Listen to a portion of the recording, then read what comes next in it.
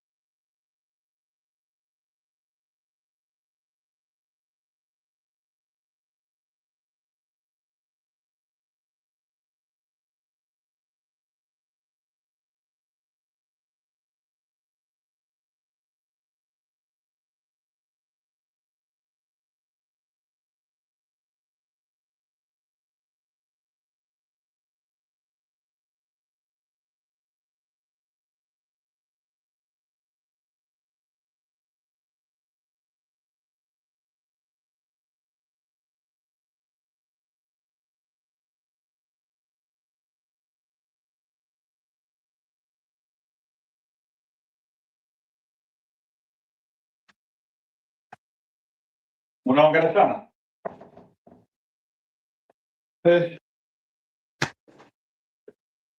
Haya, ni sawa, nimeingia. So ninyi hamwezi ingia kipindi kama mtu hayuko, so I am from picking my computer.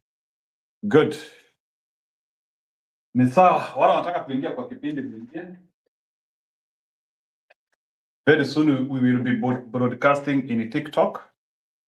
Yeah, so tabidi sasa wengine wetu sasa we start embracing now hizi vitu TikTok, other technologies now. There's no way. Yeah, so I want us to review what will be happening tomorrow. Olkarau is a very pivotal election for us, and we have to take it very seriously. Olkarau, we have to take it very seriously. I've not been able to follow in the social media to know what has been happening. Lakini I'm just hoping that we are doing the right thing. I hope we are doing the right thing. So Kipril wanted me to bring Rai here. He shared with me some critical videos with Rai on the way Kalenjins are being persecuted as well. Na hii serikali sijui ama ni commute. No, si commute. Yeah. So Kalenjins are being persecuted. So alikuwa nataka aishare hiyo tutashare tu. The time we will share. Think so.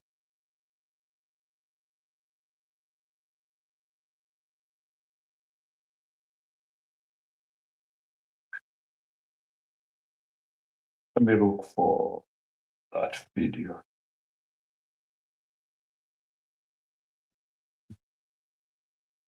Kipril yuko wapi?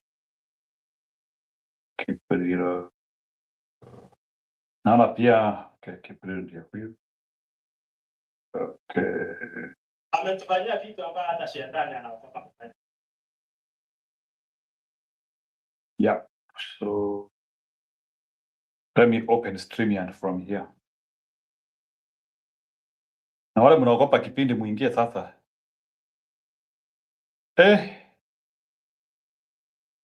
Hata tusiongee hiyo story ya Argentina bana. Hii mambo ya sasa, msimulikuwa mnasema, hata huyu amenikumbusha, hata nimesahau hiyo story. Hii Argentina bwana imebebwa mpaka ikabebeka bwana.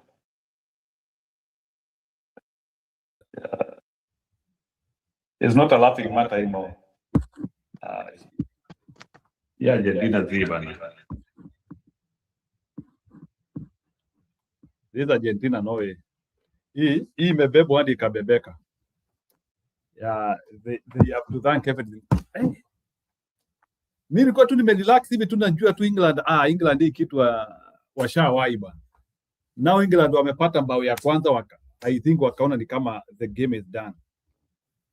Then the same fate which befell other teams. Yeah, lakini hii water break water break I'm suspecting ni that time they go to collude. For me hii water break naona ni corruption inatendeka hapo kwa water break. Referee anaenda anaitwa kando, anaambiwa sasa, unaona kulingana na vile iko ukifanya hivi na hivi na hivi na hivi. For mimi lakini tuombe tu wagongo tu na Uhispania. At least it will be chilling. Lamine Yamal afanye mambo yake bana. Tafadhali Lamine, tuondolee kelele bana. Bwana Lamine, tuondolee kelele. Tuakuomba tu tafadhali. Sababu bana tutarelax kweli.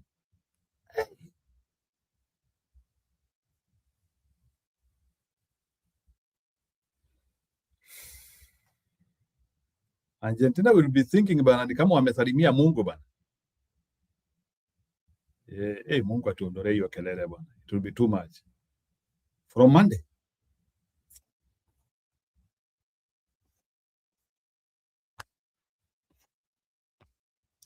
Mungu tukuomba kwa heshima tuondolee hiyo kelele. Unajua some people are not worth the winning. Tatusumbua sana.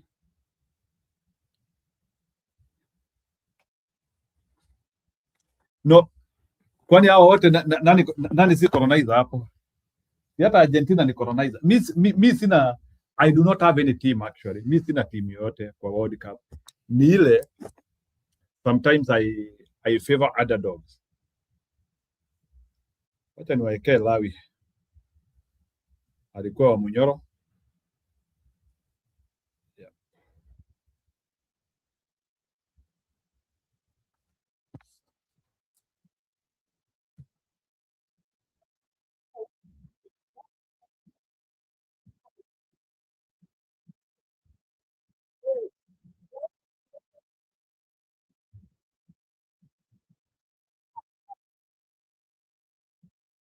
Anatuua. Anasema ametufanyia vitu ambavyo hata shetani anaogopa kufanya. Ukihesabu makaburi ya Wakipsigis wenye wako chini ya kaburi sahihi, wenye anakula na udongo, ni wengi kuliko maendeleo ambayo anatuletea. Na wengine anatuambia ati tuseme ni mtu wetu na anatuua. Anasema anataka tuimbie kama anaendelea kutuua. William Ruto ni adui ya jamii ya Wakipsigis. Kiongozi wetu, tumekuja mbele yako na tunakuhesabu kama kiongozi. Wewe Mungu mwenye alikuumba ni yule alituumba. Labda zamani tulikuwa naambiwa ati mtu ambaye si Mkalenjin ni adui. Lakini wacha hiyo ipite. Saa hii tumepokea Mungu ambaye alituumba sisi wote na alikuwa na sababu. Akaweka Mkikuyu Kenya, akaweka Mjaluo, Mluya, na sisi wote ni viumbe vyake. Ni vyema tujiite sisi wote ni mandugu na madada.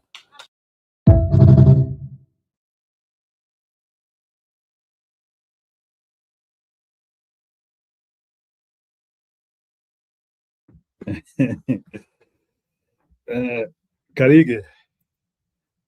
Mimi sasa nimeachwa na jicho na sikio sasa. Mimi langu ni jicho na sikio. Wacha nikuwekee Mr. Roko hapa. I have seen a video of him.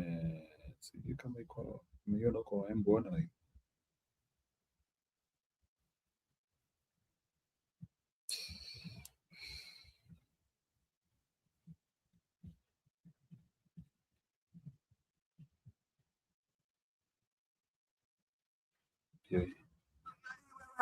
wewe umesema ati ya kwamba ile ambayo itafanyika Olkarau kesho kutwa, kama ni kesho, utaki kunjua. Hata sisi watu ya Mlima Mashariki tunasema we don't care as far as the result of Olkarau are concerned. Sisi tumeamua kama watu ya Mlima Mashariki, we don't care na tutaki kujua mambo ya Mlima ya Olkarau itakuwa namna gani. Tutahakikisha kwamba sisi watu ya Mlima Mashariki tutakanyanga wewe shingo, usahau usiwe na mali ya kupumua. We will ensure you have no inroads as far as Mlima Mashariki is concerned. Hiyo maneno yako hiyo, ukitaka ikae huko Mnyoro, ikae. Namna hii wewe Shiera, wewe umesema ati ya kwamba ile ambayo itafanyika Olkarau kesho kutwa, ama ni kesho, utaki kunjua. Hata sisi watu ya Mlima Mashariki tunasema we don't care as far as the result of Olkarau are concerned. Sisi tumeamua kama watu ya Mlima Mashariki, we don't care na tutaki kujua mambo ya Mlima ya Olkarau itakuwa namna gani. Tutahakikisha kwamba sisi watu ya Mlima Mashariki tutakanyanga wewe shingo, usahau usiwe na mali ya kupumua. We will ensure you have no inroads as far as Mlima Mashariki is concerned. Hiyo ukitaka ikae kwa Mnyoro, ikae. Yeah, so huyo ni Kemoda. That is Kemoda for Ruto. Huyo anatumika na Ruto sawa sawa. There is nothing else we can do, ladies and gentlemen. So Karigi is telling me that Gachagua messed up, so I don't know what he messed up. Namna gani sijamsikiliza. Kwani Gachagua leo alikuwa na presa? Gachagua alikuwa na presa leo? Yeah, kama alikuwa na presa, we will have to talk about it or listen to it and we draw inferences. Yeah, tunaweza taka kujua Gachagua kwani alisema nini leo, because that one would be something which I would appreciate to talk about. Yeah. Since dealing with DCP on the ground is proving difficult, for the Rain Kasongo resorted to try and get DCP registration. Registration nullified. Alleged due process was not followed when the party was formed.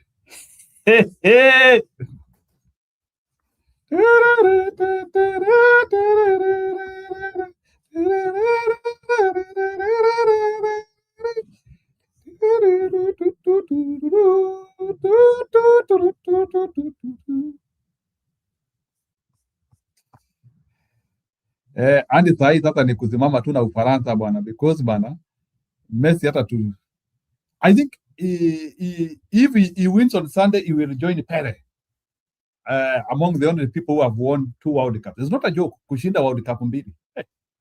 Hiyo kitu achana nayo.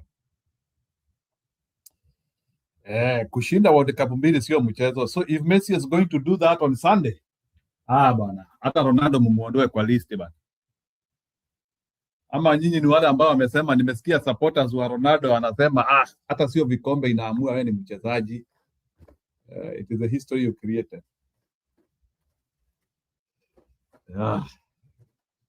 No, I'm just trying to talk, and you know, we cannot lose hope. Hata sisi tunaweza funga bao dakika ya 86. Na tuongezee ingine na 92nd. We cannot lose hope. Yes, wamepanga kila kitu ambacho wanaweza. Wamepanga kuiba, wamepanga kutupika. Nilisikia pia nani akisema jana watoto watoke huko. Ketu Waruguru, sijui nani akona hiyo video ya Ketu Waruguru. Waruguru talked very much because alisema kuna watu wamepewa nguo who are not police. Let me see if I can see that video of Ketu Waruguru saying that kuna watu wamepewa manguo na sio polisi, ati ni raia tu wa kawaida. I had it in social media. Yeah, I had it in social media. Anyway. Janet ananiambia pia Wamuchomba nikiwapata ni sawa. Wamuchomba ameongea, but unajua Wamuchomba alituacha. MP shocks many after dropping the words to UDA. Although me, I don't follow. Full Gachagua. Pia Gachagua aliongea leo. So nani amesema ati wale mapolisi wamepelekwa Olkarau, wengine wamevalia ni raia na wanapewa tu ndotono. That is where we are, ladies and gentlemen. Polisi anakuwa ni raia, wanapewa nguo, and they are given instruction of what to go and do. And Ketu Waruguru was saying watu wasitolewa kwake Laikipia, na I think he mentioned like 3 or 4 boys who should return home, na akaambiwa wazazi wao wachungane sana, wanaweza letewa nyumbani mfu. Thutha wa githurano kinene kuria Olkarau gutuika ati muthenya wa rucio kwahota gukorwo gukiumira ngunza, na nikio borithi ciratwarwo cie nyingi cikagia ugitiri mwena ucio. Finally, mubunge wa Githongori haingi tuitaga Thoni wa Muchomba ni arikitie gukorwo akiyumiria na agakorwo akimakia andu thutha wake gukorwo agiukirira Deputy President Kithure Kindiki mena Minister wa ugitiri ugwitwo Kipchumba Murkomen. ona thengia wake Gathoni wa Mucomba gukorwo akiri mukoi woma wa rwimbo rwa Tutama ende itanakorwo agikuonia imwe kwa imwe uria Gathoni wa Mucomba finally okireire thirikari yao na sana agokirira Kithure Kindiki. Tekera tu tafadhali gukorwo subscribe thiini wa channel ino ito angikorwo ndugusubscribe na ningi uririkane gukorwo kihinyaga kengere. Navan, the #1 rated business travel platform, lets your team book work travel in one place. Flights, hotels, cars. Itwara ugitiri munene muno itakiri na itherwo ni undu wa maundu makigie guns kuingiha guku bururi-ini na uo niguo borithi cirakinyio kuria Olkarau kana uo niguo ground borithi ciragithi na mbere gukorwo cigitwarwo ni thirikari.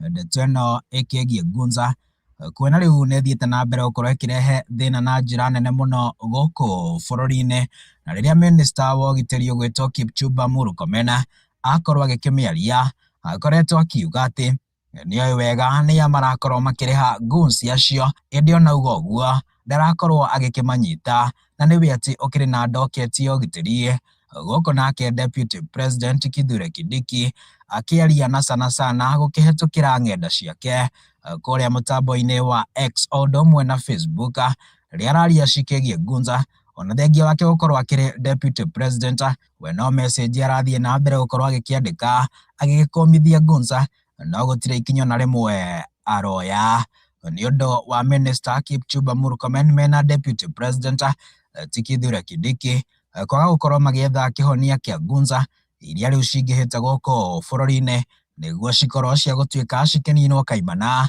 Finally nake mũndũ ũgwĩtwo Gathoni wa Mucomba mũmbunge wa kũrĩa Gĩthũngũri kũrĩa nĩ kaunti ya Kiambu na ningĩ mũthiriti wa hakuhĩ mũno wa President William Ruto na mũkoi woma wa rwĩmbo rwa Tutama nĩ arĩkĩtie kwĩyumĩria na agakorwo agĩũkĩrĩra mũndũ ũgwĩtwo Murkomen mena mũndũ ũgwĩtwo Kithure Kindiki, ĩndĩ ndokĩrĩire mũtongoria wa bũrũri ti President William Ruto na kuona mũmbunge wa Gĩthũngũri ũgwĩtwo Gathoni wa Mucomba okĩrĩire mũndũ ũgwĩtwo Kindiki na Murkomen ĩmwe kwa ĩmwe gũkĩhetũkĩra media, reke tũkorwo tũkĩmũthikĩrĩria tũkĩrĩ hamwe ũrĩa arĩtie na agakorwo agĩkiuga. Siasa iria rĩu tũrĩ nacio nĩ cia no wĩna mĩkora mĩingĩ gũkĩra ũrĩa ũngĩ, na ndĩna guoya nĩ tondũ wona twetĩkĩria kaũndũ kau gathiĩ na mbere Kenya gũtuĩka Haiti, na nĩ sorry nĩ kuga ũguo no ũguo nĩguo kũrĩ.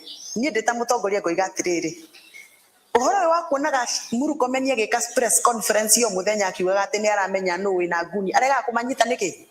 Ũhoro ũyũ wa Professor Kindiki gũtinda akĩandĩka mĩtambo-inĩ akiugaga atĩ stop goonism aregaga gũkorwo akĩhũthĩra wabici yake nĩkĩ gũtwĩra no wĩna nguni na anyitwo na tuone nguni ciake, mũndũ na nguni ciake ciĩ thĩinĩ. Okorwo nĩ niĩ ndĩna nguni nĩ nyitwo na nguni ciakwa, ũrĩa ũngĩ nake wĩna nguni ciake nĩ anyitwo na nguni ciake, nĩgetha ũhoro ũyũ ũrũgame. No rĩu tũrona press conference ya Murkomen every Sunday agĩtwĩra kwĩna nguni aregete gũcinyita nĩkĩ? Kaũndũ gaka ka nguni gekũhana karĩa karĩ ka mũngĩkĩ atĩ wenda gũtindĩka rũrĩrĩ rũmwe ũkamahe karĩtwa, wenda gũtindĩka mũteti ũmwe ũkamũhe karĩtwa. Kaũndũ gaka ka nguni nĩ gũprepare karaprepare nĩ ndĩ karathondekererwo gagekĩrwo tũmahũa nĩgetha karĩhũthĩrwo gũtindĩka mwena ũmwe wa gĩsiasa. Na kaũndũ gaka nĩ tũkwenda kwĩra Murkomen tondũ nĩwe in charge wa internal security ndageke press conference ĩngĩ. Tũtirenda press conference, tũrenda kũmenya atĩrĩrĩ no ũrahũrire andũ arĩa mararĩ Gĩthumo for example aya anake aya nini mareta Linda Mwananchi tondũ nĩtuonire makĩhũrwo Gĩthii na tũrona marahũrwo Kisumu no ũramahũra. Aya nao marahũrirwo Nyahururu no ũramahũra. thutha wa andu gukorwo magikionore mundu ugwitwo Gathoni wa Mucomba, mũmbunge wa kũrĩa Gĩthũngũri akĩrĩkĩtie gũkorwo agĩũkĩrĩra mũndũ ũgwĩtwo Kipchumba Murkomen mena Deputy President Kithure Kindiki na makĩria gũthiĩ na mbere gũkĩrĩra thirikari ĩno arakiuga nĩ thirikari ya two-term, kuona atĩ nĩ arakĩmĩnyita mbaru. Haha nĩho na andũ aingĩ gũkũ ng'enda-inĩ makĩona mĩario yake mathiĩte na mbere gũkorwo magĩkĩruta mawoni mwanya mwanya, na no nyende tũkorwo tũgĩkuoti andũ erĩ ũguo kana atatũ, harĩa ta ũyũ we nĩ ambĩrĩirie na agakorwo akiuga atĩ yes and that's faster for coming to your senses. Mũndũ ũgwĩtwo Gathoni wa Mucomba, you are part of the government. Do you remember mulipeleka polisi watoto wa wenyewe Haiti, those Haitians watakuja huku. Ũngĩ nake thutha wa kuona ũrĩa mũndũ ũgwĩtwo Gathoni wa Mucomba arĩtie nake akaruta woni wake na agakiuga, sasa wewe Gathoni wa Mucomba, you have just woken up from your sleep. Why couldn't you see what has been happening before? Mmewakisha moto alafu munajitokeleshia kuzima moto when it is too late. You yourself, you don't know where you belong. You are walking to every direction like a crap. Kuweni na msimamo. Wakikuyu wacheni ufara na kutumika kila wakati. Say no to bribes, stroke corruption. Uyu nake yakorwo akira mundu ugwitwo Gathoni wa Mucomba ati President William Ruto must go na watu wake Gathoni wa Mucomba. Fagia wasaliti wote Gathoni wa Mucomba. Don't bring it in the media with the people. Action yetu ni kwa barota. Call your Deputy President Kithure Kindiki na CS Kipchumba Murkomen in order. Gathoni wa Mucomba uyu nake agakorwo akĩũria mũmbunge wa Gĩthũngũri Gathoni wa Mucomba atĩ so sahi ndio umejua kuna gunza. What a shameful talks from a sitting MP. You should have shouted way before and stop your master demagogue, but juu wewe ni mtu wake hungeongea. Ũngĩ nake agĩkenetio nĩ mĩario ya mũndũ ũgwĩtwo Gathoni wa Mucomba nake akoiga, well put, it is time to stop politicizing the security of the country. If possible, Murkomen and his peers should resign with immediate effect.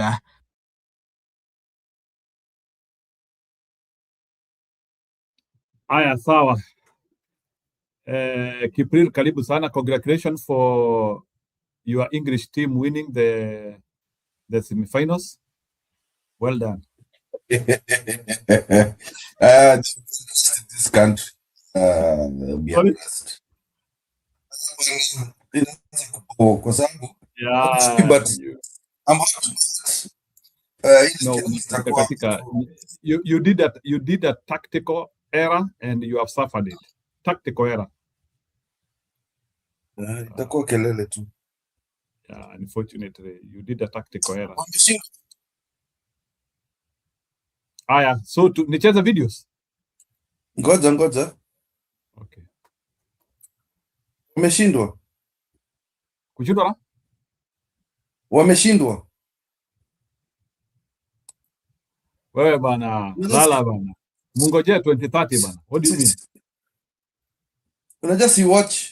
So wameshindwa? Yeah, England is out. Waende wakacheze na France.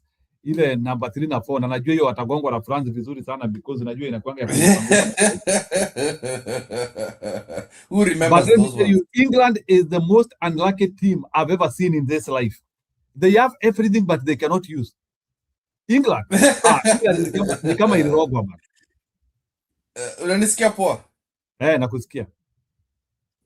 Acha tuache mambo ya futa. Nakwambia Kipril, England, unaona England hiyo kutesa watu, walitesa watu kutoka India wakaenda Hong Kong wakatesa watu, ndio hawezi toboa on anything. England okay. Andi watulipe repatriation, mtulipe amutoboi chochote. Sawa, okay. Oje tuongee siasa. I want to start off with what I watched with the Bold today. The Bold comes up with very scary things happening. Akona amesema sasa kana kwamba, sometimes you need to listen to Alex Budi. Unajua Alex akikuja hapa akuambia kitu unafaa kumtii na kumsikiza. He warned us about Morara Kebaso. Alikuja mara mingi, and even then he warned us about what is his name? Simbarati. And we just think that the guy is just saying things. You think he's just saying things, but he's actually listening to the ground. When indeed he said that is the mole of State House, Lex was right, according to the bold. Because apparently, because of Sifuna's popularity, let's look at it from facts. Forget about the noisemakers like this idiot. What's his name? Omoshwanawa. These are the loud people that we think that they represent the Luo nation. Actually, the Luo nation is with Sifuna, Orengo, and Babu. So in actual sense, the commanding presence of Sifuna across the country is quite heavy, making Arab Ruto panic. So Morara was sent to Jubilee as a spy. The other spy is that other person that I have been trying to defend, but it looks like he looks like another mole, is that fellow called Kioni. So apparently, Mr. This is twice this is two suspicious things happening in the span of a month. Ile siku alishuka airport akakutana na Simbarati na nani na Junet Mohammed, wakutana hapo kwa airport ya I think Kisumu International. That is strike one. Strike number two, when Ruto was in Meru, apparently this man Matiang'i was in Embu. Now nasikia emissaries wa Ruto wameenda huko kwa nyumba ya Karen. Most of these politicians are in Karen. So apparently they're discussing anything other than number two to give Matiang'i and then consolidate Nyanza as a whole, meaning that the ODM faction, that is what you call Linda Mwananchi, then the Kisii people, and then atakorogana huko na Atuoli asaidie kuleta Atuoli asaidiane huko alete hizo vitu. So that is why when you see Morara here, everybody's jumping ship. I mean, other than any campaigns that are happening for Jubilee that Matiang'i is involved in Kisii, you'll find them going there. Apparently, a lot of the Kisii MPs are actually backing Sifuna. They're backing Sifuna. Thus, this whole Munakuka tulikuwa nasema that Matiang'i's political stance is a bit too soft, a bit too lenient, a bit, kulikuwa na ile taa alikuwa nafaa kuwasha akitoka huko what do you call it, akitoka huko US from the work, lakini akawaste your chance, ndio. So now I think it's a bit too late, because you can see this young man Sifuna is actually causing a thunder, mpaka imestua mtu yetu Rigiji imemstua. It has scared Rigiji, but Rigiji commands most of central Kenya, so hiyo tunajua tu yeye hata kama anakana hiyo kadi, it is something he's going to use in 2032, right? Rigiji is very patient, I think atangoja kidogo. So now, if we don't stay united, this gives rise to Ruto's coming to shake us up. This jitteriness that we've always been wanting around. And this is around this selfishness of politicians who, if they don't get anything, they jump ship. Wetangula, what's his name? Davadi, jumping ship, not for the people, but for their own selfish egos. Even if it's so blatant, wachana na hiyo kitu ya infotruck. Let's be honest. Mr. Sifuna is very popular. I am pro Martha Karua. You know that. That is my presidential candidate. Uwe tutapigana naye mpaka mwisho, tukae naye. But in reality, at the moment, as we see things, Mr. Sifuna is the most popular person. So if these old people start acting like this, these people like Matiang and Kalonzo start getting jittery because they want to be handed over the presidency by somebody else who's worked hard. Where have they been all these months? Nikikuuliza. Even if it's consolidating your own community, I don't see you meeting them. You know? Anajua umezilok. But can we at least show that you're working? By now, Kalonzo should have moved around the country. I don't understand. Sielewi mimi najikuna kichwa tu. That these people want to be rewarded without their hard work. So unakuja kutuambia mambo ya track record. Who cares about that? Does the person in Turkana know about that track record? Does the person in Wajir know about that track record? Sifuna can visit any part of Kenya and be received well. Trust you me. Na mtu mwingine hawezi fukuzwa anyway. Ni Martha Karua also. I know we've got a small campaign, but at least our lady walks around. Anatembeanga. Anaendanga kila mali. So when you hear Alex Bundi stating the obvious and we keep quiet and not actually try and question why he's saying all those things, tukinyamaza. Kebaso is a mole. And that scares me because it's going to split us as the opposition, because the whole agenda for me before 2032, before 2027, is actually to keep these people together. It's to keep us together. From what I heard, Luo Nyanza, the youth, are with Sifuna. Gladys Wanga tunasikia aliba relief food, aliba marago ya watu. She stole marago.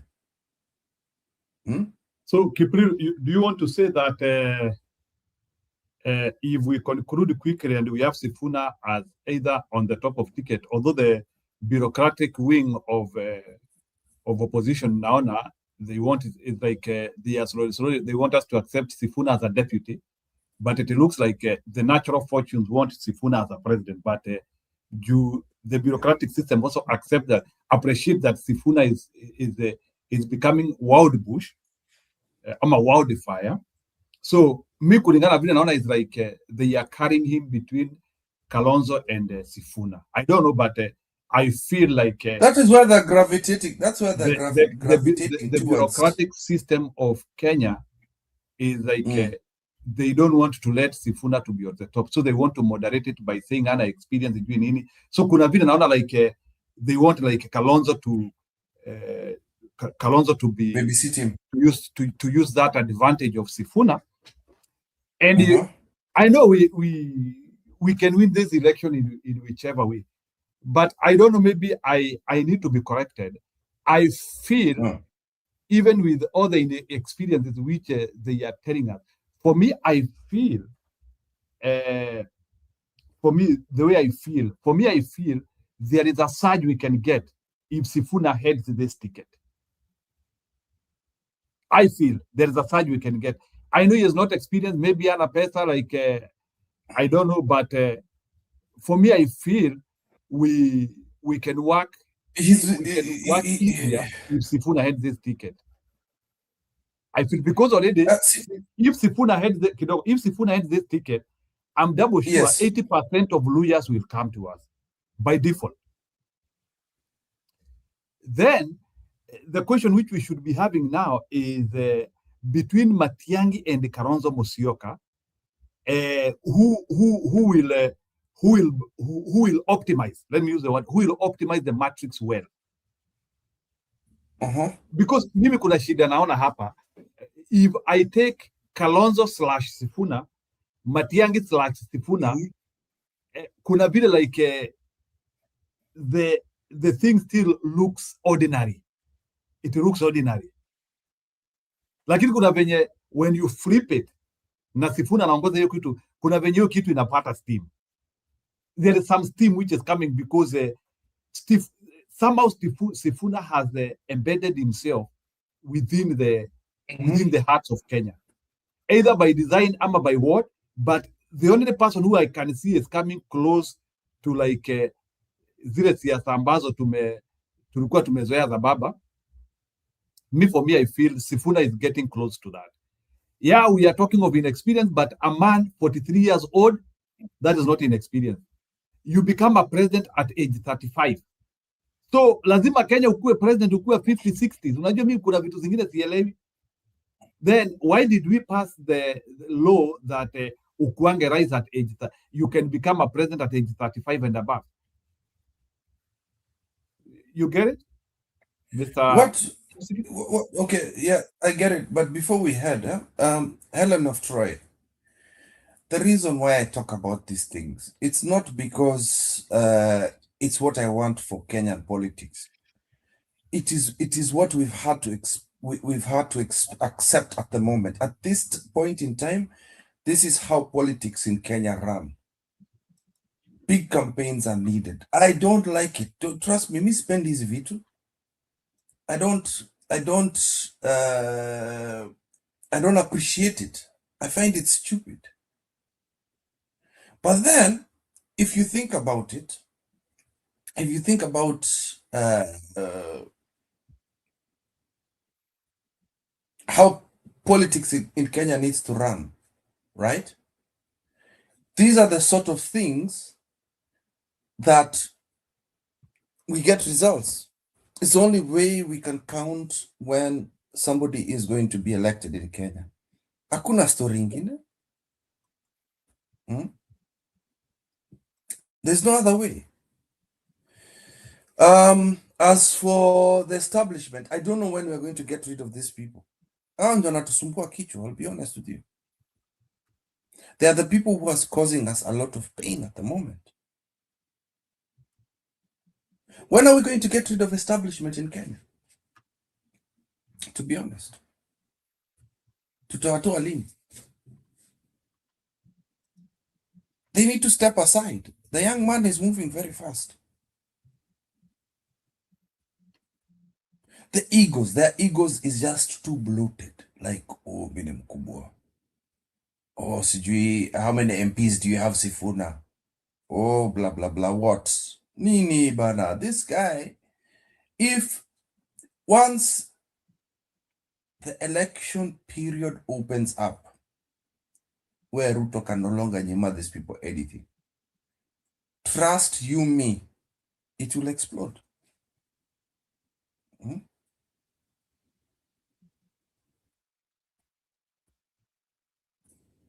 It will explode, my friend.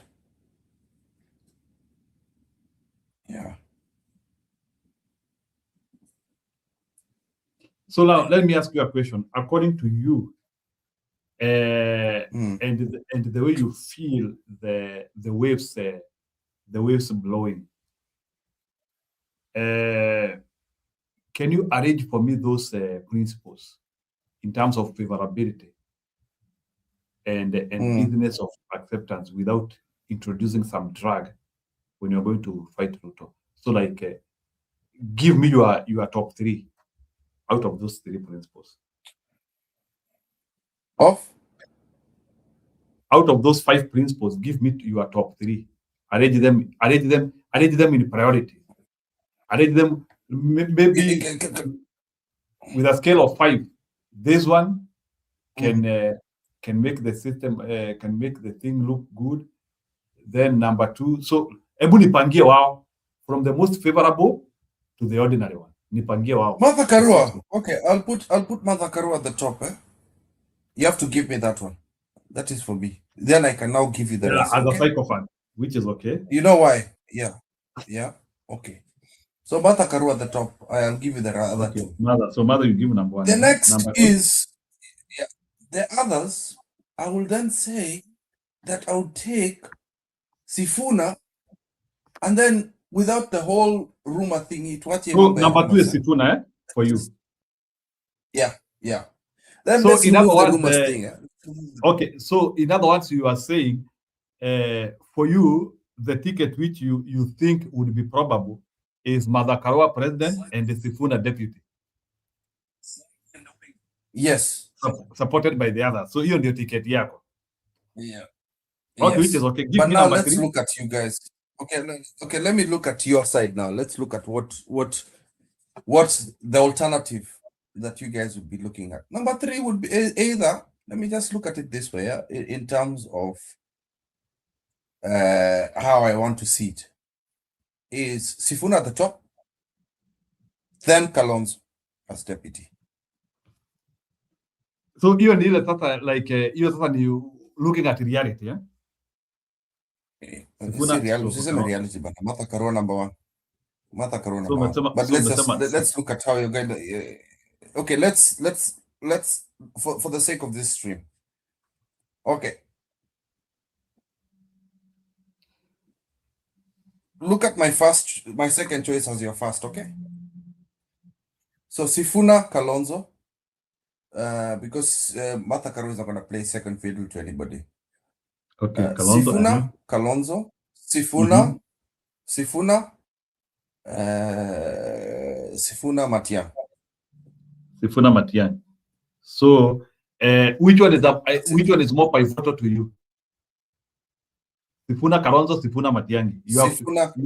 You have to arrange one. Sifuna Kalonzo. So Sifuna Kalonzo is on a higher rank compared to Sifuna Matiang'i. Now there is also it's just after the news I've had today. But no. For the purposes of the election, for the purpose of election and the strength of Matiang'i in terms of protecting our vote, I think I'll go for Sifuna Matiang'i. But Sifuna was at the top. So Sifuna Matiang'i. Now, when you go for Sifuna Matiang'i, can you take care of Kalonzo? Kalonzo anaweza pata inaitwaje kitu cabinet prime, ama I would tell him, like, in all honesty, Mudavadi amezoea ya Mudavadi. Yeah. You Mudavadi ama ya, but I think I'd prefer he goes for number 3, which would be Speaker of the House. Na nikuulize hiyo ya Mudavadi, is it a serious seat ama ni no, it's not. Huh? It's hyped for nothing. The third most powerful person in Kenya is actually the Speaker of the House. So if the president dies, if the deputy president dies, the next person to take over is the speak, not even the Senate one, the National Assembly. Aya, Janet amewapanga. Wacha tusome list ya Janet, niache kukutesa sana upange, na naona ni kama you are eating your tongue. Wacha tusome ya Janet. Unajua nimeona unakula ulimi. Wacha nikupumzishe because unaona ni kama sijui kama umeona ile video ya jamaa akiongea na bibi yake, anauliza bibi yake, is a video nitatafutia, in this life, what do you think if I offer you will be the most happiest person in this life? Jamaa anaambia bibi yake peace. Aya, so naye bibi anamwambia okay, let's put peace aside, bring something else. So alafu huyo jamaa anasema the peace which you are putting aside is the one I want. So kuna vile sasa naona huyu Martha Karua anafanya ukule ulimi sana, so to reduce the havoc. Give me peace. Give me the peace. Nikikwambia acha kwanza tuweke Martha Karua aside, utaanzia kuniambia the one who is aside. That is true. So I don't want to destroy your emotion. So wacha tusome hii. Naona Wanjeri amefika leo. Unaona vile anajifanya sasa amefika. So wacha nisome Helen of Troy, Helen of Troy, at the moment lazima uweke Matiang'i on the side. There are rumors.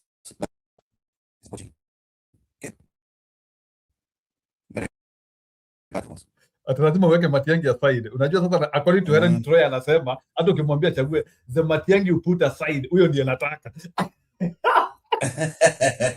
The peace. You know people are conflicted here.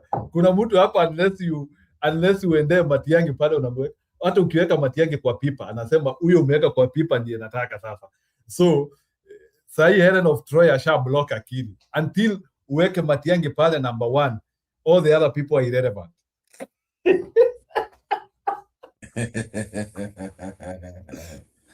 Kipril, let me tell you.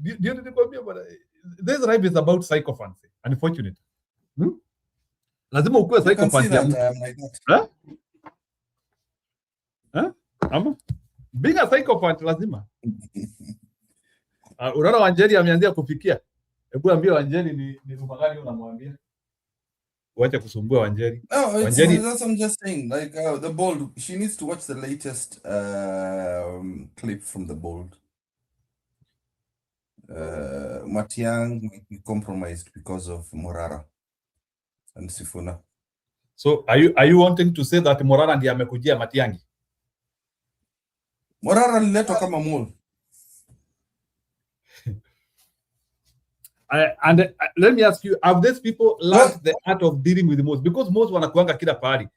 As the Matiang'i Gachagua, because most you cannot be impervious of most. Bwana Kipril, you cannot be impervious of most. Do you know that I was so shocked that programs zingine naonanga hata like when au ma communist walikuwa wanataka kuua wana CIA, ulikuwa unapewa mpaka bibi. Yani wana position mwanamke umpende, but huyo mwanamke ndiye derira. I think you need to watch. Yeah, so Ellen amewatch. So no, Matiang'i will be the last to be compromised. Ask your boss at Kipril. Huyo ni Wanjeri anasema. So Ndauliza Sato.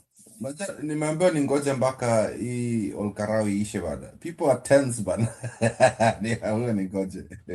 So what are our odds?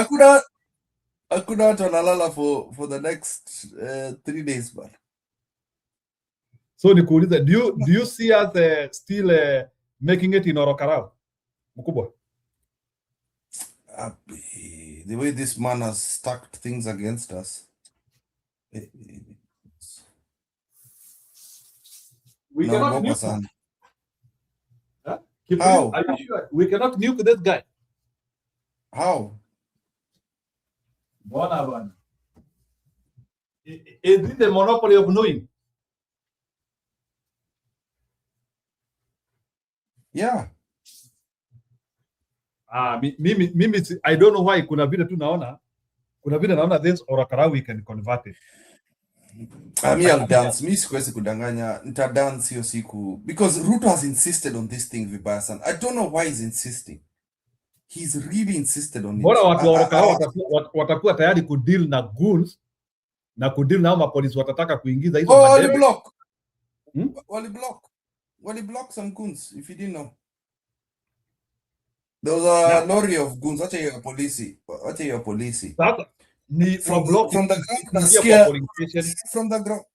From the ground nasikia kwa hiyo barabara kulikuwa na malori ya goons ilikuwa inakuja, hata yenye ya polisi ilikuja. Walicharaswa.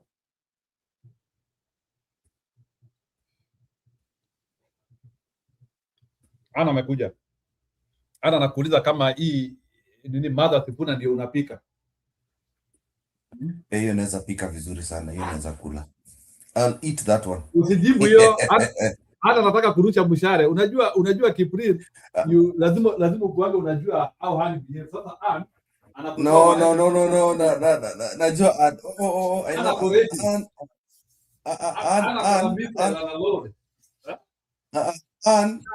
nikwambia kitu moja na Ann anachukia Martha Karua mbaya sana, ana accept it na bado ni rafiki yangu. And that is the true meaning of feminine energy. Wanawake ni wale watu ambao one of the nature of women is anaweza kuchukia bure bila sababu. Ukionanga mwanamke ambaye akuchukia bila sababu, huyo sio mwanamke. Lazima mwanamke saa zingine anaweza kuangalia tu hivi tu, lazima tu ni bure hii. Kwenda kabisa. I am a chief blogger for Martha Karua.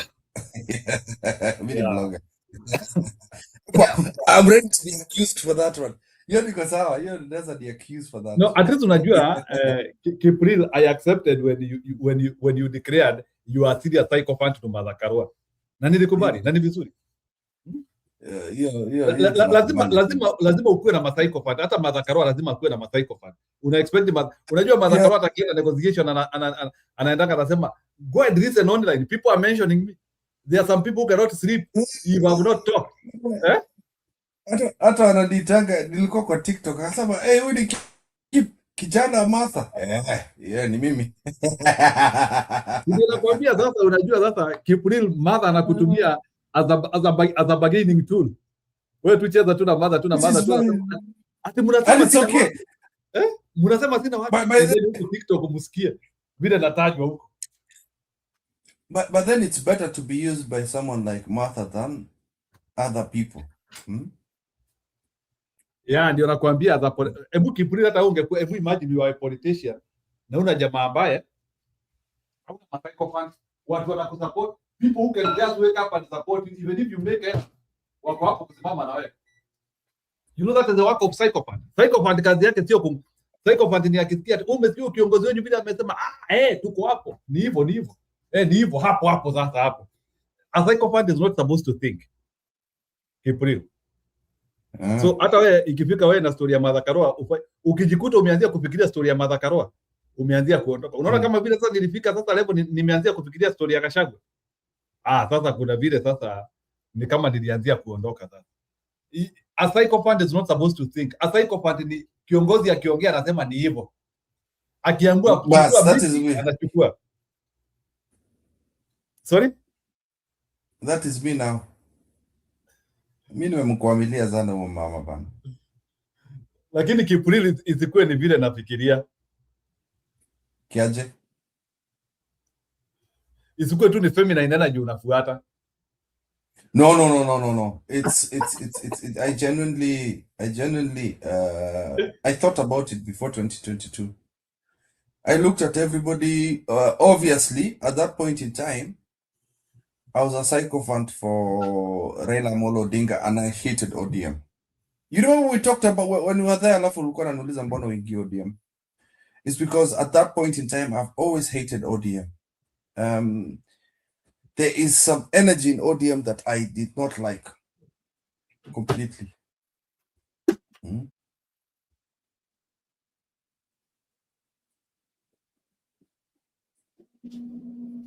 Pole, anatengeneza kikombe cha chai as we speak. Aya, ngoja hebu tuone wa Kipsigis alafu turudi kwa hiyo discussion. Wa Kipsigis sinaona so kuna huyu Lawi then na kuna nani, kuna Gachagua hapo and I can see both of them, so tuanzie na Lawi.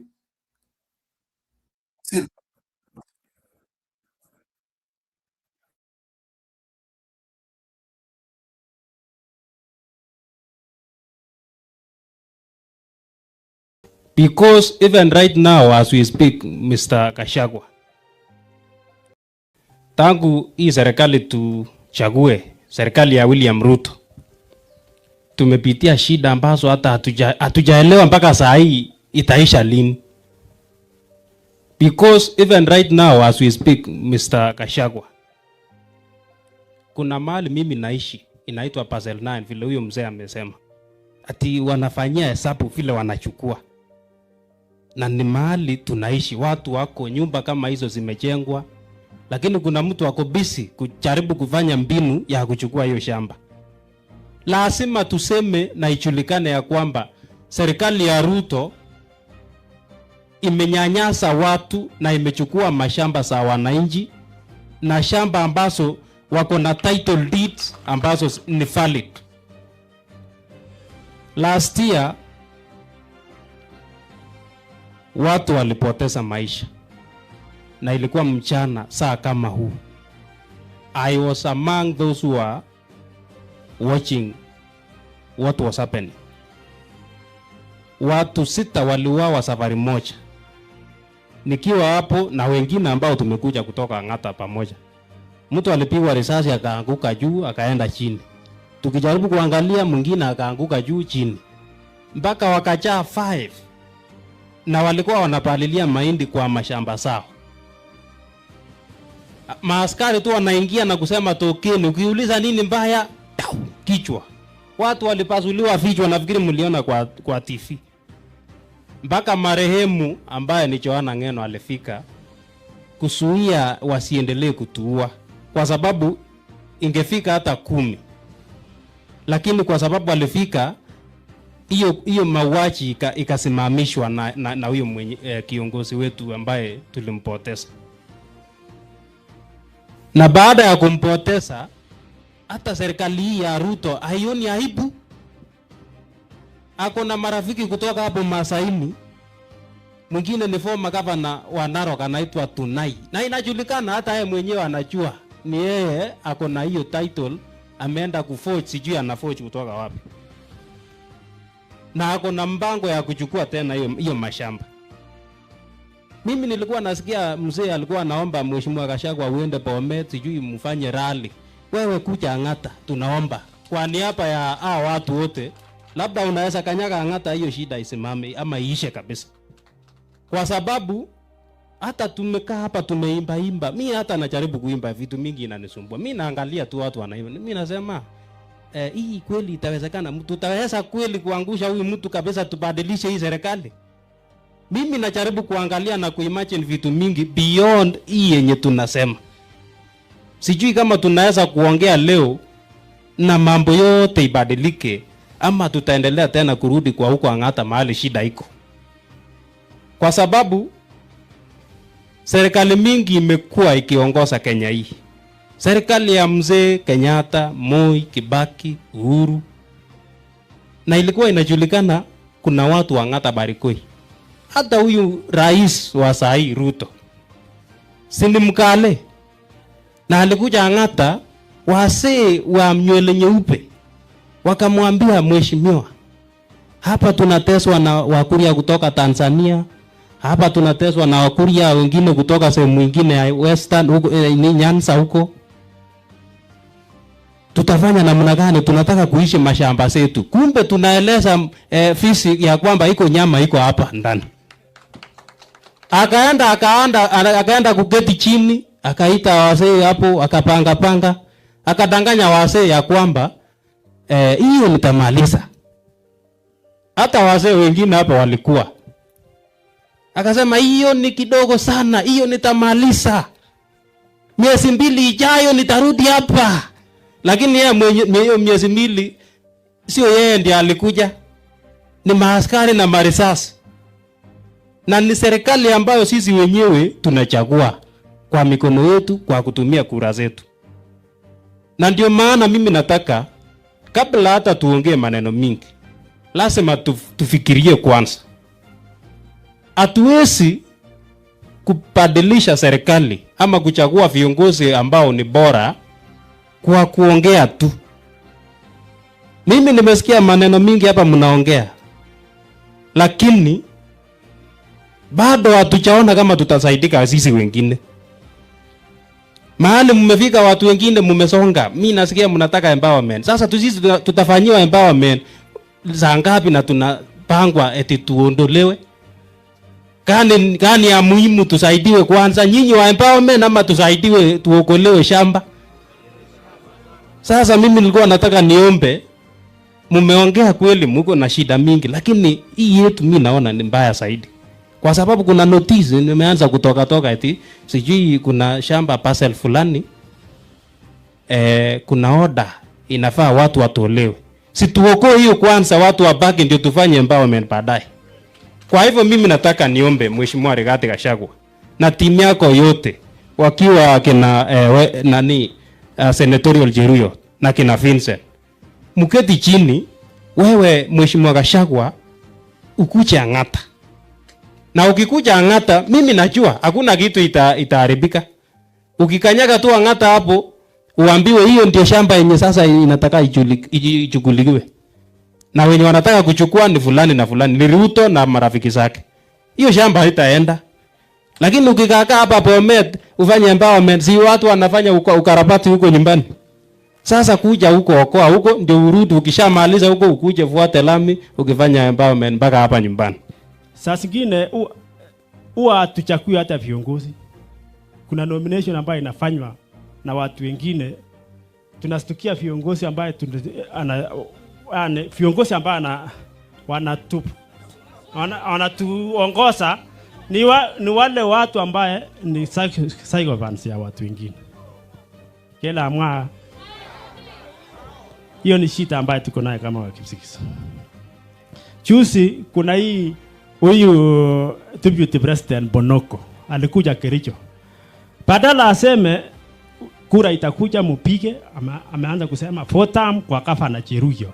Na saa hiyo hata haoni aibu. Kuna watu wengine wamesimama hapo na ni watu wa UDA anakuja kusema 4 term kwa gavana kwa Senator Cheruiyot. Shida ambayo tunapitia huko, ili tuchitoe kabisa na hii vitu zingine ambaye kuna na watu wengine ambao tunaona ni marafiki. Kitu kingine, Mheshimiwa, wakati wa campaign ulikuja Kipsigis, kulikuwa na ile shida ya mashamba ya chai. Kuna vile na vijana wetu walikuwa wanasema muondoe machine tuchune chai. Lakini unajua vile ilikuwa. Baada ya Ruto kuchukua kiti, badala kuonya hata watu ambie labda ilikuwa siasa, akatupa watu waenda uwe vijana wetu.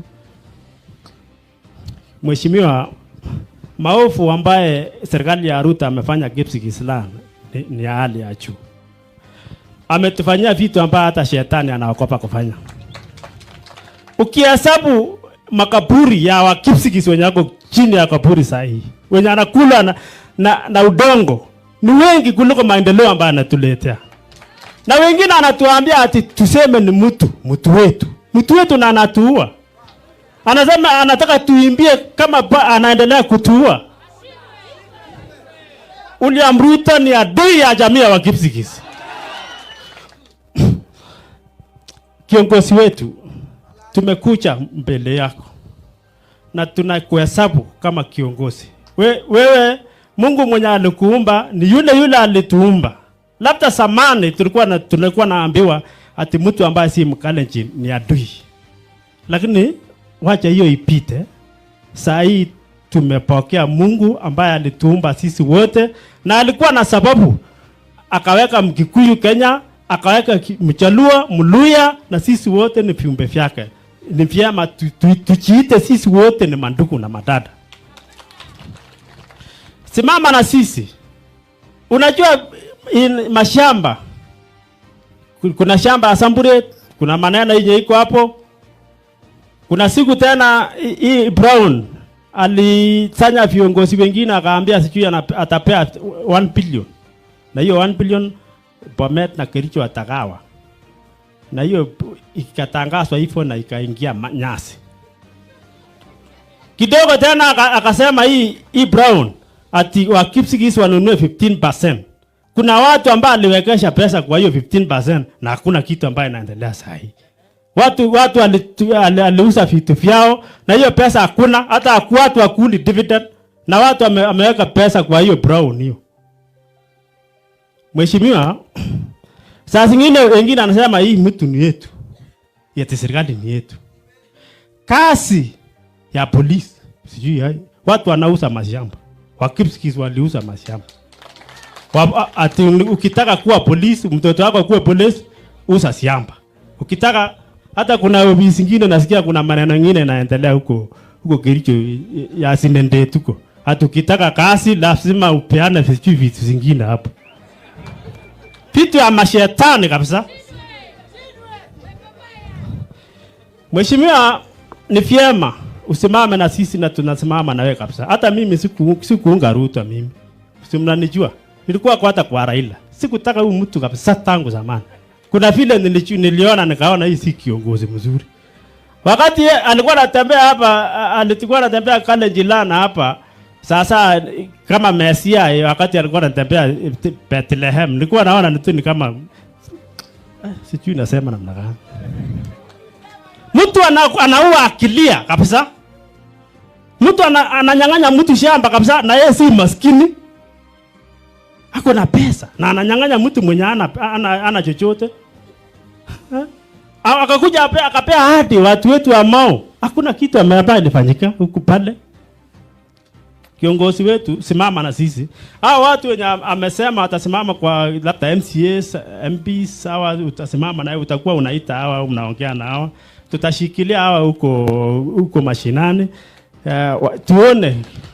Kwa sababu chama cha UDA hakuna haki. Tayari ametangaza tujui huyu gavana Jeru yote ni 4 term. Na mwenye anasema anasema kana ni Savrano. Savrano ni ati 4 term. 4 term. Pura kabisa. Sasa tuko na aspirants hapa. Acha tu nimalizie hapo. Tuko na shida na title deeds za watu wetu wa Panita na upande hile ya Mauche. Watu hawajapata title deeds. Vile tuko na shida na maji. Hii serikali ya Kazongo imekula pesa zote. Imagine Itaretam kutoka huko kule Soino South. Upande hii tena Solai. Hakuna maji tumepata. Rigiji, watu they are too much corrupt. In fact, pima hiyo shamba. Walitanganya kwanza wasee. Wakaambia wasee hii shamba wacha tuchukue kidogo iende upande wa serikali, alafu upande kubwa iwe yenu.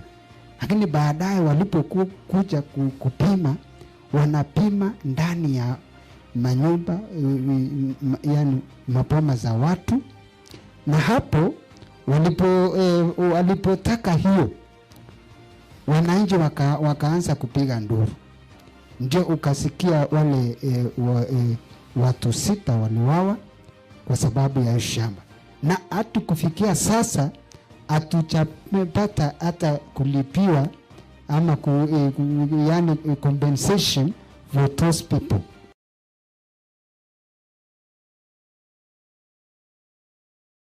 Aya, Wanjeri, ingia.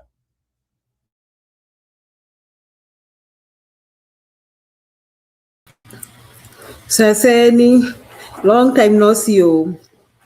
Go ahead. Hey, na umepotea Wanjeri, what's up? Where have you been?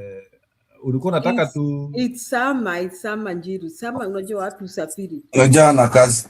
Ana kazi inaishanga. Unajua ni mwalimu. Kazi inaishanga sama. Sasa kazi ya sama ni kusafiri. Habari ya Nyandarua. Jiru, you don't safiri during summer? Or hauna summer? No, mimi sina summer. Unless I create my own summer. Yeah, you create your own summer. You need to create your own summer, bwana. You don't just work from January to December. Ama aje keep.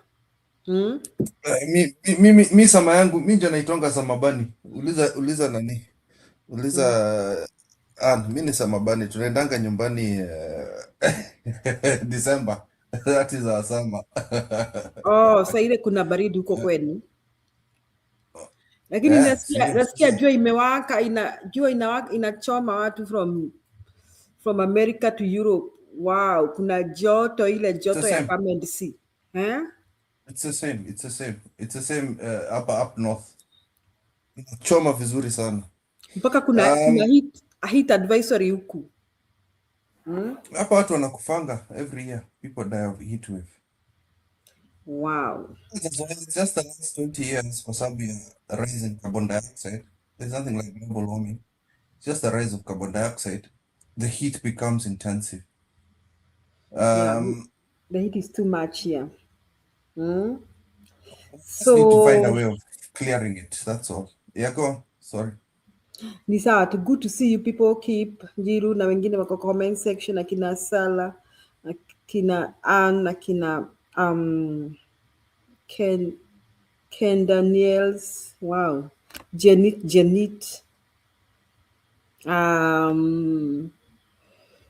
and all those. Na ninaona Stone PK ametokea. Wow, nice. Show itakuwa moto leo. So, waka ile mbaya. Wewe ujui kile kimeleta Stone PK Wanjeri kanyoni gako wĩitha hithe no anyitwo ndũrĩ wakwa nimemaliza, endelea. Oh, nimefanya PK akuje. Nice. It's so nice. So I'm like, there's so much happening.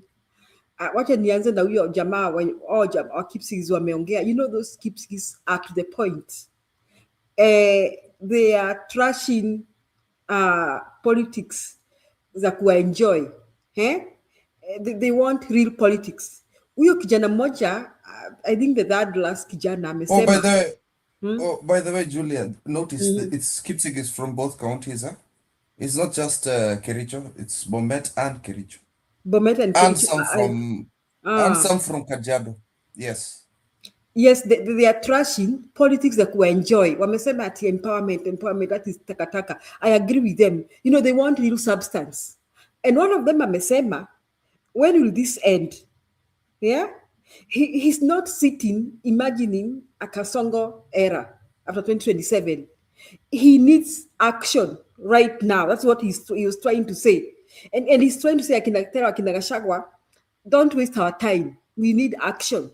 History ya kutuambia kwamba ati empowerment. We don't know that trash. Everybody is doing empowerment, including Soprano. Si amesema hivyo? That everybody is doing empowerment, including Soprano.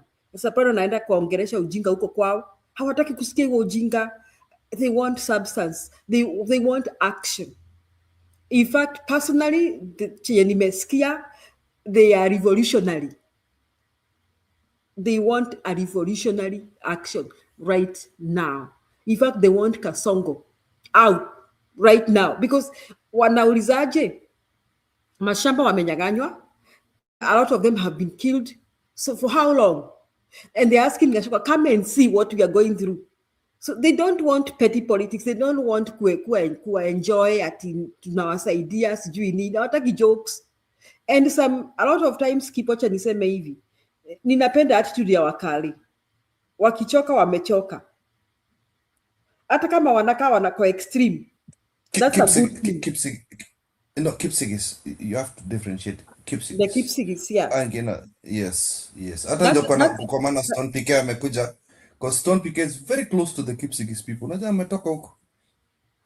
And I also saw the Marakwet walikuwa wameenda kwa Gachagua. Uliona wa Marakwet walikuwa wameenda huko? Sijui kama Njiri wako Marakwet. Na Gachagua amejua kudetonate this uncharted water, amejua kukoroga. Marakwet is pissed off because Ruto amefence off Kaptagat Forest. Yes. Amekataza walimi na walikuwa nalima. Aliambiwa alikuwa anataka kufanya this event he does every year, sijui Kaptagat integrated whatever.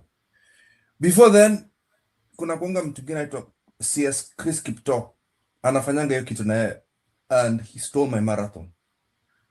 What he has done is he took my name, akaenda katenza marathon.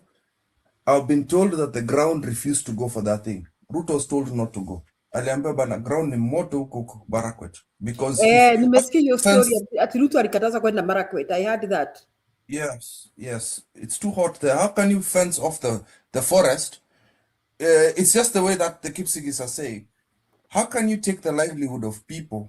Unajua sasa zingine hii kitu ya kufanya na wazungu. Sorry Julia, just explain quickly. My dad tried to do that when he went to Kaptagat. Hii kitu unakuja na historia ya kizungu. We need to conserve nini.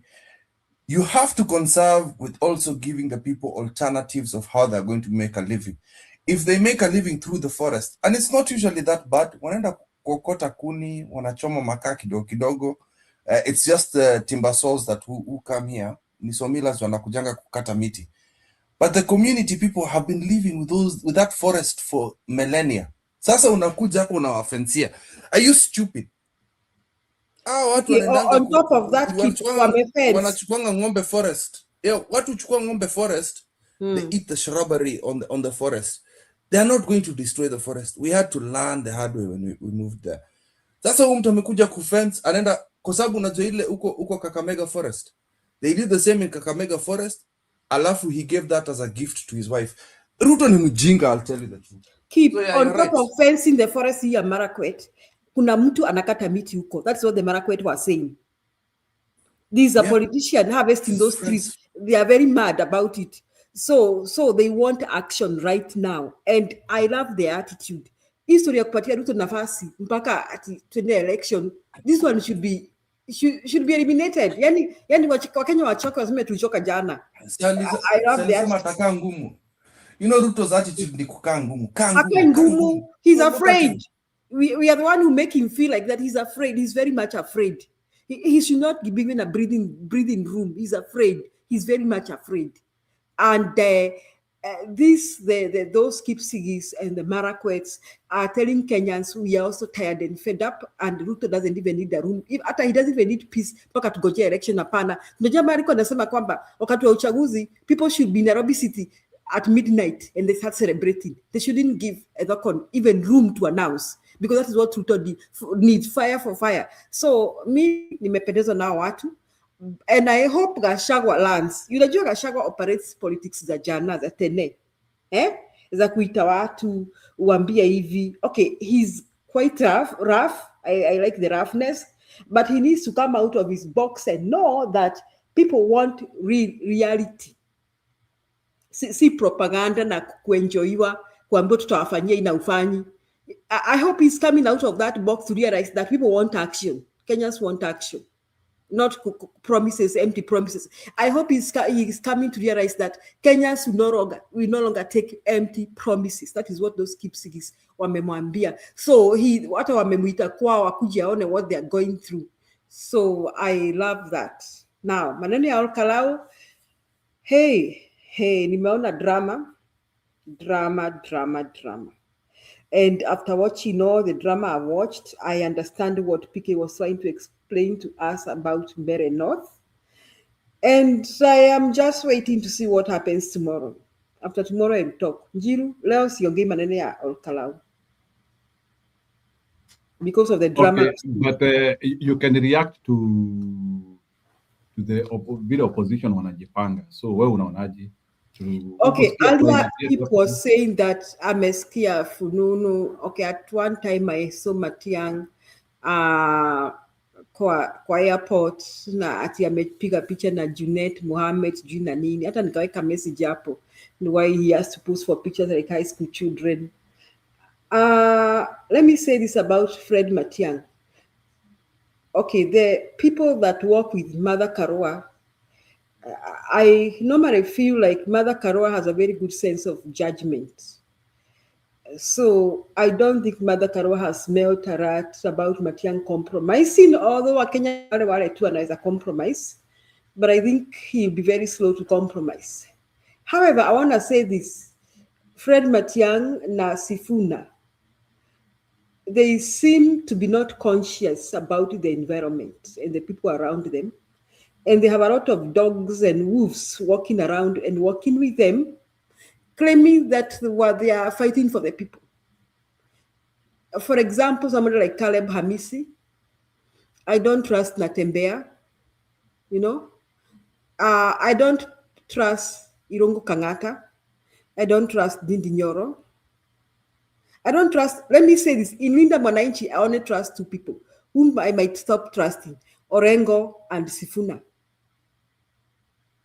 Now, Matiang'i, what were you doing with Akina Junet kwa airport akipigwa picha? Yani, he needs to know we can no longer take trash, we can no longer take compromise, you're either black or white. We don't want to hear that you met at the airport. We can't take that. We are so annoyed. We are getting annoyed with these characters, Wakasongo, and we don't have any room for them. Hata kusalimiana, hata anything. We don't have.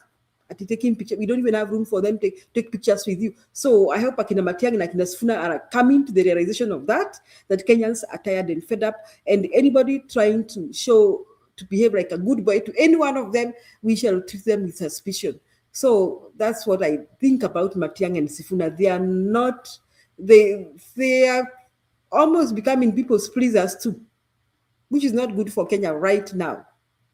Okay, now you people, you are analyzing the best presidential aspirant that you think should be on the mantle. Let me say this: I love Martha Karua. I feel she's one of the leaders that can take Kenya to the next level. And if Kenya's never saw that lady, she's the president that Kenya will never have. And if Kenya wants to change and become like Botswana or even like the Western world, they need so many Martha Karuas in government. And Kenyans don't seem to realize that, unfortunately. They see wako na ile kasuba ya wanaume sijui nini, whatever they put against Martha Karua is foolishness, because it seems they have not realized the kind of leaders they need. Now, personally, ukabila kando, I think Fred Matiang'i, Martha Karua, Sifuna are the kind of leaders, akina Orengo, that can take Kenya to the next level, the level we are looking for. However, we are talking about defeating Kasongo. So right now, we also need numbers besides the character. Okay. And because of the issue of numbers, then that shifts me to another politician that I call Kalonzo Musyoka. Now, Kalonzo Musyoka seemingly is the politest politician that nobody seems to be afraid of and may attract backing from all sides. And because of that, he may attract numbers from both Wakamba and the Gema community. And we need the numbers. So that means I would not say Sifuna Kalonzo, it would be Kalonzo Sifuna. I don't think Sifuna can attract bigger numbers than Kalonzo. I don't think so. Sidani Njiru. Matiang'i would be my best presidential candidate, but I don't believe that Matiang'i can attract bigger numbers than Kalonzo. So, Jerry, according to you, you feel like Kalonzo Sifuna ticket is much better than Sifuna Kalonzo because Yes. Kalonzo is not going to play second fiddle to anybody. I know that. And we knew those numbers from the Kamba. And Sifuna cannot get the numbers that Kalonzo can. Whether people tell me about Gen Z, first and for Luyas are still divided. Even now, it will be an appeal to us to bring them into one basket. But it's not an appeal to us to bring the Kambas and the Kikus one basket behind Kalonzo. Okay. I want to advance a little bit. Now, can you take care of Matiang'i in your equation? Can you take not even Matiang'i alone? Can you take care of the other? In my equation, I think Matiang'i will be one of the senior cabinet secretaries, maybe interior, atapewa interior. The one which he was doing 5 years ago, you see, haitakuwa demotion? Matiang'i haitakuwa demotion because he has worked before in interior. Kama atakuwa amerudi kwa. And he has room to become president in future, by the way. He has. I feel like the Kalonzo team will only run for 5 years. And I feel like after Ruto, Matiang'i will be free to vie even with Sifuna. I feel like that. By then Martha said she's one term. Yeah, she even Martha said she's one term.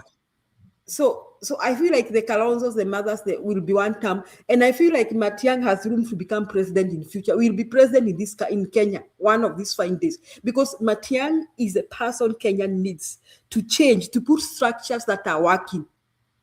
He knows what we need and he knows what we lack. All the others hawana habari ndio sababu wanaenda kuambia wa Kipsigis empowerment. Even Gachagua has no idea what we need. By the way, Gachagua has no idea what Kenya needs. Because he's an old traditional politician who thinks in terms of shareholding and all that. We are not looking for shareholding. We are looking for performance and structures that work in Kenya. Hata sisi Wakikuyu hatutaki shareholding. Ni shareholding gani imetusaidia? Ni ya Soprano. Inatusaidia sasa, itasaidiaje? Bado tunangangana kulipa fee. Na kulipia watu fee. Uko America Njiru na bado fee ya Kenya na kukula kichwa.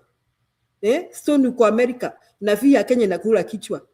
You are thinking about your nephew, your niece, who cannot go to school. You can't even sleep, you work overtime. So we need someone who can put structures. Gachagua and Kalonzo, I don't think they have any idea of the structures we are looking for. They have no idea. I mean, I am sorry if I'm wrong. They'll prove me right when they get to power. They'll prove me wrong. Okay? Now, I need in that government someone called James Orengo. Orengo is a revolutionist. And he's proving that he can stand. Okay? He can stand. He's a revolutionist. So in that government, we need hata kama tutakubali tukuwe na Kalonzo presidency, we need an Orengo, we need a Matiang'i, we need a Martha Karua. We need people who can tell them, no, hatuendi hivi, mutupende, musitupende, mutupende, mutuchukie. We don't care. We need those kind of characters in that government. Now, what shall we do to Wamunyoro? Wamunyoro will be in the government, probably the prime cabinet secretary. Because apparently he's the undisputed kingmaker. Apparently, he'll be the undisputed kingmaker. So, Njiru, you ask me, my preferred candidates are the likes of Matiang'i, the likes of Martha Karua, the likes of Orengo, the likes of Sifuna. Sifuna simuinui sana, kombali, hajafikia presidency. Anybody talking about Sifuna presidency? Hajakoma. Mtu mwenye hata hajaamua kwa ODM hayuko ODM, by the way, keep. Why is Sifuna? Why is it so hard for him to decide what he wants? Juzi nimeona ametukanwa na Miguna. No, ametoka Sifuna. Sifuna is out of ODM. They're planning a party. They're going to meet in Bungoma. No, they're meeting in Bungoma. No, they're meeting. Recently, he was insulted by Miguna, and I like that insult. When he was saying that anapeleka ODM continue. No, you see. Eh? No. He was taking ODM to court. No, he's not taking them to court. No. Ameongea na wazee wa Luya. This is Kenyan politics. You start from home. I know he's a Nairobi senator, but he was advised he needs to go speak to the Bukusu and Maragoli community. Now, Watanza Bungoma. He was advised, and he's starting. The formation of his party is starting in Luoland. That is why there's a bit of jitters in Linda Mwananchi. Kuna a little bit of uncomfortability between his Luo brothers. Unaona mwingine anasema party leader ODM, mwingine anasema I'm not going to play second fiddle of nobody. So those two are now. As for Sifuna, I think there's going to be a new party which is going to be formed for the Mlema Nation, and Linda Mwananchi is just going to be a coalition. It's the new. I think it's going to be the new Azimio. Yeah. I don't think it's gonna be the new Azimio. I think it'll just be a party. No, it's not going to be a party.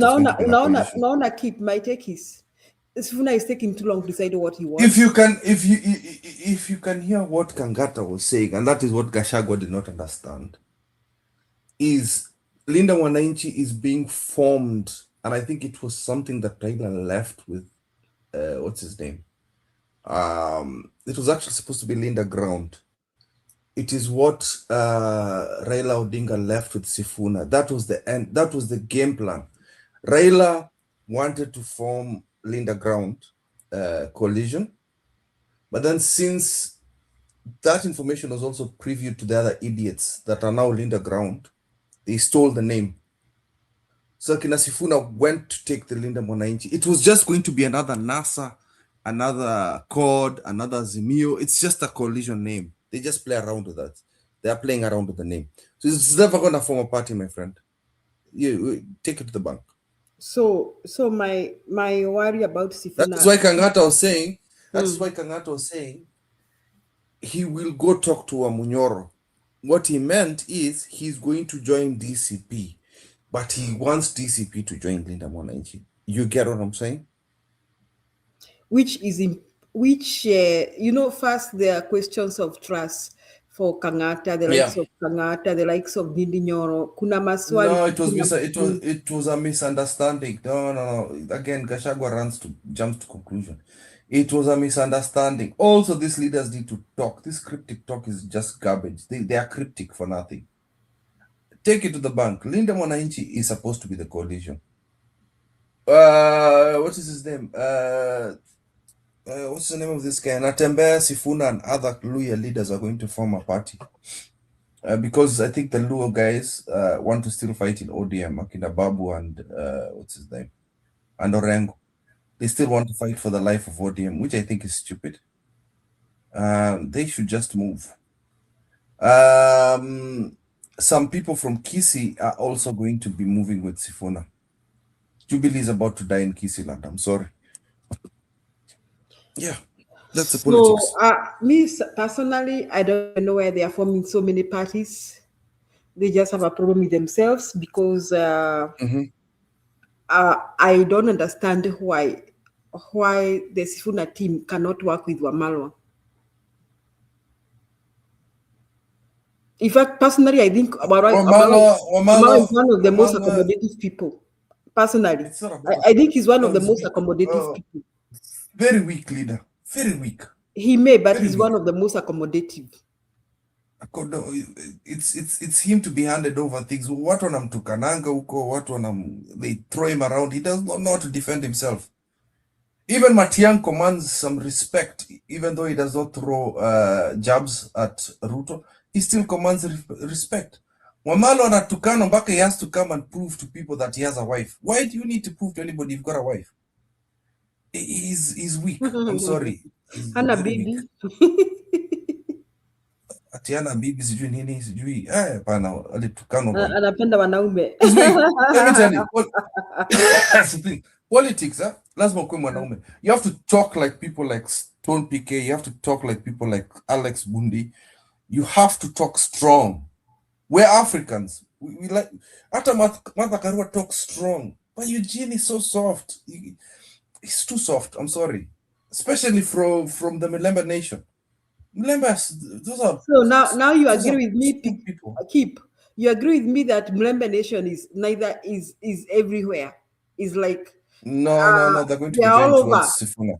They're not like they cannot form. They have not formed a bulk formation. Like, let me say this: we like Gachagua, you don't like Gachagua. Central Province apparently is solidly behind Gachagua.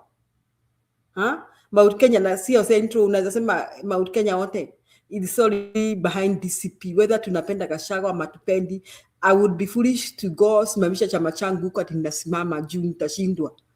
That is something that the Western Kenya has not succeeded to do even now. You see? Mara mpaka wanaambiwa, nimesikia watu wanaambiwa kwamba ati Wetangula atakuwa presidential candidate in 2032. Umesikia hiyo story ya kina Faruki Bet wakizungusha Wetangula around. You know why? Because Mlemba Nation has given them room for that. Ruto, all Ruto can sell right now because he still wants Central. He's selling succession politics, meaning that he still wants to stay with Mama Taifa.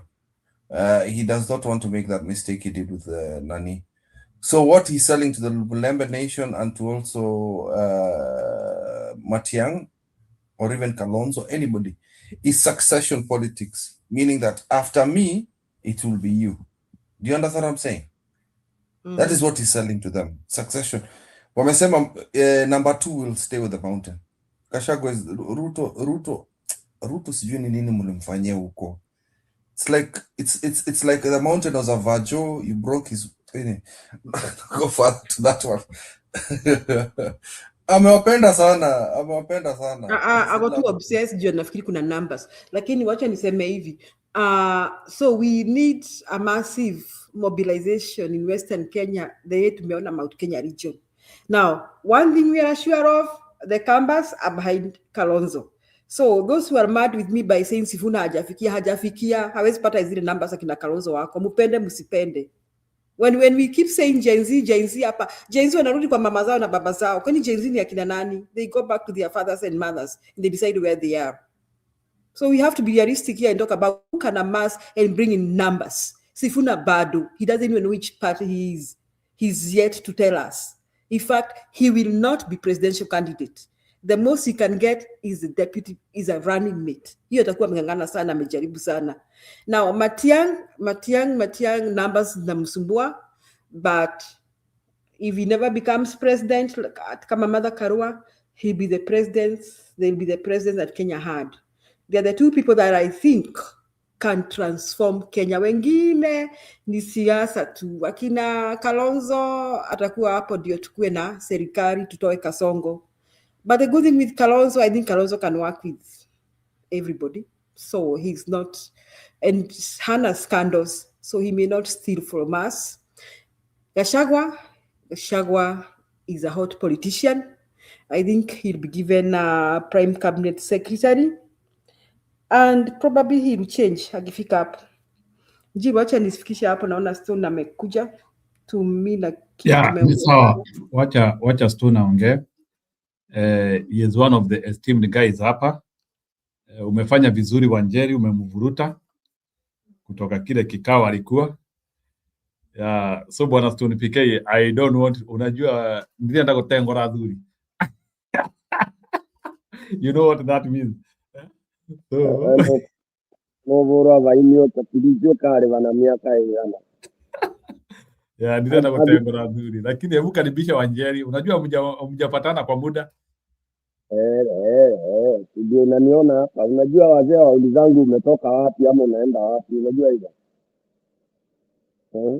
Ama utakua wapi? Well, a disciplined community doesn't do that. Otherwise, habari ya bwana Njiro, habari ya bwana Kip, and Yeah, we are doing well. We are waiting for the echoes of Olkarau kesho. Momingalo. Momingalo. Chorenyu. Kararan. Kararan. Amate mayue tagenge. Mayue riagenge. Ibejene.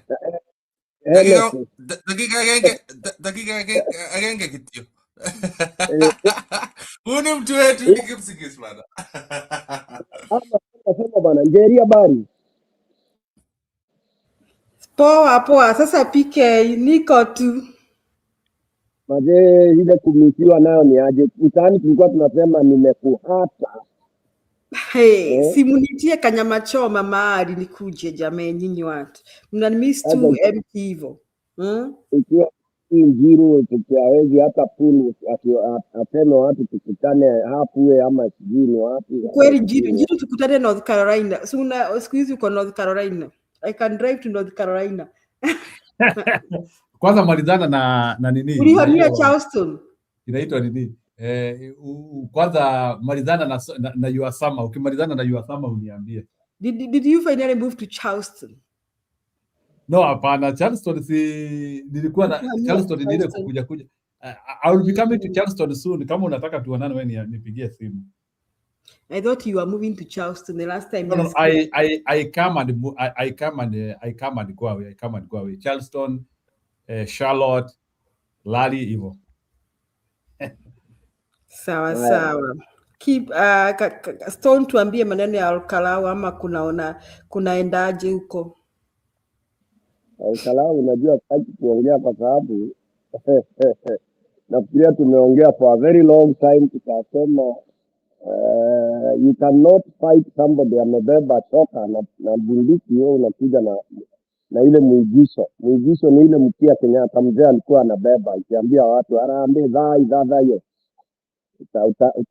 Utaona Karizi aliimba akasema okay tabitima.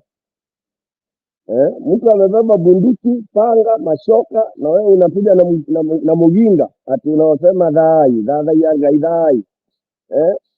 Ati tunangoja tarehe 10 mwezi wa 8 2027 ndio tuonyeshe huyu mtu. Sijawahi sikia vitu kama hizo mimi. So Olkarau nimenyamaza tu. Kwa sababu ya mbele tuliongea, tutakuja kuwa tuliridikiwa hapa, tutakuwa kajol, watu wakasema Ruto alishinda. And you know that is very, very, very common in Kenya. Our country is like that. Up to today people say your mic yako imekunyonga ama something ama imeninyonga ama sipo. Acha nichezee. If I'm not loud, let me remove it. Acha niingie tena. wacha nitoke niingie. Njiru.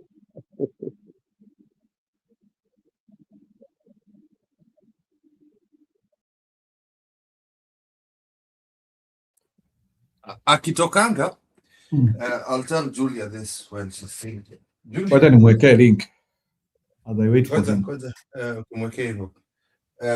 Julia, acha niambie sister yangu something. Story ni VIP, lazima tumwekee link. Sio kwenda kutafuta ati link iko wapi. Endelea. Kwani unisikii? Kwani unisikii? No, nakusikia, si uendelee bwana. Yeah.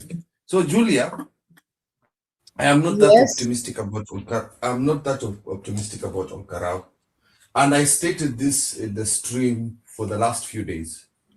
Gachagua ametuambia mara 20 ati haezi ibiwa kura. Sitaki kusikia excuse yoyote. I don't care what he says. Because he cannot come with any excuses. He says kura yake haezi ibiwa.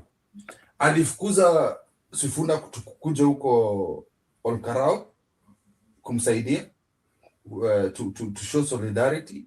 Yeye atawezana na hiyo kazi peke yake.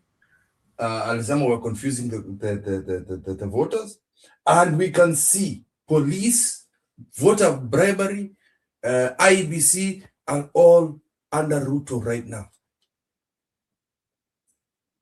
The cards are stacked against us. IBC imesema kwamba watu hawezi chunga kura yao, wameambiwa waende nyumbani. If you stay there, you're fined 1 billion. You cannot take pictures of what is happening in the polling stations.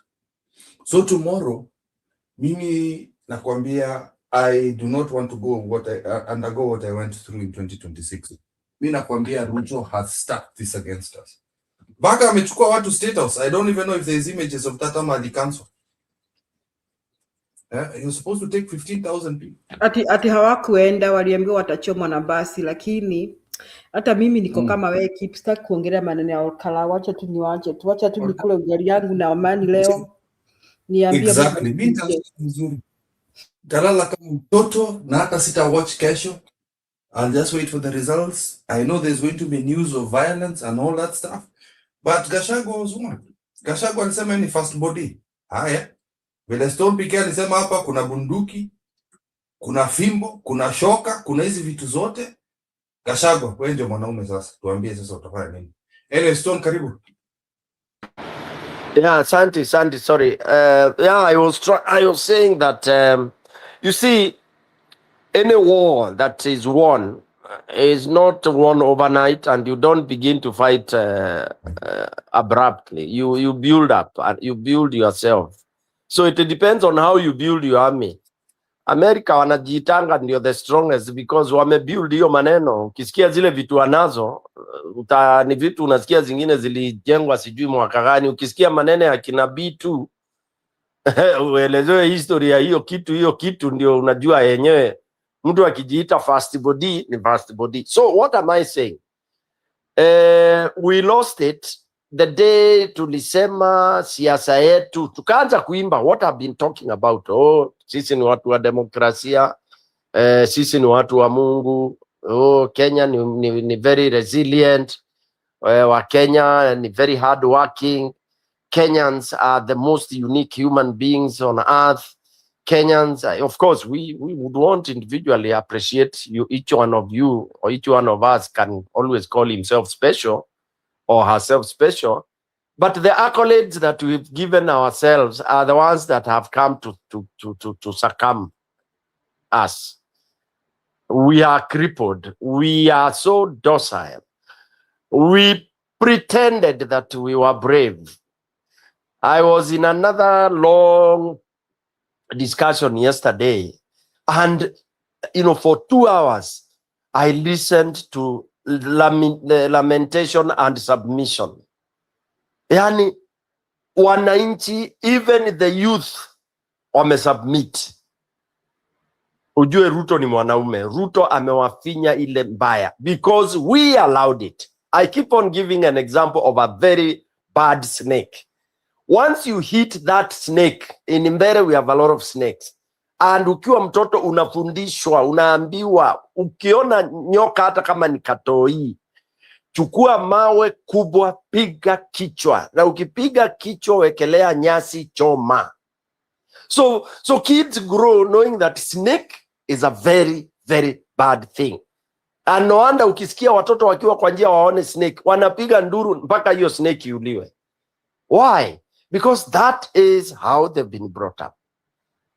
So if you are told a snake is bad, and it's true, it's venomous, and then unaanza kuiweka kama pet, kukopi wazungu, and it's not us, it's not our culture, you will be finished. The moment we start saying, and I hear people praising that we are democratic, we are this, why are we crying? Why? Mbona tunapiga nduru for all these years if we are so democratic? Why do we say that we count only one or I think one or almost none of the elections that we have ever held that are democratic?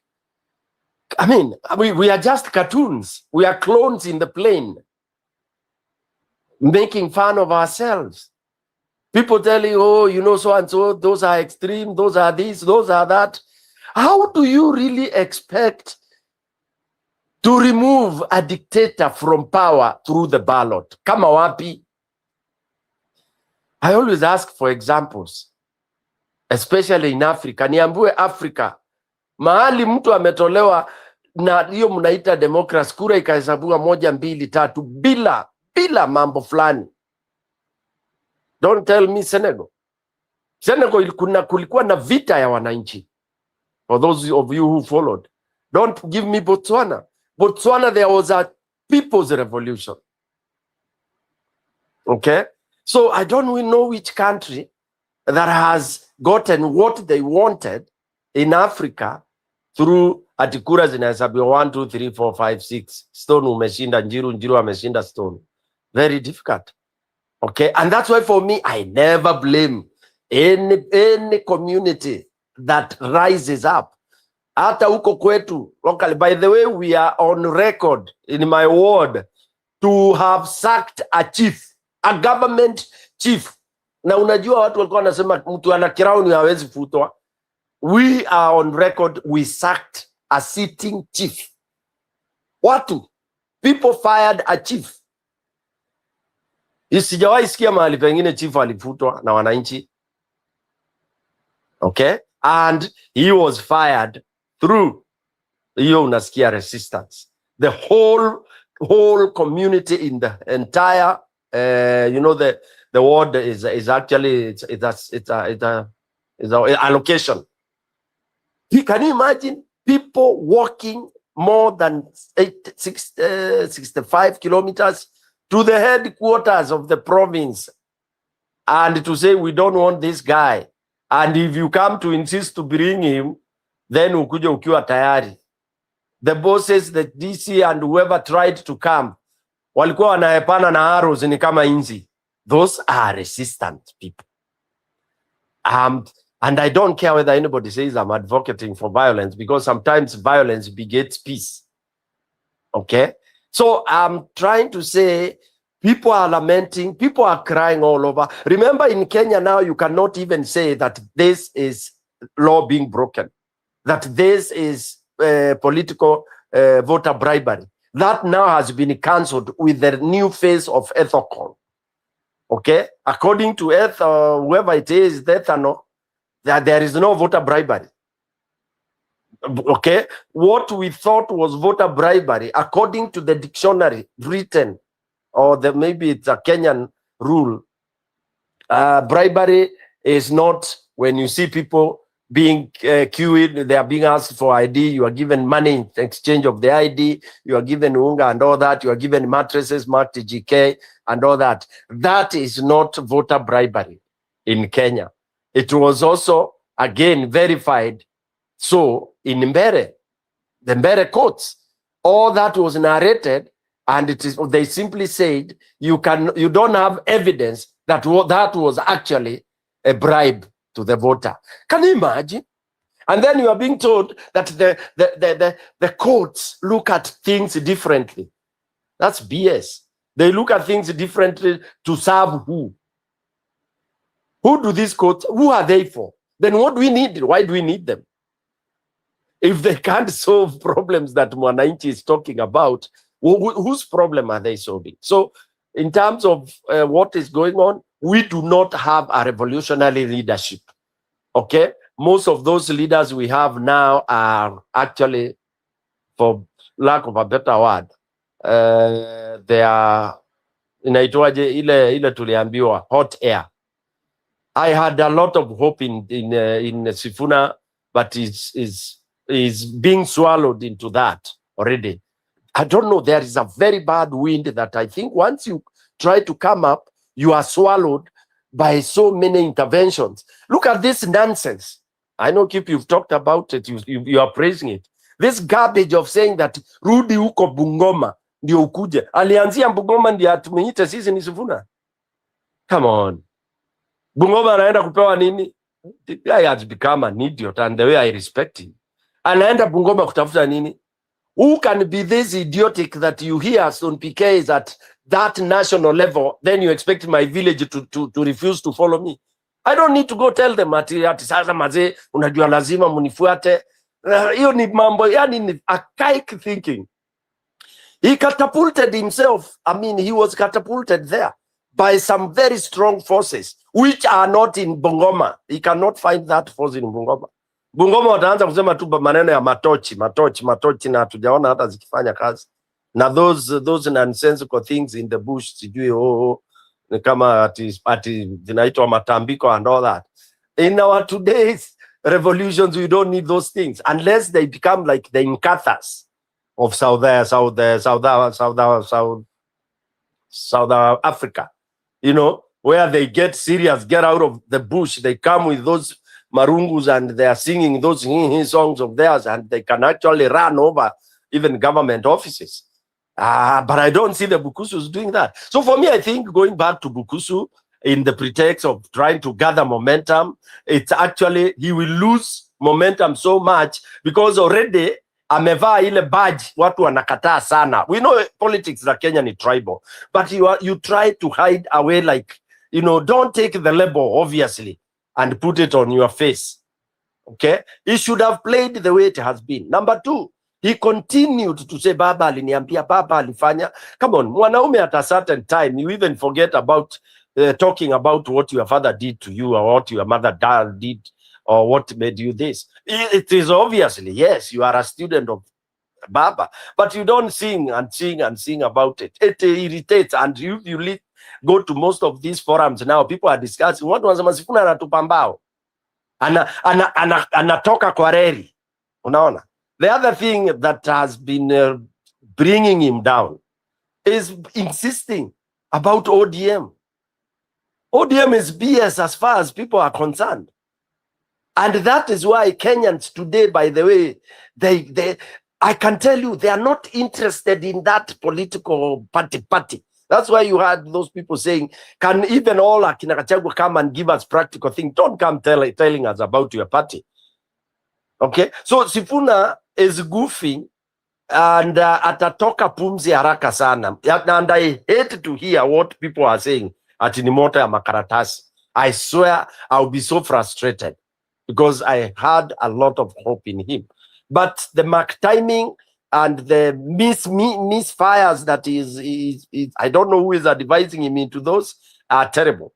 And especially also because he's surrounded by people like Caleb. Caleb is jealousy. Caleb wanted to be the one people are singing as that is Sifuna and all that. Yes, Caleb started. You can begin a movement, but you can begin a movement and become a very lethal, silent person.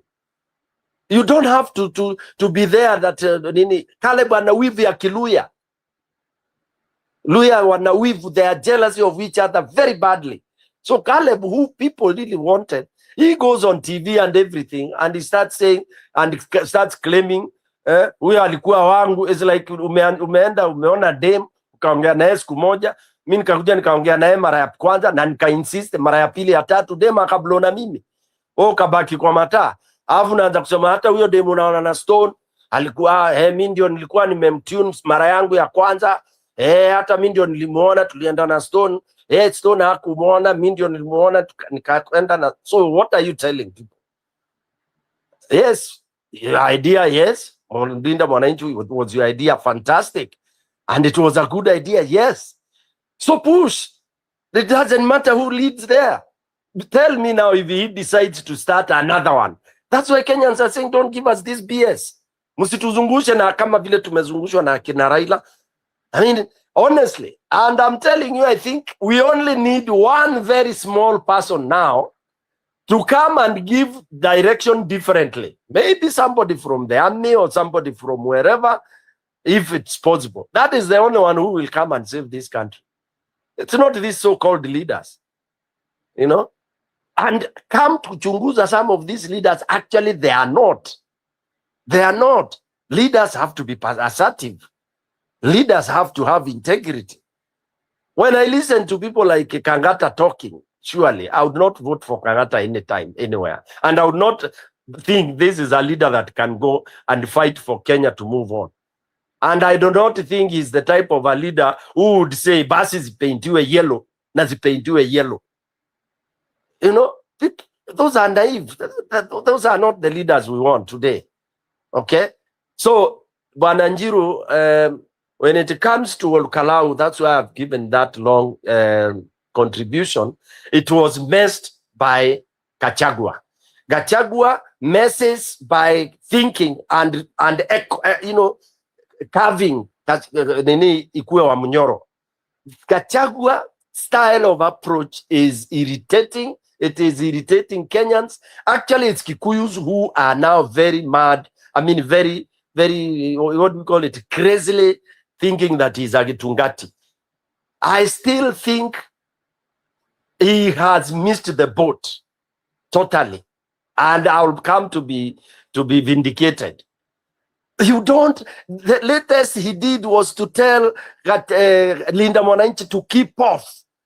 Then the language he used, Musipele wacha kulete kierere huko. Guy, I couldn't believe it. I couldn't believe. So that is somebody you expect akue rais. Akue rais na ata accommodate watu wengine. Somebody who believes wherever he goes or in his party. That is the very old politics that people want to run away from.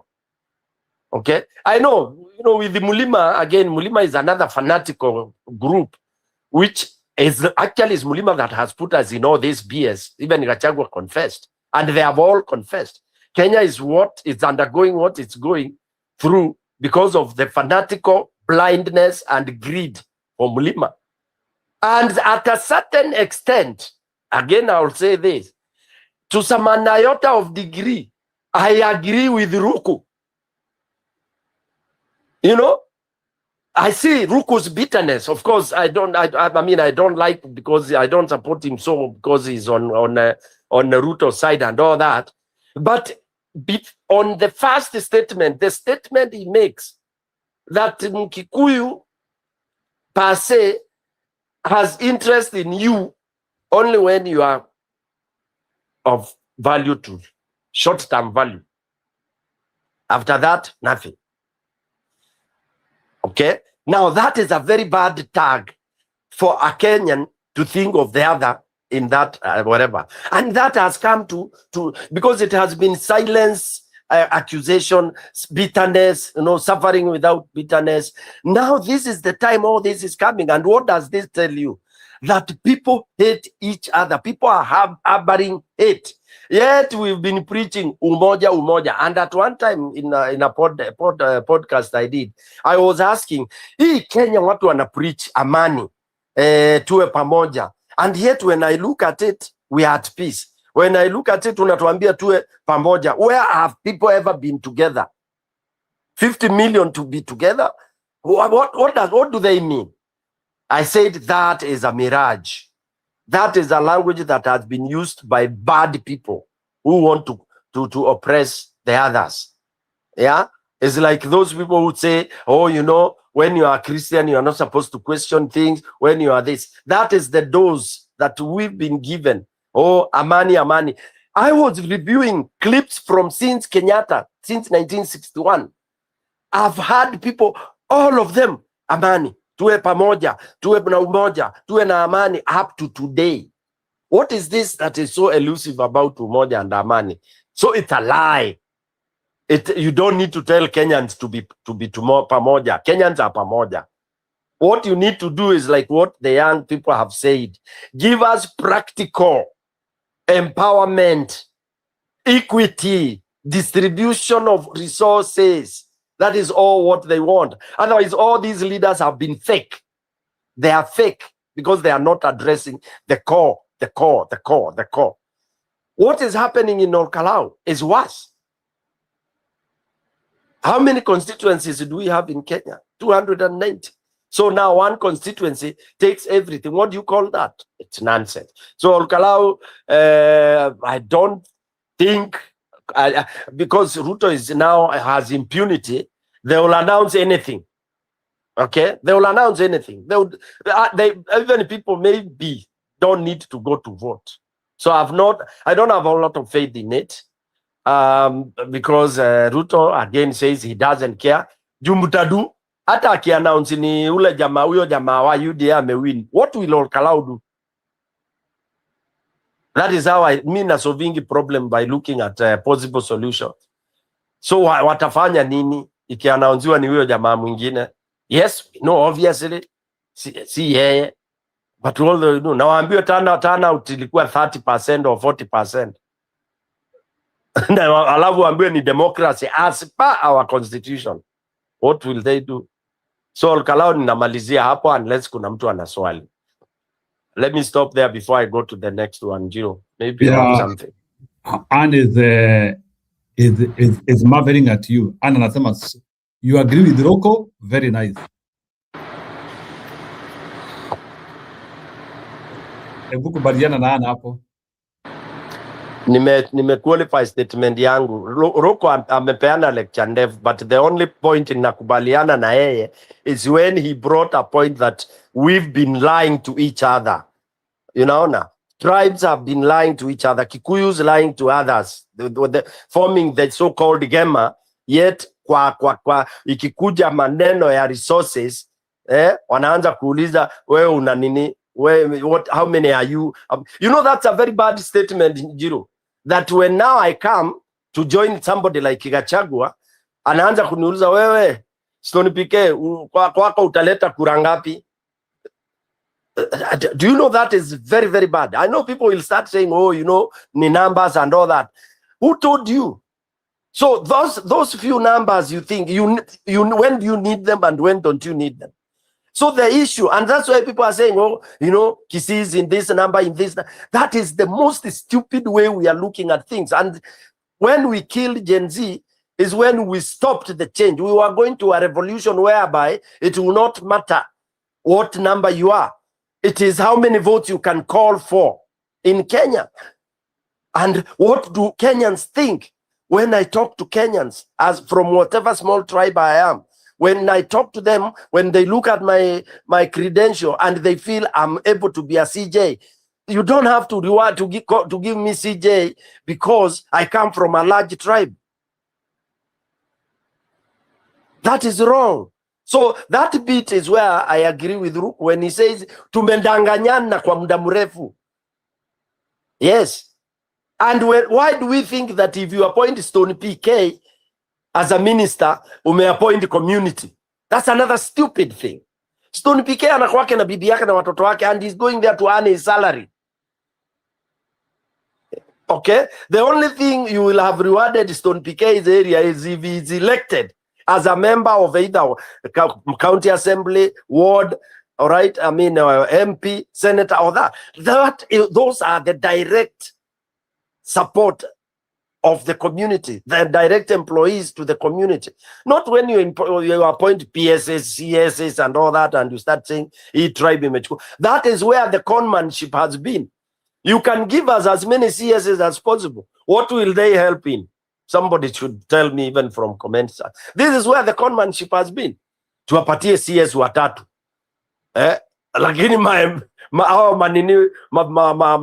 wale wana power ya kuempower watu, hizo majob, MD, manini na nini zinachukuliwa na watu wengine.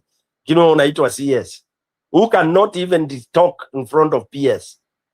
You don't even call shots at all. All right.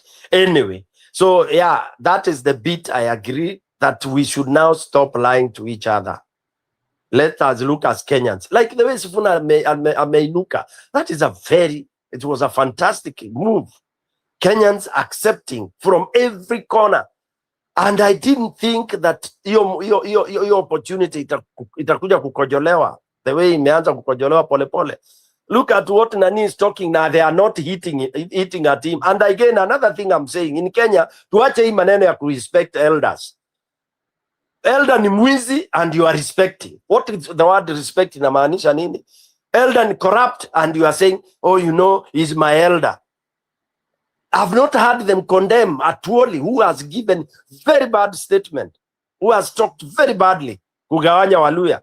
Ameambia Waluya Sifuna ni mjinga, hana pesa. This issue of hana pesa, si basi tuchange sisi.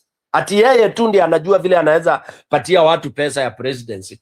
Kwani ana pesa ngapi? Na watoki kumkondem. And he says he's not the kingpin wa Baluya. Sasa yeye ni nini? And he's there boasting bana. Conmanship. Endelea Njiru. Okay, ni sawa. So another discussion which we were also holding here is we started to correct hawa watu kuwapanga. Maybe you can also respond to Njeri. Njiru, can I add on what PK has said before utoke hapo? Okay. And maybe PK will also help me. You see, now, that's why PK now you're wondering why everybody else wants to have a party. And you're just about Ghani. It is why, you see, look at Western Province. Natembea is jumping from one party to another. Mara akona Sifuna, Mara akona DAPK. Haya, angalia Mount Kenya region. Gachagua has a bone to pick with the others. Like usikuje kwa zone yangu. Me, my conclusion on what PK you have said and what I have been thinking. All these people, they don't know what Kenya needs. Now, they are trying to share positions. Nabado Ruto ako president. Haven't they realized that the biggest task we have right now is to kick Ruto out of power? What are they sharing? What positions are they sharing if Ruto is still president?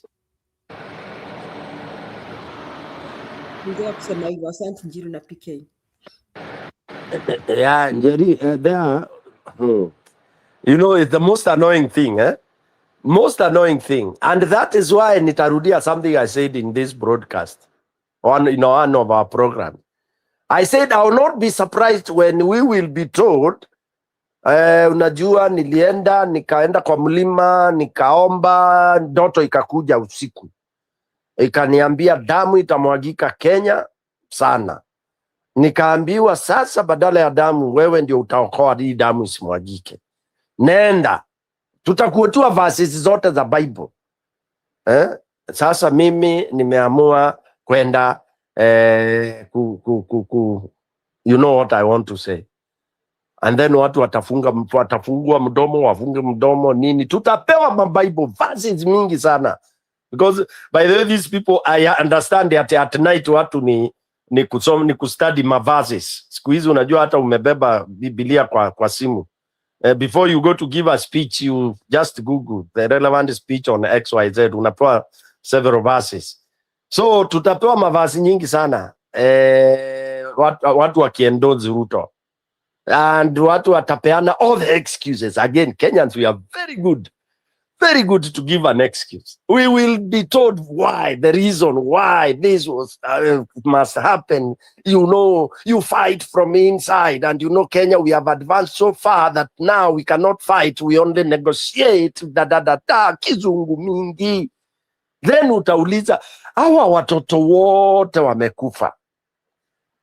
Itakuwa walikuwa wanakufa kwa nini? So it will be the vicious cycle of stupidity, greed, and corruption with the leaders, stupidity of the masses, all right, and the corruption of the leaders. Again, just the way we've been taken full cycle by Raila. Tumeenda full cycle, akatuaga. Sasa tumepata Raila mwingine. Lakini akihangaika ya tunirogwa. Wallahi. Stone umesahau. Tumefanya kazi naye ndugu yangu Ruto. Ruto namjua. Yes. Niliona watu wangu hatukutaka waumbizane. We don't want to go back to 2007. We cannot go. We've gone so far in the country. Na niliona damu zitamwagika. So tukakaa chini tukazungumza na ndugu yangu Ruto. Tukaona afadhali tuungane mikono. Tuokoe nchi. What the That is what Gachagua, whoever it is, Matiang, all these people will say, as if Ruto is this animal that you need to negotiate with. Ndio asikuwe. Mimi nakwambia keep. Shida iko na these politicians watene. Unaona, they don't know what we want in Kenya. They don't know what the Gen Z want. They don't know how Kenya can change. Hawana habari, they have no idea. That is why, what is it rocket science to be in one party? Yani niwaulize, how many presidents can we have anyway in the country? Sini moja tu na deputy president. Tunaweza kuwa na marais wangapi? Moja. So why is this controversy? Why is this so hard even to work together? What they are already fighting, they are already left and right everywhere. What did Stone PK say? Wafungwe kwa room moja for wiki moja, wasitoke hapo mpaka waseme. Unaona hata JB karibu watukane juzi. Do you hear JB? You're most insulted them. JB asked them, was it rocket science to agree on one person? That's what JB said. Na JB asema history ya kujifichania muache. JB aliwaambia hivyo juzi, hivi karibu. He told them that point blank. Now, they need to realize, you see me, tonight's election, if Gachagua loses, that could be a good lesson to him, that all the things he has been saying, kwamba hawezi poteza ni trash. No. That could be a good, but if DCP wins, he'll be on the moon. The guy will be on the moon. So he needs some timing and some lessons to realize that Ruto ako kwa serikali, IBC is Ruto is IBC. So if nasikia police wamemagwa Olkarau, I'm not trying to spread fear, but you saw the tracks of police, those ones toa fujo wone wamejaa Olkarau. So I think our politicians need to come to their senses what Kenya needs right now. And they need to know that the first objective that we have right now is to kick Ruto out of power through whichever way they can come up with. And then later on, we can decide who is the best to lead who. Julia, let me tell you, I want to add on what you are saying that wajui what Kenyans want. Do you know they know? They know. But now, being the corrupt people that we know, why do you insist on a party? It's because it's a kiosk, ni duka, ni personal. Unasikia mtu akisema chama yangu, chama changu. Chama changu. You know, yes, chama changu, ni duka, ni soko. The way you were saying, it was a bad idea. You know, the staff Gachagua said to akinarinda mwananchi, atuwasikaribi, atuwache kiherehere yao. I mean, since you say you're talking about Olkarau na hatujaenda kwa uchaguzi, what if we went for an election and your party had the largest number of members of parliament? How would you treat Kenyans? Alafu, Julia, umesahau what he had said about Nairobi. You know, I told you, God, yani Gachagua is being exposed to Kenyans, who he really is. Nairobi alisema nini? Alikuwa amesema Nairobi almost sijui ngapi itakuwa ni DCP. Then Kalonzo yani watu wakaharibika. Then he had to change those statements. And he keeps on anateleza because that is who he is. Hata akizungumza, and then even his language, it is I and myself. Even the way he does things, ni yeye, hata akiongea. By the way, put clips za Ruto akiongea na Gachagua akiongea kwa press conference, you see what I'm talking about. I know those who are fanatics of Ruto, they think I am. They are bad at the same feathers. Exactly. That's why we are struggling here to decide. They are struggling even to come together to decide anything. Because wacha nikwambie, umesema kitu, your conclusion, PK, you said, Raila Odinga alitusumbua, tukamfuata, na sisi ni nani? Tumepata mwingine. That was Raila Odinga's behavior. You remember how he used to hold Kenya hostage? Exactly. That Exactly. was Raila Odinga's behavior. Sasa mko na Raila Odinga mwingine ametoka Mount Kenya region. So I don't know. Mungu atusaidie. And you know what? The money these people wanapeangwa. Si watu walikuwa wanasema watu wapewi pesa. You remember tukitoka ile show ingine. It's because we told people Raila anapewa pesa. Watu wanasema don't dare do, you know? These people wamepewa pesa. They talk. Watu unaambiliwa bilioni 1 utakataa. Wewe unasikia mtu alikuwa ameitisha pesa times the number of votes ameleta. Amechange from that kind of approach. Mtu anaona biashara amechange kweli. Muhindi mbiashara anaweza change akuwe mkurino wa kupreach isipokuwa Kamlesh Patni. So this is where now Kenyans have to take over. Actually, Kenyans have now to take over and go take over, meaning take over. But of course there has to be somebody, mtu tu atoke na huko. Wa Kenya waache hii mambo ya Solpika ni nani, sijui ati you think you know each and everyone. Yani mpaka uongozwe na mtu unajua. Because even when Sifuna came, what now, you know, Sifuna has no experience. Experience for what? Stealing and lying and doing. What is this experience? Kenyans keep on asking. When do you get experience? You get experience by practicing. Elect me, then you see whether I'm useless or not. I keep on telling people, and people say, tuambie zile vitu ametufanyia. When did you employ him as a community? Ndio achukue account of what he has done. Maybe he has come from a bank, he has come from, you ask what kind of experience the person is. That's why organizations employ new people. And they base that on the history and what you tell them, and you are given a probation period. Then you prove yourself. But Kenya saa hii ukiambia mtu president unasikia hapana huyu hana experience, hapana Matiang'i hana experience. Sasa experience ni nani yako nayo? Waizi. You see, even Kenyans, those who lead us are also they are as confused as the leaders themselves.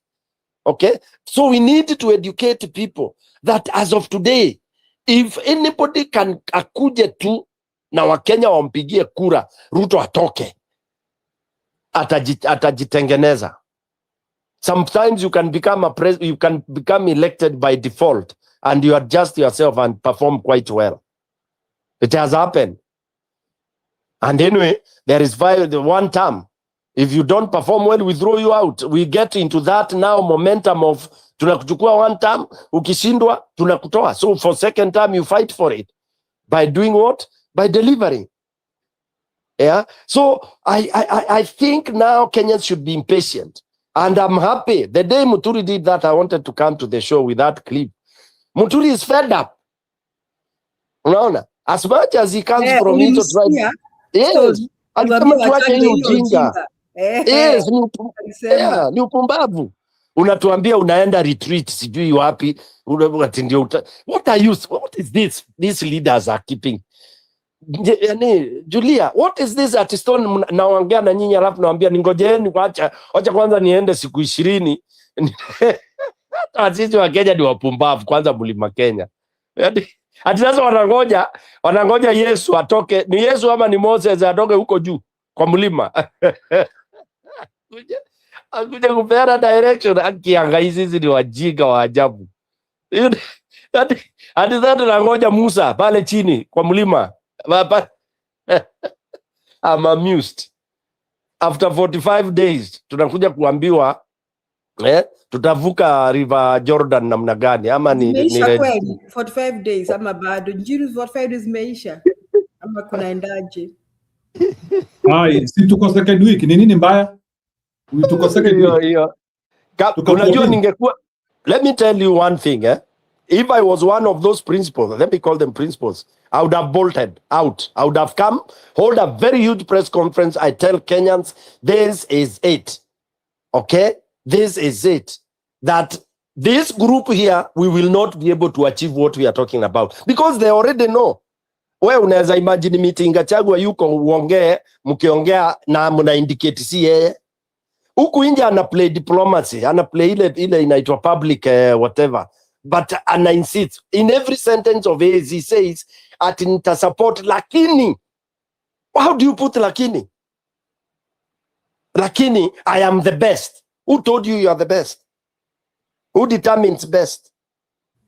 By the way, they should test the waters. They should form their coalition. Unaona juzi nimeona Matiang'i na kina Karua.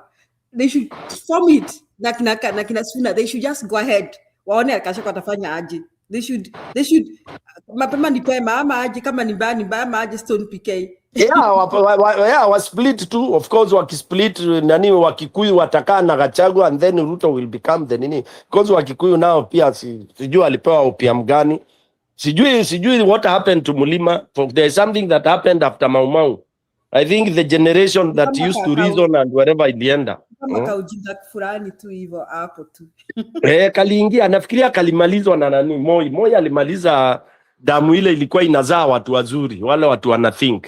Hao wengine ni pawns, clowns. Wewe unaweza imagine vile akina Ichung'wa huwa wanaongea. Can you believe those are leaders? Sasa wewe Njeri ukiulizwa Ndindi Nyoro ni nini anaropokwa kwa press conference na kila mahali, nasikia akiongea na nguvu sana. What is it? Ni message gani anapeana? And he doesn't even vote when in critical votes hapatikani, alafu anakuja kutupatia ujinga hapo. Mimi ni mwalimu wa English, akiniandikia composition yake hivyo nitaweza kumuuliza what is the objective? Subject yako ni nini? What are you discussing? You see what I'm pissed off with politicians in Kenya. Kenyans don't want to hear pressers. Nimechoka na pressers. I'm so tired of pressers. Unakuja kuturipotia tufanye nini Gachagua? Unakuja kuturipotia tufanye nini Ichung'wa? What do you want us to do, Eugene Wamalwa? Unataka tufanye nini Sifuna? What are you coming to report to Kenyan? Utuambie tufanye nini? I hate those pressers. Sasa anakuja kutuambia walileta goons, sijui kulikuwa na goons kutoka Kisumu, sijui anataka kuiba, Sasa sisi kama Wakenya tunakaa chini. Tell us what direction you want to take. Are we going to just sit down and all you'll be doing is reporting these things for us? That is where, why I got to that complete suspension towards listening to pressers with politicians and taking them to heart is the day we kept hearing Kimani Ichung'wa coming to tell us all these things about Ruto, and then does not go do the job that we gave him, which is to go to parliament and pass bills. I rather an MP shut up for 4 years or 5 years anyamaze hata asiongee kitu moja. Like my MP. Parliament, MP ameenda tu kwa parliament, amefanya bills. I rather you go every day, you bring a motion every day, hata ikikatazwa for 5 years straight. Kama hiyo ni kazi yako, wewe tu ni kufika parliament unasema okay, I want to take this bill to the speaker, ikuje ioneshwe kwa TV, it's televised, it's put on the records. Kip had requested for this thing, his party members walikataa, huyu alikataa, nani alikataa, ni sawa. Trust you me. Alafu the only thing you're going to do is to come to your constituency and have clinics with them to explain to them, not what you call this, inaitwaje kuja kwa what you call this thing, kuja kwa barabara na juu ya gari. No, have an office, tell your people to come visit you. Wewe unasema niko na clinic na kuja kuwasikiza, not handouts. I'm coming to hear what problems you have. You come listen to them on the clinics, then you have a moment to explain to all of them and explain to them in a town hall what laws you've tried to pass from hearing from them. Lakini kuja kutuambia kwa TV, my friend, what am I listening to? Yes, there are goons. All Kenyans know there's goons. All Kenyans know this political, the elections are, okay, most Kenyans, I'll not say, most Kenyans know elections have not been fair. But coming to TV, alafu unaniambia serikali inafaa kufanya hivi, ama serikali na, we elected you to do these things. One of the worst people is actually Kalonzo with this garbage. Kalonzo will come with that soft voice of his, tulifanya hivi, nini. Yes, and hata my party leader, kama unataka kuingiza hiyo, ingiza hapo. Iko sawa, I'm okay with that. I don't like it. I absolutely hate when politicians just come to TV and explain to us problems we have. Hiyo ni kazi ya governors and the presidents. That is politics for them. Hiyo ni kazi yao ya politics. They can go do politics. But as an MP, as a senator, now ile kazi walikuwa wameanza kufanya mzuri ni ile walianza kuchokozana na magovernors, senators, when they started fighting with governors. I want more of that. That is the job we elected them to do. They need to grill those governors, take a report to MCS, do some impeachments. To force them. Now, then the most important thing is what we've been talking about. How are we able to hold elections? How? If we don't have a IBC that is credible. So that should be our subject. In order for Mwananchi to get the leaders that we want, or they want. That actually, and I said this in one of the days we were here, and I could see people on the comment section saying that Stone PK is becoming a mole because he's advocating for Ruto to have an extension. You know, then I said, I'd rather he is there for another 6 months just because we are sorting out IBC for good. Because why? He can give an excuse that, oh, you know, the days are marked. They are not cast on stone. That we are within this number. Kwanza, I hate those manamba that days at limitation that you must do this in 90 days, you must do this. Kwani Yesu anakuja kesho. So we hold shambolic election because we have to hold election 10th of August. Surely.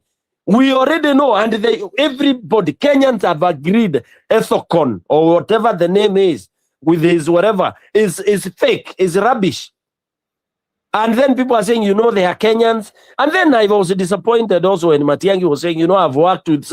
He was issuing a very tough statement. Then he watered it down by saying he has worked with some of those people, and he knows they are very good. They are good in a pond of rotten people.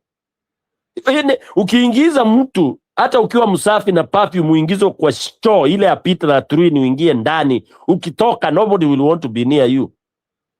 So if we have a saint and we have somebody who is very correct, hata we keep saini sikia umeappointiwa IBC, I'll just ditch you because I know you can't perform because you are among the rotten people. You can't. So that thing should be actually wangesema itolewe and then kuappointiwe a caretaker, nisitaki kuita IBC, but a caretaker electoral body.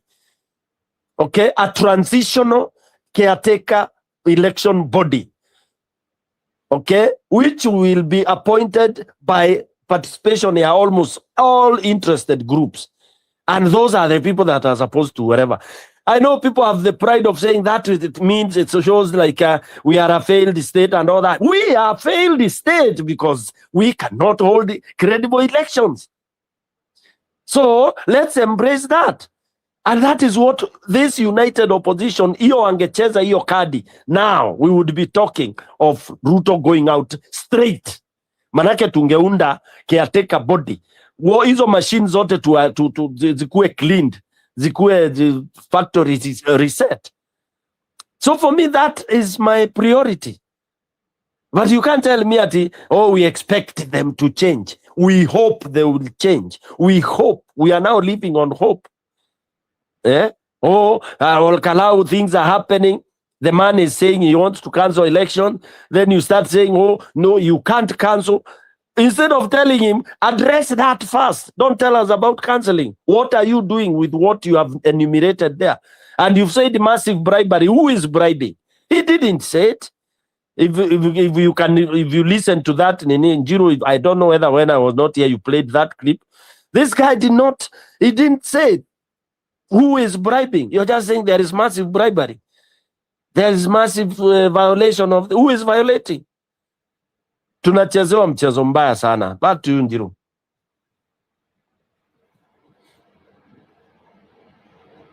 So, Stony PK, are you trying to say that with the current prevailing conditions, we can kiss goodbye? Yes. To any electoral win. No, yeah, with the current IBC, I can say a straight yes. Do we have? What Sorry? opportunity? What opportunity? What opportunity? What Unity. opportunity do you have, Nimesema Jiro? unity. Regardless of the Oh, unity we unity. have. What unity? Yes. Yeah, it will be useless because we have to vote without unity. Angalia Olkarau. Okay, maybe Olkarau inaweza win, but I mean, look at now Olkarau, the wameamua, wewe umeona. Yani, that is, hiyo hata mtoto akizaliwa leo, hata kama hajafungua macho, it's not anything to discuss about because there is bitterness. Unaona? And that is the kind of unity Kenya has today. Njiru and everybody else, to say the truth. Hii ingine unaona watu ati kwa UDA hizo ni stage managed. Go to every corner. You know, I'm an interested party and I'm talking to people. I've conducted 3 surveys, personal. Nimesponsor survey all over Embu County. 3 na zangu zinafanywa na huko mashinani kwa wale wa mama hata waonangi hizi press conference. Unaona mama ule hata afikangi kwa soko kwa nini analetewanga vitu na mtoto wake na nini shosho, unamuuliza anakuambia huyo anaitwa Kasongo, sitaki kumsikia. Alafu huko ndani mashinani, wacha sisi watu wa town sijui nini tuko kwa ma press conference ati up to every corner of this country they don't want this man, yet you have that electoral body. Now shosho ndio wataamka hiyo tugokera tene sasa to do the opposite. They gokera tene thinking they are going to remove Ruto. Huh? Only to be told Ruto amerudi. Yes. Wapea skari, wapea mablanketi, wapea hizo vitu zote. Kila kitu na GOK. Well, na wamesema they will not be bribed, but because wamepewa for perception, the manipulation of votes, itasemekana ni the bribe ndio nini kama mbele. Itasemekana watu waliona maendeleo, watu waliona train, watu waliona ship, watu wameona lami. That's why last minute they supported the government. What will you say?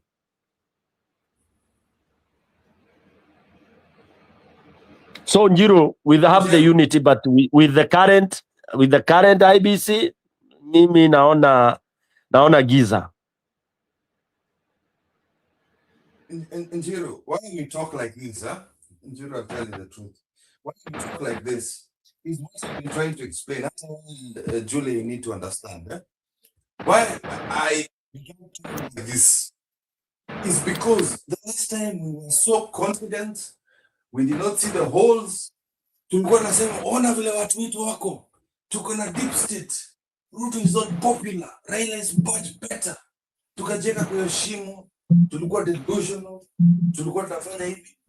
I just say it, and I've been saying this for the past. I don't want to kind of comment section. I don't care. The truth has to be told. Stop being delusional.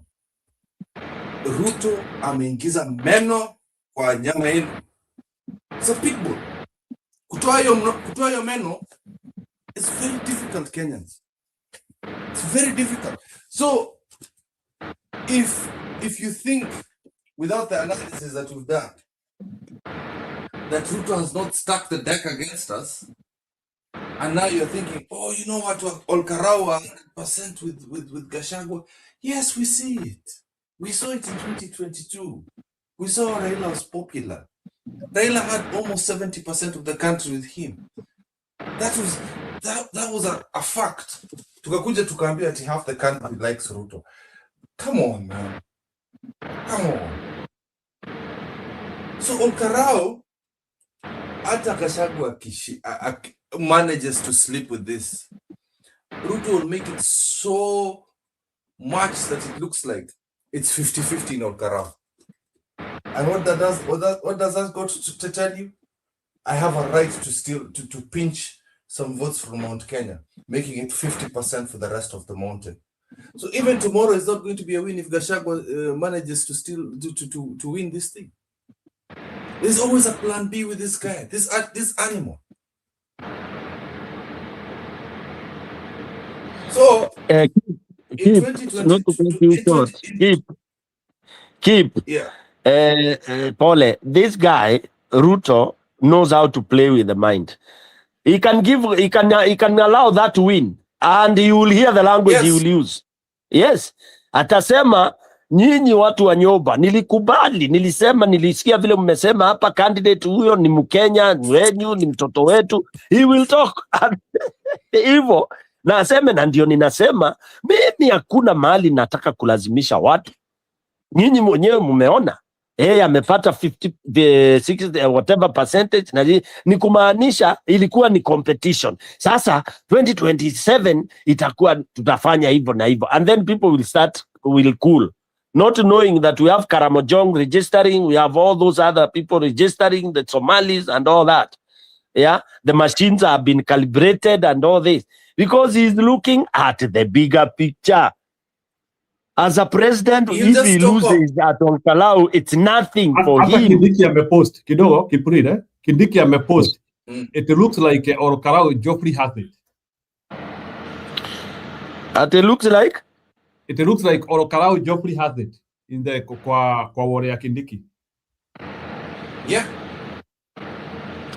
Which Joffrey?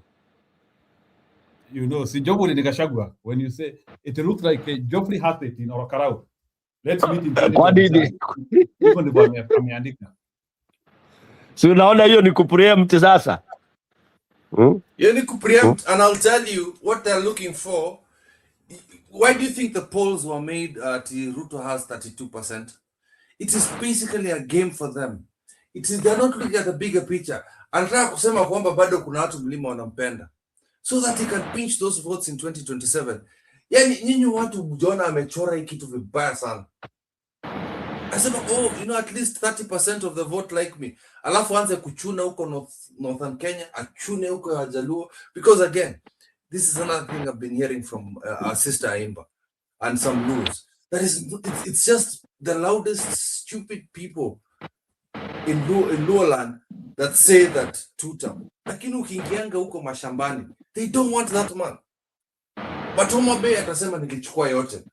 Ruto's strategy is the perception to look like bado watu wa mlima wananipenda. But now what I see Gachagua is doing, I hope that is what he's doing.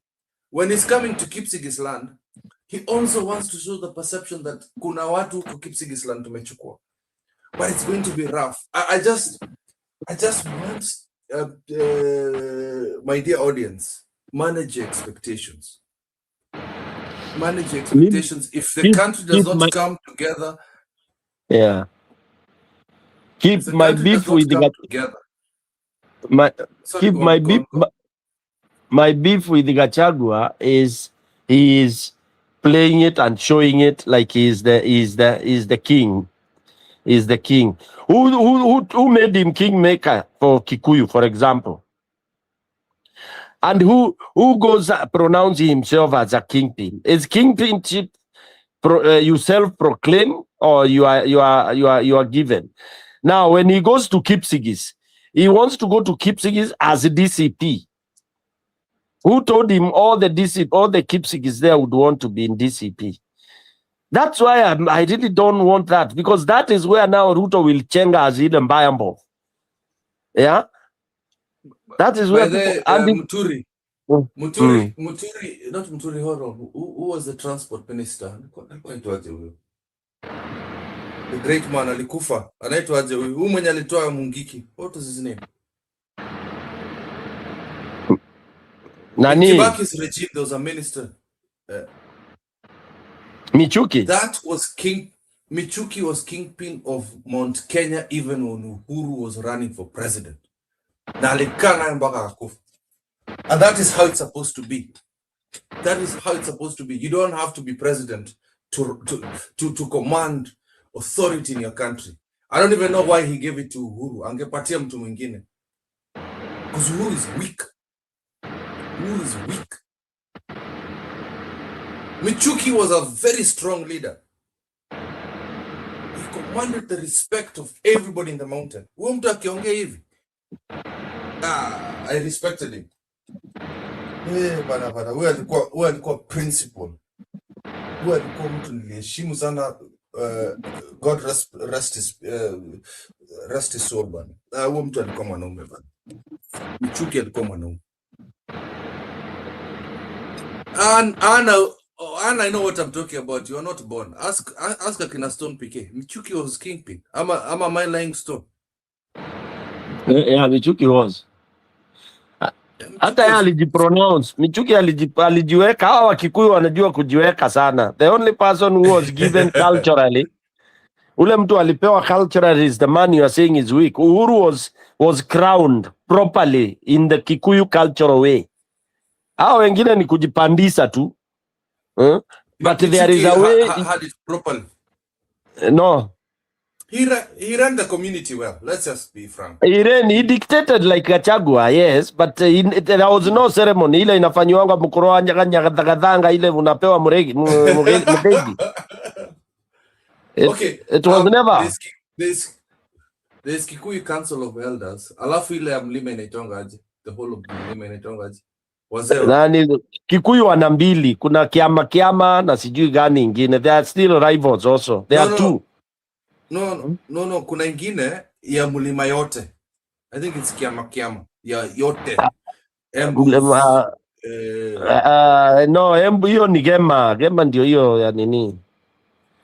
Gema ndio ilikuwa, hapana, kiama ni hiyo ya Wakikuyu. Gema ndio ilikuwa inaleta, because Embus have theirs. Okay? Merus have theirs.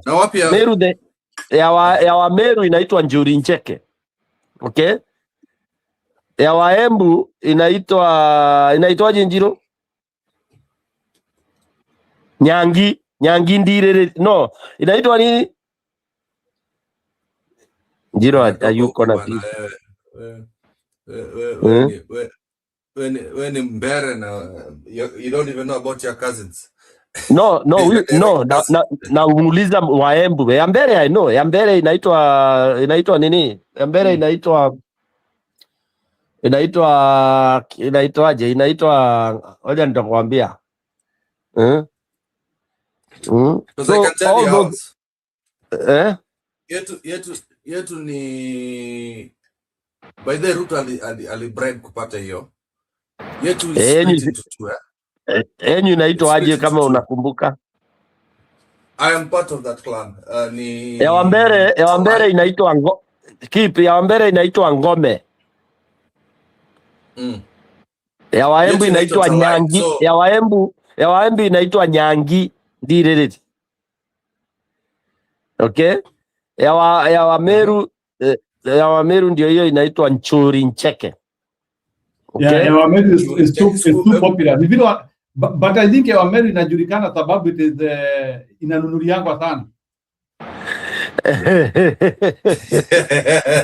Yeah, right. The more unanunuliwa, the more unajulikana. Ya Wameru, no, ni commercial. Si hata za Wakikuyu hizi zilikatika, ni walikuja wakakuwa commercial. The more money you give, the more you become, unaingizwa elder. Unakuja unaenda kunafanywa ka ceremony. Si hata mother alifanywa ceremony huko Njuri Ncheke. The first woman to mbona umelipa? Kuna wengine mbona umelipa, wewe umetawazwa. Hata wewe Stone PK saa hii. Uwezo wa milioni kama 2 umetawazwa ba.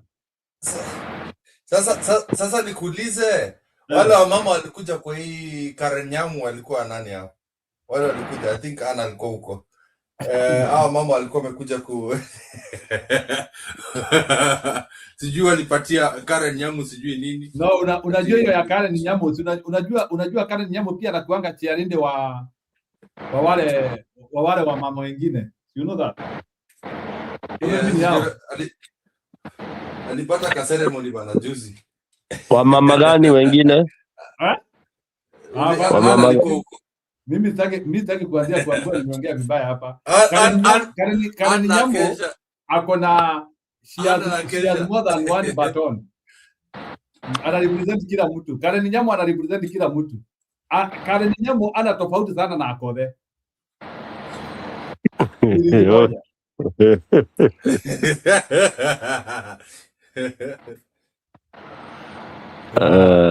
I saw Akothe the other day ati anaenda kupeana ati anataka kwenda kupeana motivation Ngiangaos, and you know it's a very wonderful school.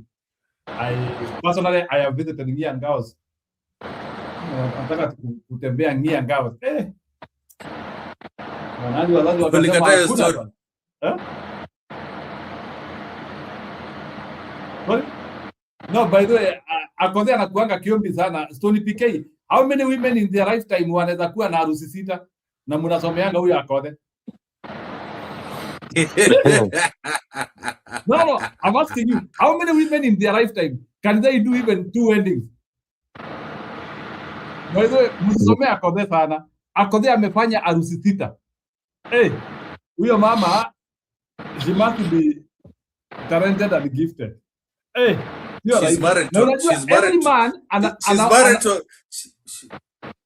to a corpse right now. So yes, ninasema na unajua kila jamaa anakutana na social media account ya huyo jamaa mwingine ametoka hapo. No, people are gifted different. So okay, huyo umetuambia story ya Karen Nyamu, and by the way for your information, story PK, I hear Karen Nyamu ni Mwembu. Alisema na kwa nini aliamua kuharibiwa Embu jina? Ati anasema ati mimi ni Mwembu. Nikasema wewe. Lakini Waembu pia tu ma products zingine zetu manzi. Itumbe ni wenyu. Lakini Embu the capacity of Embu to produce rejects. No, Embu ndio heartbeat. Itumbe ndio heartbeat ya Kenya.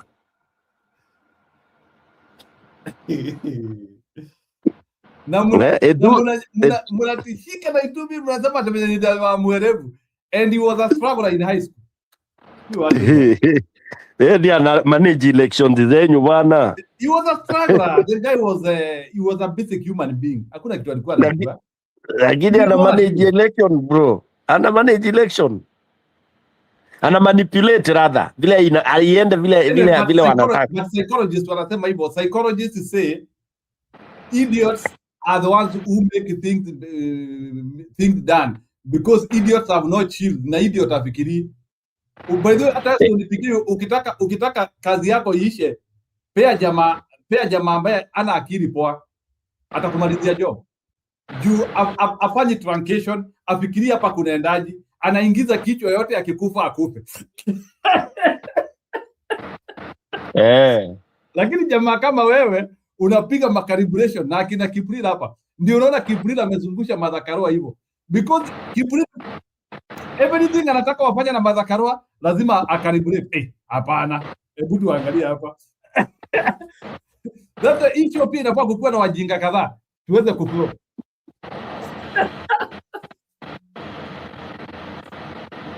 Go ahead. That's what nimekwambia. Ruto is very nice kutafuta mjinga kama huyo, because unajua Itumbi kazi yake ni kuangua na Ruto. Manufacture 70%. Tulikuanga na mmoja tu jana. Tunakuanga na wajinga tu wanakujanga tu. We had one yesterday. So it's actually you unahitaji wajinga. Unajua wajinga wanakusaidia kujua reality. Hata Yanga anakujanga, so no worry. Unahitaji wajinga. By the way, ukitaka kujua how life is functioning. Ongea na wase. Wanajuanga vitu, because unajua au ndio wase. Okay, story PK, wacha niwape hii story as we talk. Let me tell you, it's a scary story, but do you know that when hao watu akina Elon Musk na watu wengine wote, when they want to do a very daring move, do you know that wanatafuta kama majamaa wana information sana, alafu anauzia hiyo idea, alafu jamaa kuuzia hiyo idea, alafu jamaa anasema nitaenda kujaribu, and they come with the result. Because it has been said that bright people project zao hazishangi. Huyo jamaa anakuambia story ya miaka 10, lakini hawa tu who are just basic. Jamaa within 2 days akona initial decision which is close to the reality. So because that's why like saa zingine wajinga usaidia in daring missions. Tulipika kuna pali hatuwezi kutumia. Yeah, so now hiyo yote 8, 9, 10 ni nini? 10 ni aje? 10. How shall we remove Kasongo? Because saa hii mimi naona tumeanza sasa tunatapatapa sasa. Ukisikia Muturi vile alisema it means a lot. Okay? Na ukisikia Gachagua anasema anaenda retreat, it meant a lot. Ukiona Martha vile amenyamaza, alafu sasa haya mtu ambaye amenyamaza pia na ujui amenyamaza hivyo kiaje, mtu anaitwa Kalonzo. Na ukienda kwa ma polls zile zote zinaendelea Kenya, polls ambazo zinapigwa daily, watu wanasema Kalonzo Sifuna. So why can't we accept that and move on? Wanafaa kuchapwa kiboko waeke mmoja wafungie huko ndani.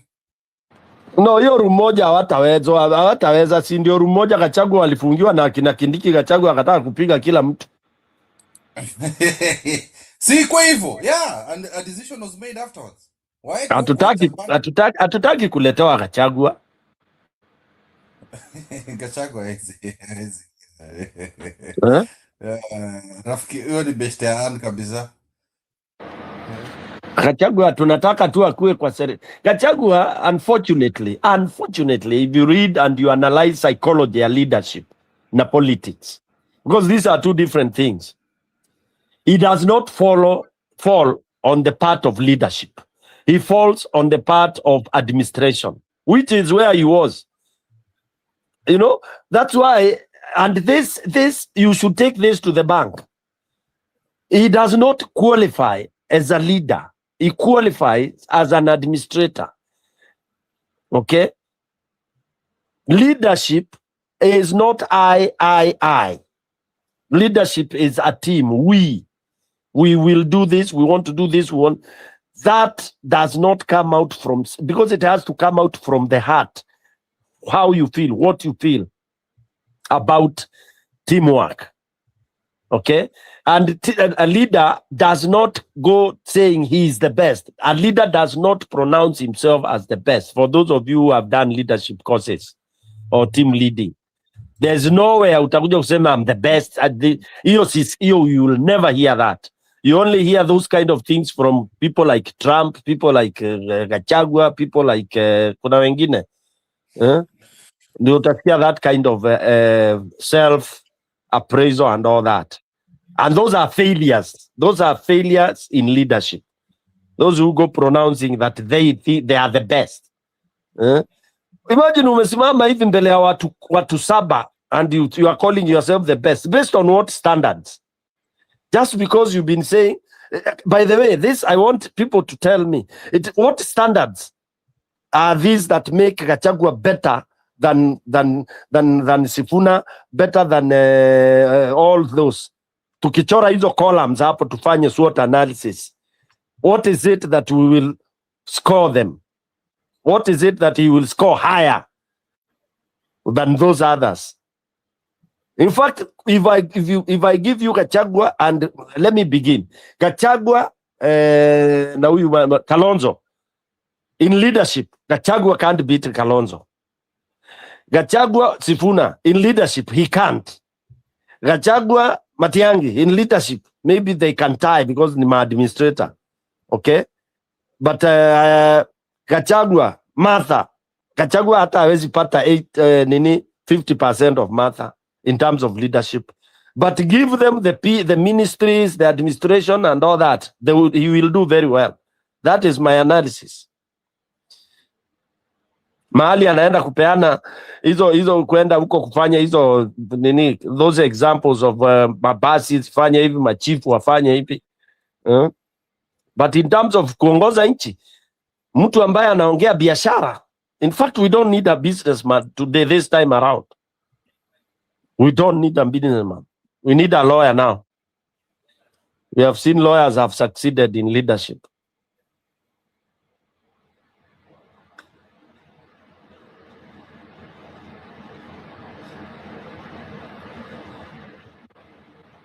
I'm saying knowing that his party is the one that is dominant in in my area and all. And luckily in my area is cosmopolitan. Wiper, DCP, they are all there. So it's not like those other areas whereby they are die. Whether you like it or not, you have to be in his party.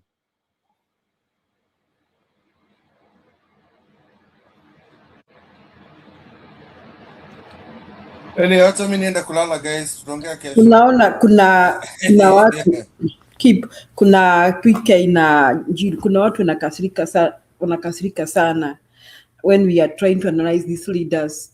Sometimes I feel like Kenya bado tuko mbali from getting somewhere to good leadership like Botswana, because we are just trying to be realistic of where we are coming from. If chuki against Gachagua, I'm against anybody.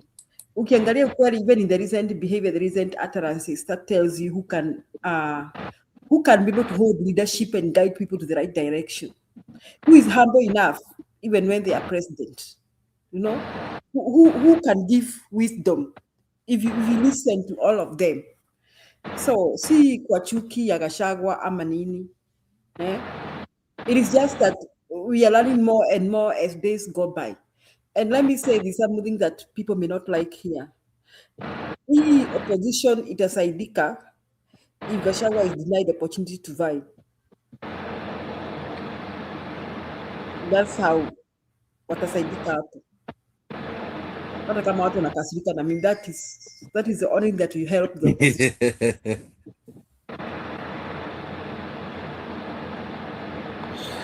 Ama tuseme mama tosha, mama na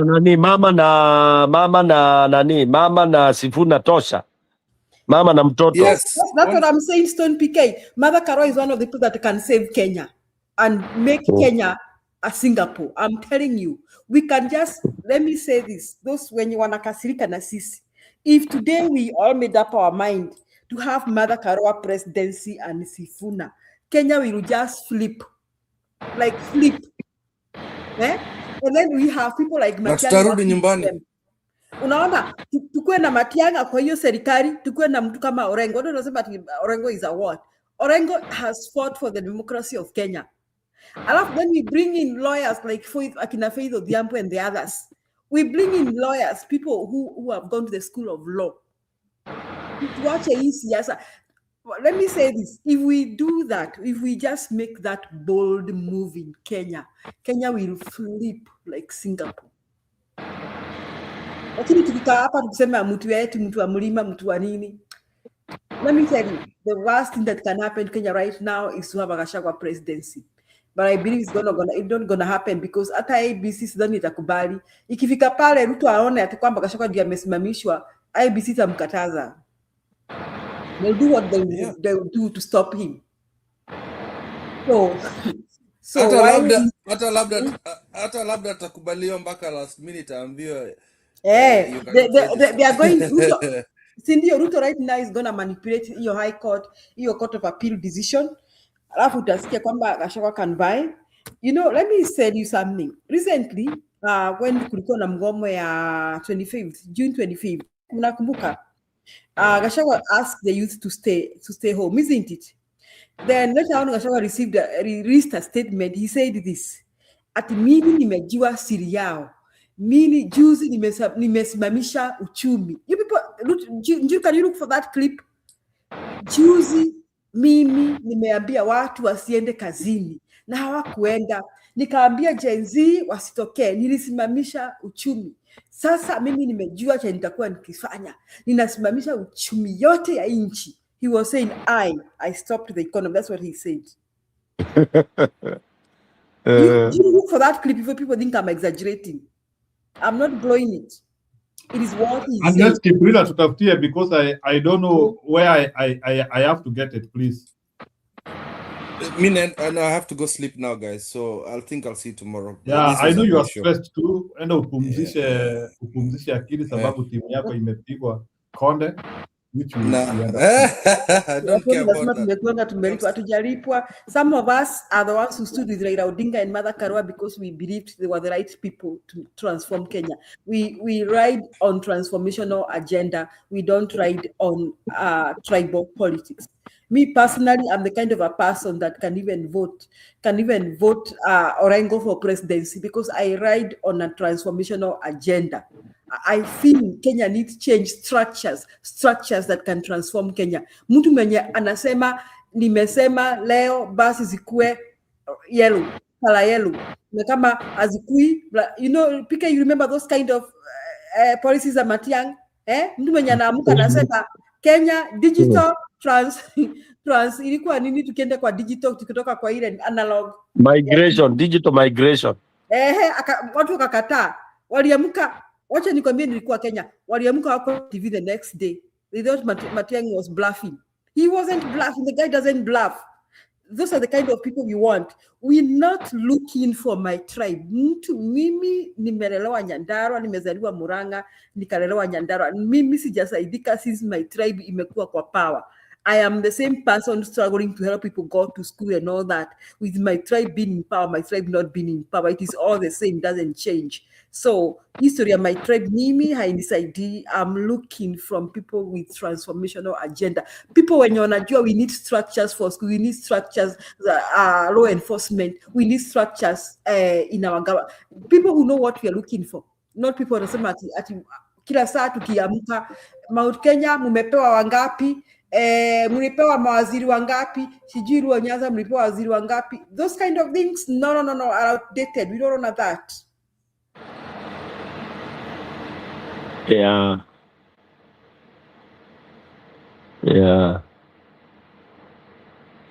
We are analyzing objectively. There is no and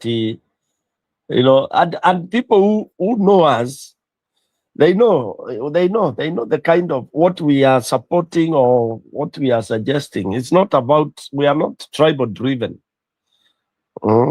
So, and I tell people, just listen.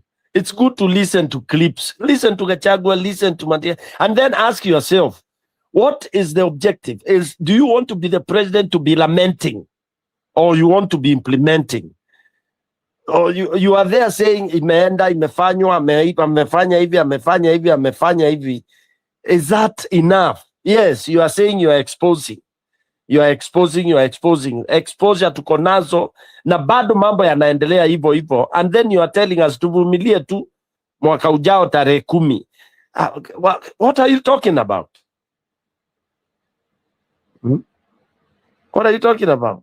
Unasema wewe, and then he talks sarcastically ati yeye si mtu wa kwenda kwa barabara, si nini nani. What is he saying? Niulize kama Atuoli. What is he saying? Anaambia watu nini? I think Bwana Stony PK, that one came as on a mixed messaging because 2 weeks before that he had said Raila hata hajui kufanya maandamano. Sisi ile maandamano tutafanya hii Kenya. Yes. Mtu atakuja kujua. So that is how his messaging was. Then 2 weeks to he did a 360, and it was something which I was unable to stand, even though I don't want you to go to maandamano.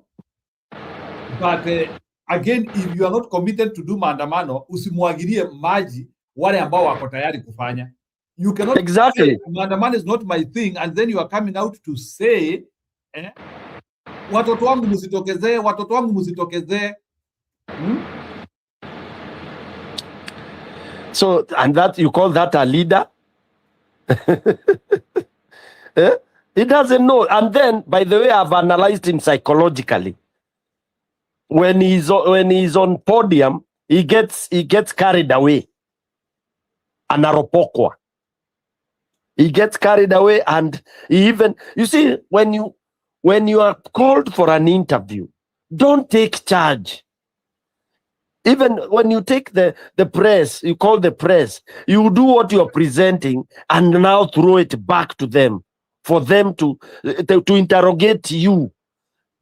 Accept, jianike ukue interrogated so that you give as much information as possible.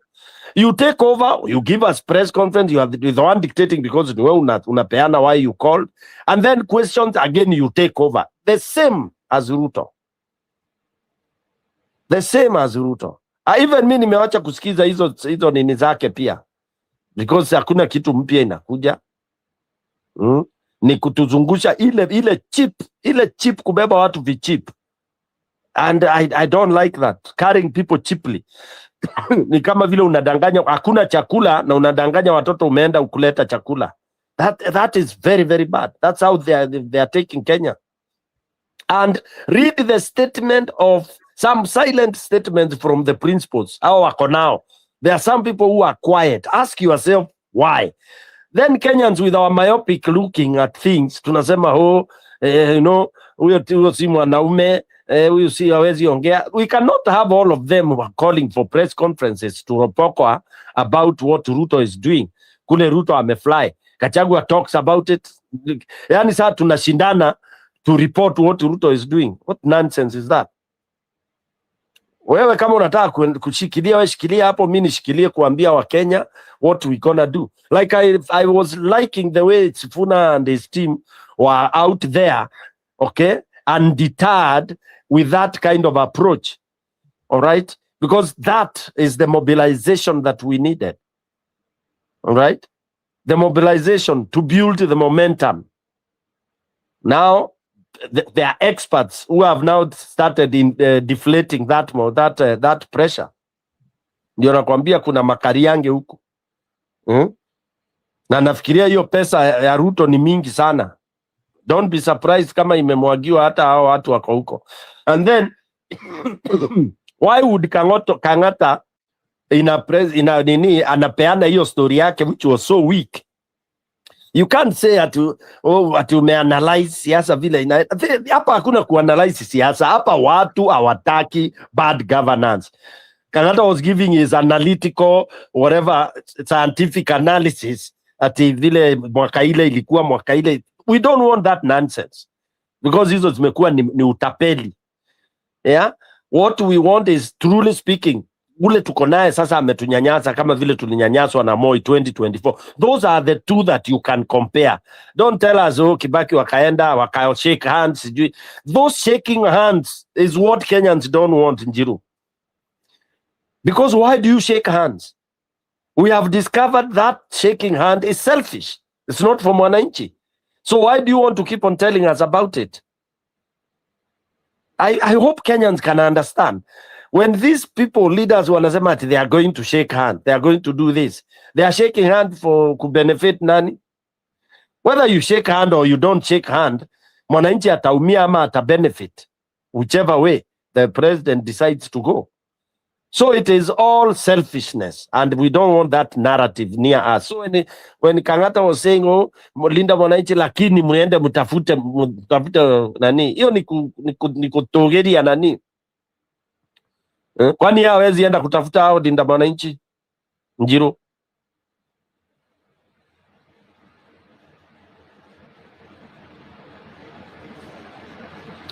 Nimekoma hapo. Yeah, what is happening is the opposition has to identify the new fighting front now. Lazima sisi watu wa upinzani sasa tuanzie kujiuliza tunataka kupigana aje, and then I don't know why, maybe, and they are very good chance. Hata kama mnasemanga Stone PK yule jamaa wangu mnamuitanga ni mjinga, but I can tell you there are some adjectives which Kenyan politicians have to learn. There is a very important word, we, W-E, when you are addressing people. Hata mukipata ushindi, mukipata ushindi, yes. That is the one you listen to American politics. Unasikia wakisema we have won, we have done it. We have won. Yeah, the American people. Yeah, we, yes, collective. So I think that's you know, there is even in communication, there is the first person, second person, and third person. When it comes to something which you are not doing alone, you cannot say I. That is something which Gachagua has to learn quickly, by the way, because his use of I is depressional. That one I can tell you for free. Yeah, where's the land? A person of his status No, hata kama uniamini, I'm just trying to give my own analysis of what I see. It is not only even in politics alone. Like, for example, Stony PK, yeah, even in the small departments where we work, and I've had even CEOs who are talking, or head of departments talking, or even me in the small cycles where we talk. Even in football, by the way, hata Messi akifunga bao aezi anzia kwenda sasa kuanzia kusema pale, na hiyo bao nimefunga poa. We have scored, we have done it, we have eliminated England. Yeah, that's how. But Messi will not go there and start saying I have eliminated England. Ama Lamine Yamal anzia kusema I have eliminated France. So that collectiveness is golden, and it works. I know, Tony PK, in your cycles where you work, you rarely use I. It is in the philosophy of team. A team, TEAM. You know, when you do TQM, or you read, even if you have not gone, you know, somebody who uses that has not even sat in a class of team building. I'm sure Gachagua has never sat in that, because one, the only team he was doing, he was a dio, na madio ni kudictate, wakienda ni, you know, they don't talk we, they talk I. Ninasema, and I forgive him. That cannot, it is not in his character. That's not what he was built. That is not his background. His background is not team. Because anybody who talks team, you've given a soccer team, you can never score that goal alone. So that's why they use that as an example, even in training, even in leadership. The first example they give is that of soccer. Pili ni the geese, when the geese are migrating from Europe to Africa. Those are the two key presentations that are given by anybody who is teaching or training people on teamwork. And then you see the story and you see how it goes. You are in an office, you are 5 of you, you are delivering the objectives of that particular team. You are in sales, you are field. There are those who are supporting you from the office. You can't go and say, oh, my company, I did this. Even when you are the CEO, you find a CEO saying, I, huyo ni CEO wa 1940s na 20s na 30s. But the modern CEOs kuanzia siku za Microsoft, they know what it means. As a CEO, when you are saying we, you are motivating even the team that is making you realize the sales. Even cleaners, you are telling them. So I think that is, and we are, personally, I'm not trying to attack Gachagua. What we are trying to do is we are shaping him as well, because that is something by now he has to learn. Even in a family, by the way, kuna pahali ambako sasa, like tuseme, in a family mumefanya kazi mzuri sana, in a family wewe watoto pamoja, you don't just go there and say thing nimefanya. So that appreciating the small efforts by everybody means a lot. Appreciating small effort by everybody, that is what makes projects like Manhattan Project get accomplished. The Retro Boy get accomplished. I remember, like the guy who was leading the making of Manhattan Project, because I usually follow how those people were speaking, and I usually love their art of communication. We believe by the end of 1945, we are going to make sure that we have one of the biggest atomic bomb ever. That's how they speak. JF Kennedy in 1961, when he is talking about the race to the moon, he said, I believe by the end of this decade, we, WE, there is power in corrective responsibility. But this, and these are the retro things which there's a political actors they have to run. If you want to use the word I, utuambie unataka kwenda kupindua serikali. That's where you work it on yourself. So that one we can allow you. But if you are engaging us and you want us to be part of the to be part of the team, we have to learn to appreciate the retro efforts by everybody. So But if you do it by yourself, that way ukisikia Museveni akiongea, sababu unajua Museveni alienda kwa msitu. Sijui tulipikie, umesikia Museveni akiongea. Museveni atumiangi wi. Museveni tu anasemanga I took this government from the bushes. Ni risasi nilipiga hapa. So hata yule mtu ambaye anataka kunitoa apige risasi. I don't know story. Have you heard Museveni saying that? Is one of the famous statements he has said. You want to get me out of office using a paper. Na analanua karatasi hivi kwa kamera. A paper cannot get me out. So Museveni is a first persona speaker. And we understand because yeye ndiye alijiweka hapo. Yeye alienda kwa kichaka. He could have died if he missed it. Akachukua serikali. Kama unataka kupindua serikali, you can use I, because hiyo ni effort yako. But if you want us to be part of the equation, you cannot say I.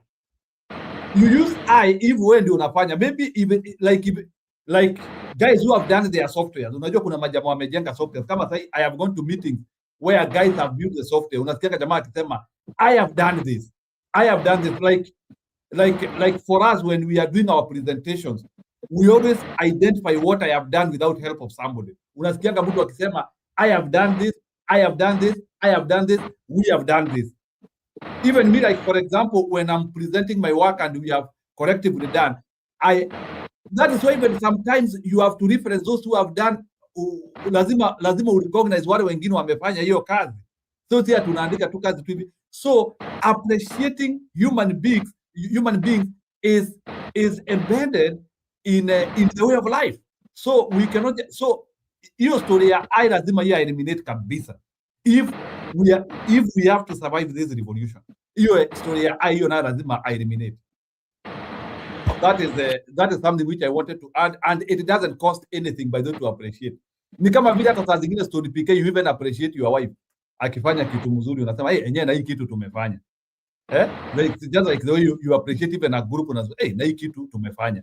So we have to learn to do that. We have to appreciate efforts, no matter how small they are. That is how even these people grow, and they feel like they can actually add more.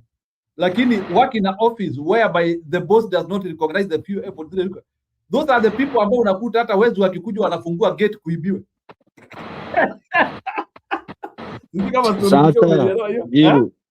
Then now, why do we keep on asking why these people are not deciding who should be a flag bearer? There you have the answer.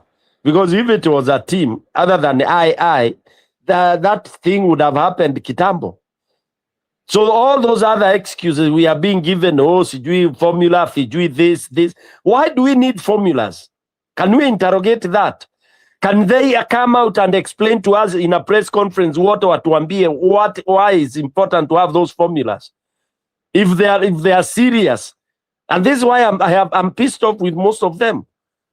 Is our problem who will be or who will remove Ruto?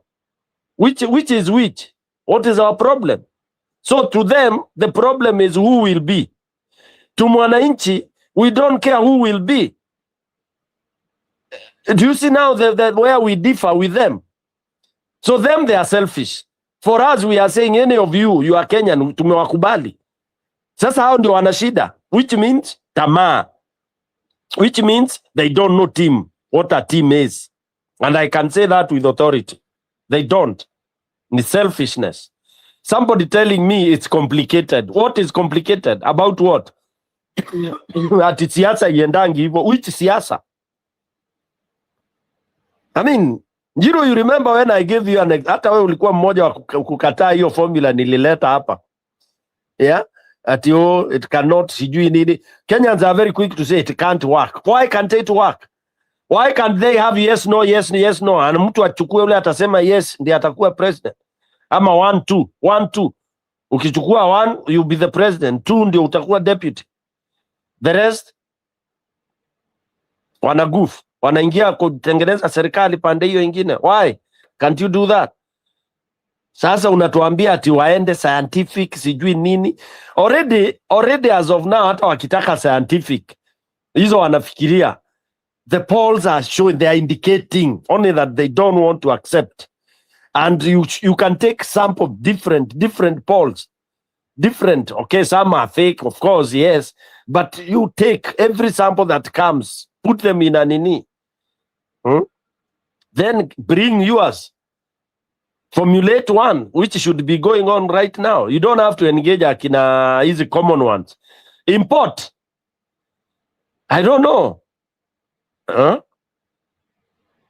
See, Matiang'i had a company and hired from Canada, but I don't know how far they have reached. No, for him that was to make to shape him, whatever. It's not for the name.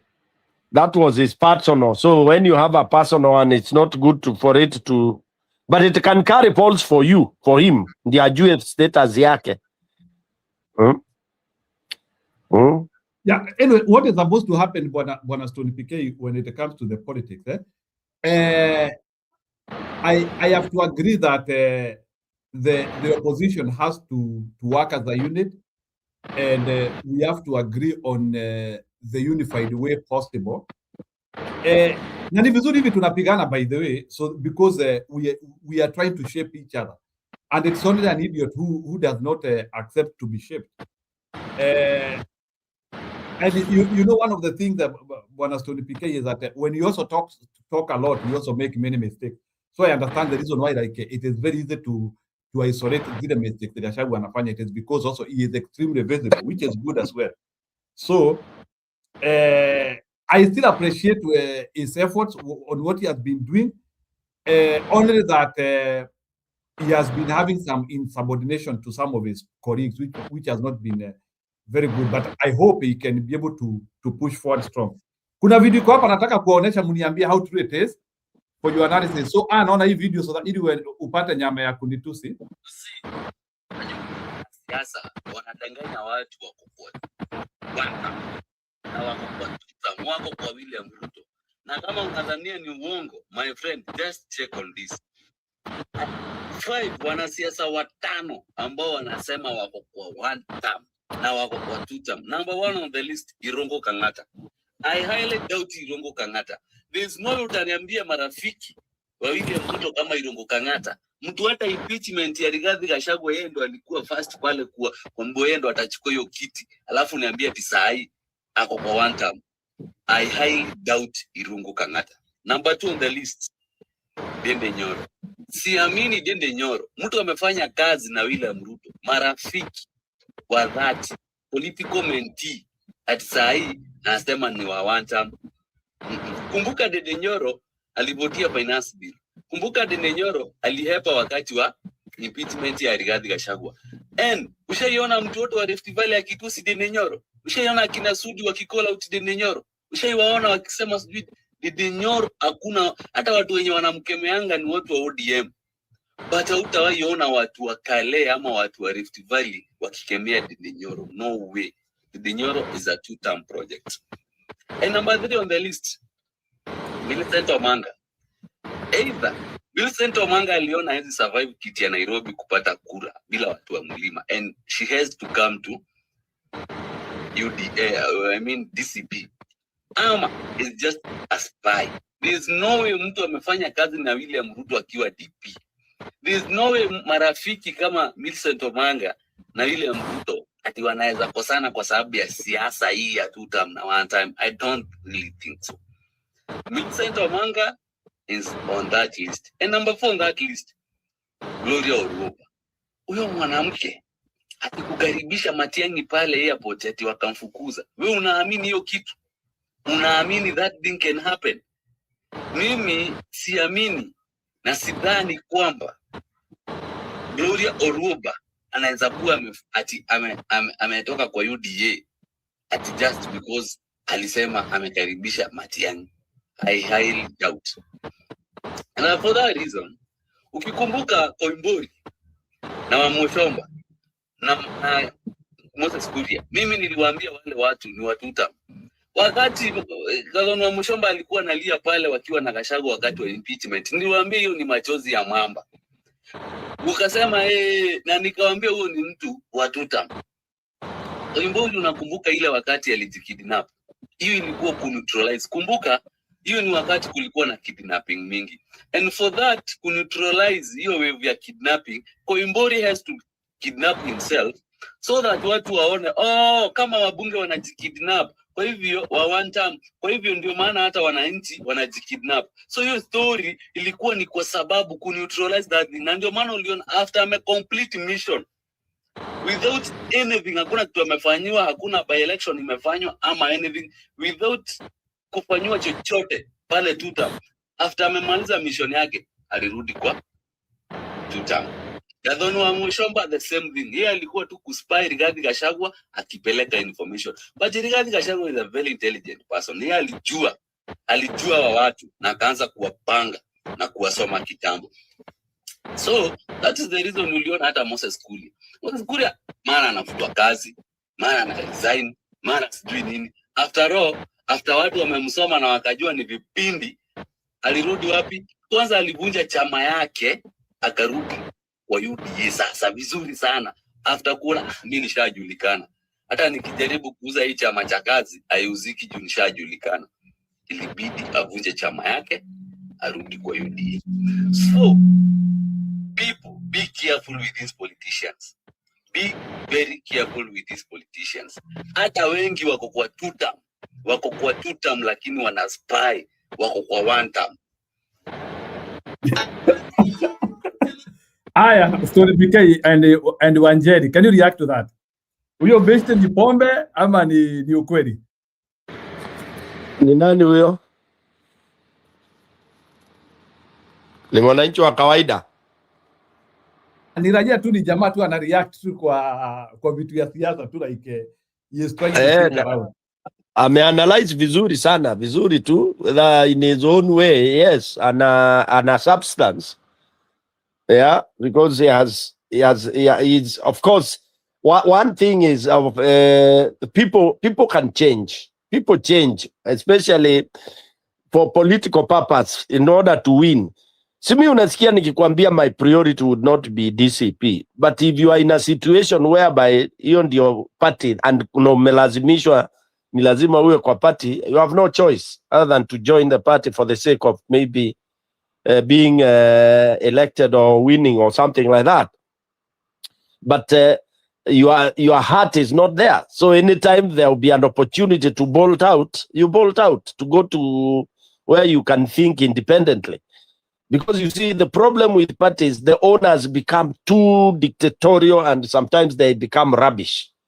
Yeah. So kama sasa hizo wave unaona, there are waves that are meaningless, of course. Ni emotions and all that. So for them to survive, wataruka huko. Because ask yourself, why is it that before you differed, you even never voted, you voted for the man to be chucked out? So what has attracted you to him now? That is fake. What has changed? When you stood and voted for me to be ousted, best you are convinced with the accusations and all that. Nini imebadilika? Some of these things are very shameful to turn around and start doing. And I agree when this gentleman analyzes like that. And that's why unasikianga watu wanaharibia watu majina. You know, wanasiasa ni malaya, wanasiasa ni this and this. But remember, there are those who are in leadership, but they are not politicians. And they actually, some of them are the ones that do very well. But those who come in the badge ya kujiita politician, who is a politician? There are those now conmen, our kurukaruka, hawana principle. A leader should have some principles that guide him. Yeah. A matope politician jumps all over, you know, depending on where you feel the wave is. And that's why you end up having very, very serious issues with whoever you are supposed to serve. Yeah, so kijana huyo mtu ameanalyze vizuri. There are many more that you can. But what I disagree is that you cannot close the window. Those who want to join, let them join. Lakini tujue wana join either to spy and scatter us, or they can be of benefit. Wanaweza kuwa wamejirira, wametubu dhambi. So you una expect hizo mbili. The best is not to give them big roles. Back to you. Yeah. Yeah, and maybe just to let you know that I would not be I would not be wasting my time here if I was not optimistic with the opposition. So when we are trying to poke holes in some of the things, unajua hii status quo tulikaa naye hapa ilituweka kwa cage for over 15 years na Raila Odinga. So we refused to call out Raila Odinga when he was messing up, and we had to live with the consequence. So at times when you hear some of us calling out bullshit and shenanigans, you have to appreciate. So this idea of thinking that I think some of us, I better even quit politics than to support Ruto. I don't think there is anything good which can gravitate us to Ruto. So at times when some of us here wanaanzia kusema ni kama like ati mtu ni atutam ni nini, that one is very, very incriminating, and I'm not happy of that. I think I have better things to do than just to camouflage in the name of supporting Ruto. So, you see, Muturi ni maisha yake. If Muturi is a stupid man, I don't care. I don't know him. I don't know how he lives his life. I don't know if he is a double agent. Mimi sijui. Much of these politicians, I don't know if they are double agents or not. I only know about myself. I cannot be a double agent, but I'm not sure if Kalonzo is not a double agent. I'm not sure if Matiang'i is not a double agent. I'm not sure if Gachagua is not a double agent. I'm not sure of anyone. I'm only sure of myself. I just hope that we can be able to go with them up to the finishing line, because some of them, they don't seem to have the willingness and the capacity and the strength and the mindset to take us to the finishing line. Because in the politics, you have to avoid obvious mistakes. You know, there is what we call complex mistakes and obvious mistakes. People lose their destiny because of obvious mistakes. I like using soccer because I watch soccer a lot. Many teams lose games not because they did not play well, but it is because they did some obvious mistakes in a place where they were supposed to make a razor sharp decision. So don't expect 100 mistakes to kill you. It is that one mistake which you make at the time when you want to do the right decision. So, and when you see some of us calling out the opposition, and sometimes we feel there is no apt strategy and good framework coming out, and there is some a bit of individualism in a place where we don't require individualism. There is no one who has ever won in politics with individualism. Politics is the only thing which appreciates group work and motivation. You know, siasa, those are the two things which, as long as you are motivating people, you are making people to see what they are looking for. You are showing people the agenda, the political goodwill response. And I would advise you, look at how some people who have galvanized huge crowds, what they did to make people follow you. Actually, to make people follow you is a very small assignment. You just need to address the issues and become selfless. It's that simple. And show people that you mean what you are telling them. It is usually that simple. Just tell people you mean what you are telling them. Usikue like the famous guy who used to preach wine and to preach water, and he is taking wine. We have a vantage point where we have now an election which we can win, the Olkarau. And I hope we win it. But we have to learn on how we handle the electoral cycle by moderating our minds. And if we have to attack each other, it has to be a moderated attack. Maybe because maybe some of these people are moles, and maybe Gachagua could be having information. That's why he comes to wash that linen to them. But if somebody is a mole, then expose him directly. Sema wewe tunajua unafanya kazi na Kasongo. But don't lump that with Linda Mwananchi, who not everybody there is a mole. If you believe And these are some of the missteps which Gachagua is doing. Gachagua is unable to expose most, and he thinks that those people would work with him. And remember, Amo is worse than undeclared enemy, for your information. Did you come as you appreciate that? Amo is worse than a declared enemy. Because Amo is jeopardizing you from within, pretending that akona wewe. So for me, I would rather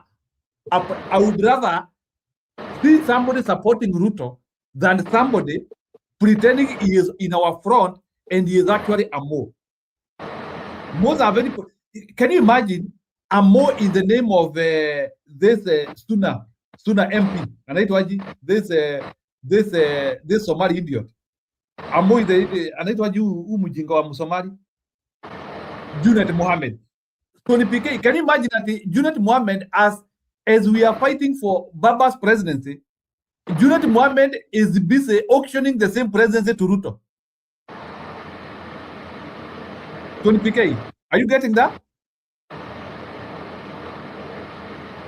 Yeah, I'm listening. Jerry, are you there? Jerry, are you there? Kiora, are you there? So, and Paul Sana, I am not trying to water down the system. What I'm trying to do, I want us to be serious. I want us to watch our narrative. We have to be collective. We have to be collective. We have to do things which make sense, because Kenyans will only follow us if they see kuna pali tunaenda. Remember? Yes, I'm here, Njiru. Oh, and Jerry, I was saying something. Nilikuwa nikikuuliza swali. Can you imagine that I was just saying it is better a person who has declared support to Ruto than a man who is pretending to be working with us and he is a mole. Na nikapeana example. Can you imagine Junet Mohammed is pretending to be with Baba all through. Na pia sisi tunafikiria sasa this one is our foot soldier number one. And at the same time, the guy is busy auctioning the presidency to Ruto. Discuss that. Yeah, I think we didn't see the rights of Junet. Moles are everywhere, Njiru. Moles, hata Gachagua anajua kuna moles. I hope he knows them and he can say, I think he's smart enough to see that. Na watajitokeza tu. We'll see them, but the signs of times. So tumeona dini njona vile amebehave saa hii. Unaona? So we'll see them come out. Sooner or later. That's my take.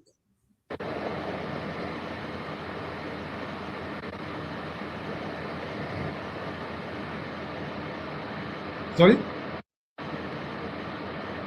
Nimeongea Jimmy, huku unanisikia? I didn't get you. Ni kama nilikupoteza. Sorry. Say again. I'm saying that the moles, we shall see them with their behavior sooner or later. And I think Gachagua knows. So yeah, and you have to identify them quickly because they also stack a lot of information from you as well. Eh? Yeah, he needs to because unajua they are trying to double cross you. Wanakudunga kisu ya nyuma.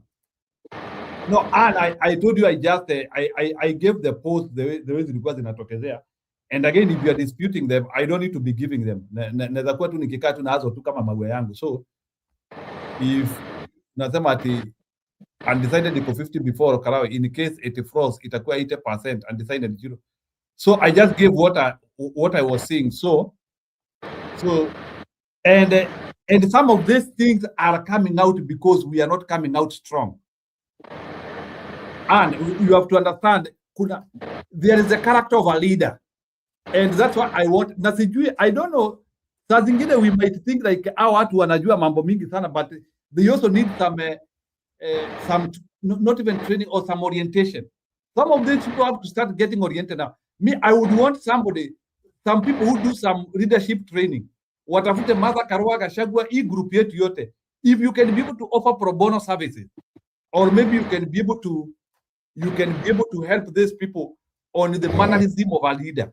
Please offer, because leadership has its own skill. There is a way in which a leader communicates. For instance, I want to give a small example. kiongozi ana behaving kama software. Njeri, na hiyo, if you have not gotten anything today, get this one. We always get this one when we are doing trainings in the engineering side. A leader should behave like a software. How? This is how a software behaves. Software, kuna yule mtu anatumia. Yule mtu anatumia na kuna yule mtu ako ndani ya system. Yule mtu ako ndani ya system, he has his own access. Haya ni sawa. Let me mute Stone PK kidogo. Okay. Sawa. So, kila mtu ako na rights zake. You have your own rights. So this is what happens. We say this in leadership. In leadership, we say as a leader, never criticize people who you are working with in public, no matter how much error they have done. Never ever criticize. If you believe somebody could work with you or they are in your front, you can work together with them. Never criticize them in public. Look for closer, because once you do criticism in public, you actually advance that wedge. You make the disparity bigger. You actually lose those people.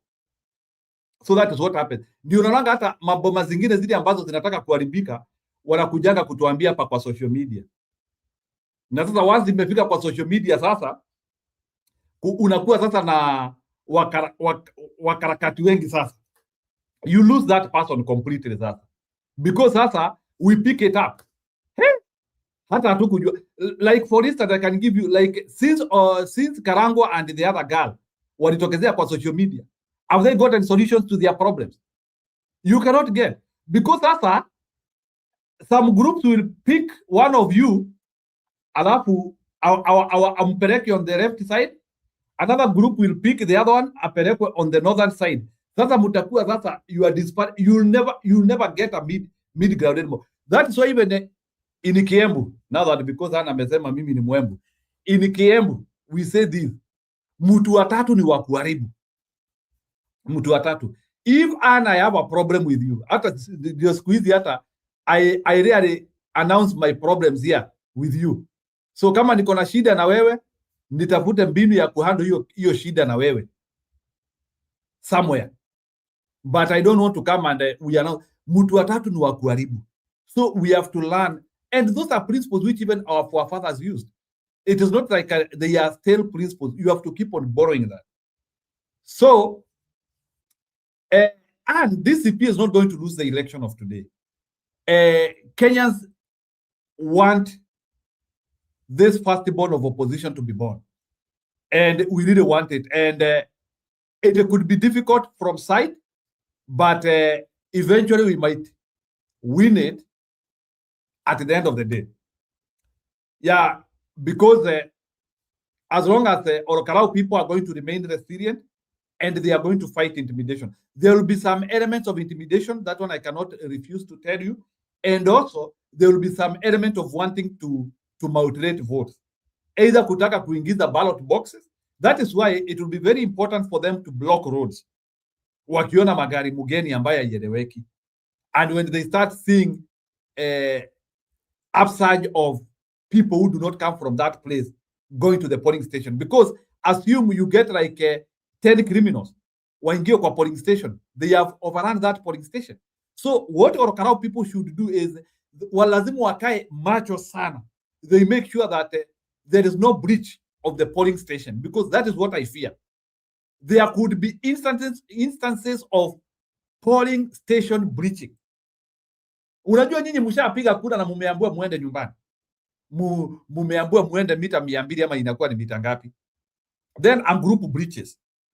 Then group ikibreach waingie pale kwa polling na ni watu 10 na wako na miti.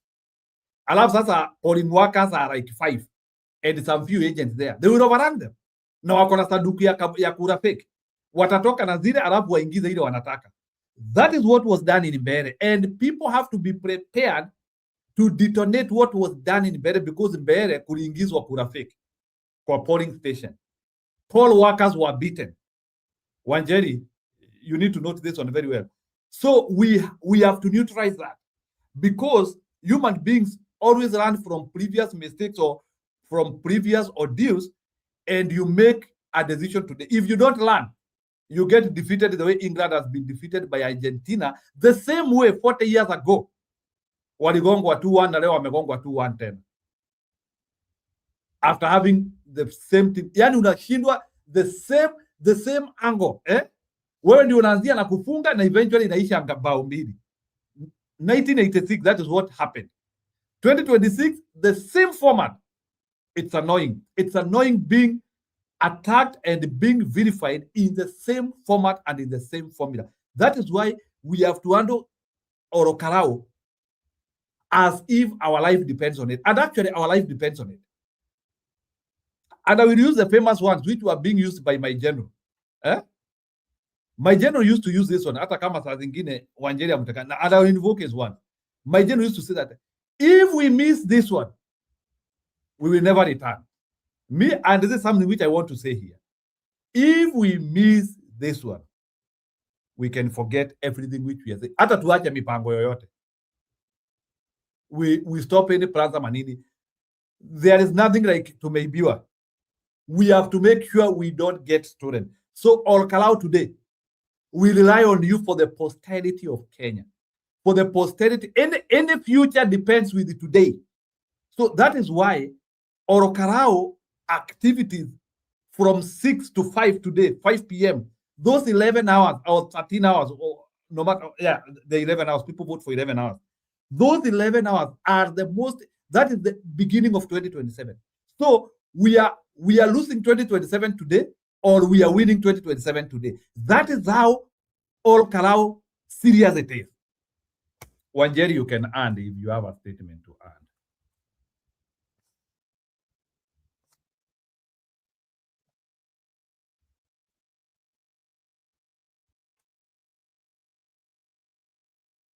Wanjeri, are you there?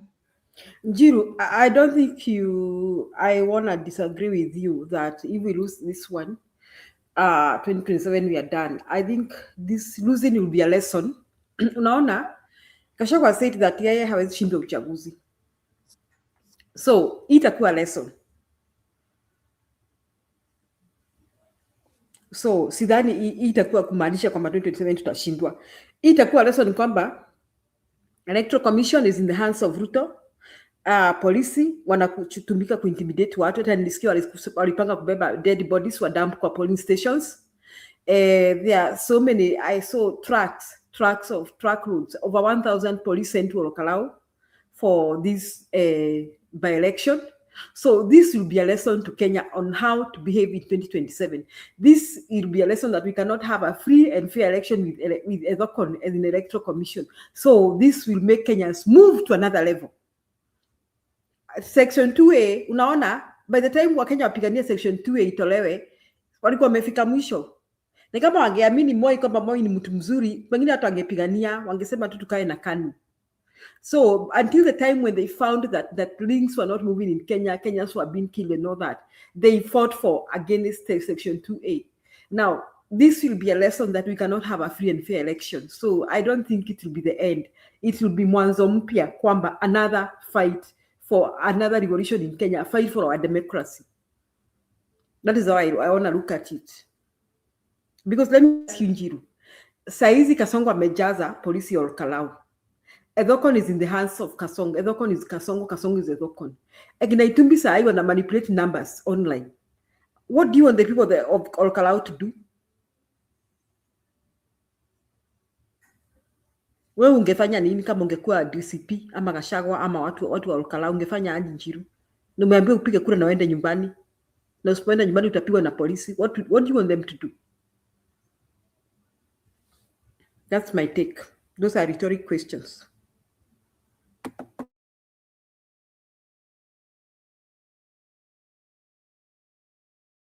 Yeah, and I think people are discouraged, or you cannot remove a government with discouragement. You have to correct yourself up. You cannot give up unless you do the job, and there is nothing like giving up. You cannot give up and you have not finished the job. The job is finishing in 2027, so there is a lot to do. There is nothing like giving up. So whoever want to give up, he is not in this race. Giving up is you allowing Ruto to win. We have to go and go and go. So let me see if today I can be able to get a video. Hata nilikuwa acha niwaekee kamanda leo kama mnampenda, alafu nitawekea Gachagua and then I go home, niende nikapike mushere na minji sasa.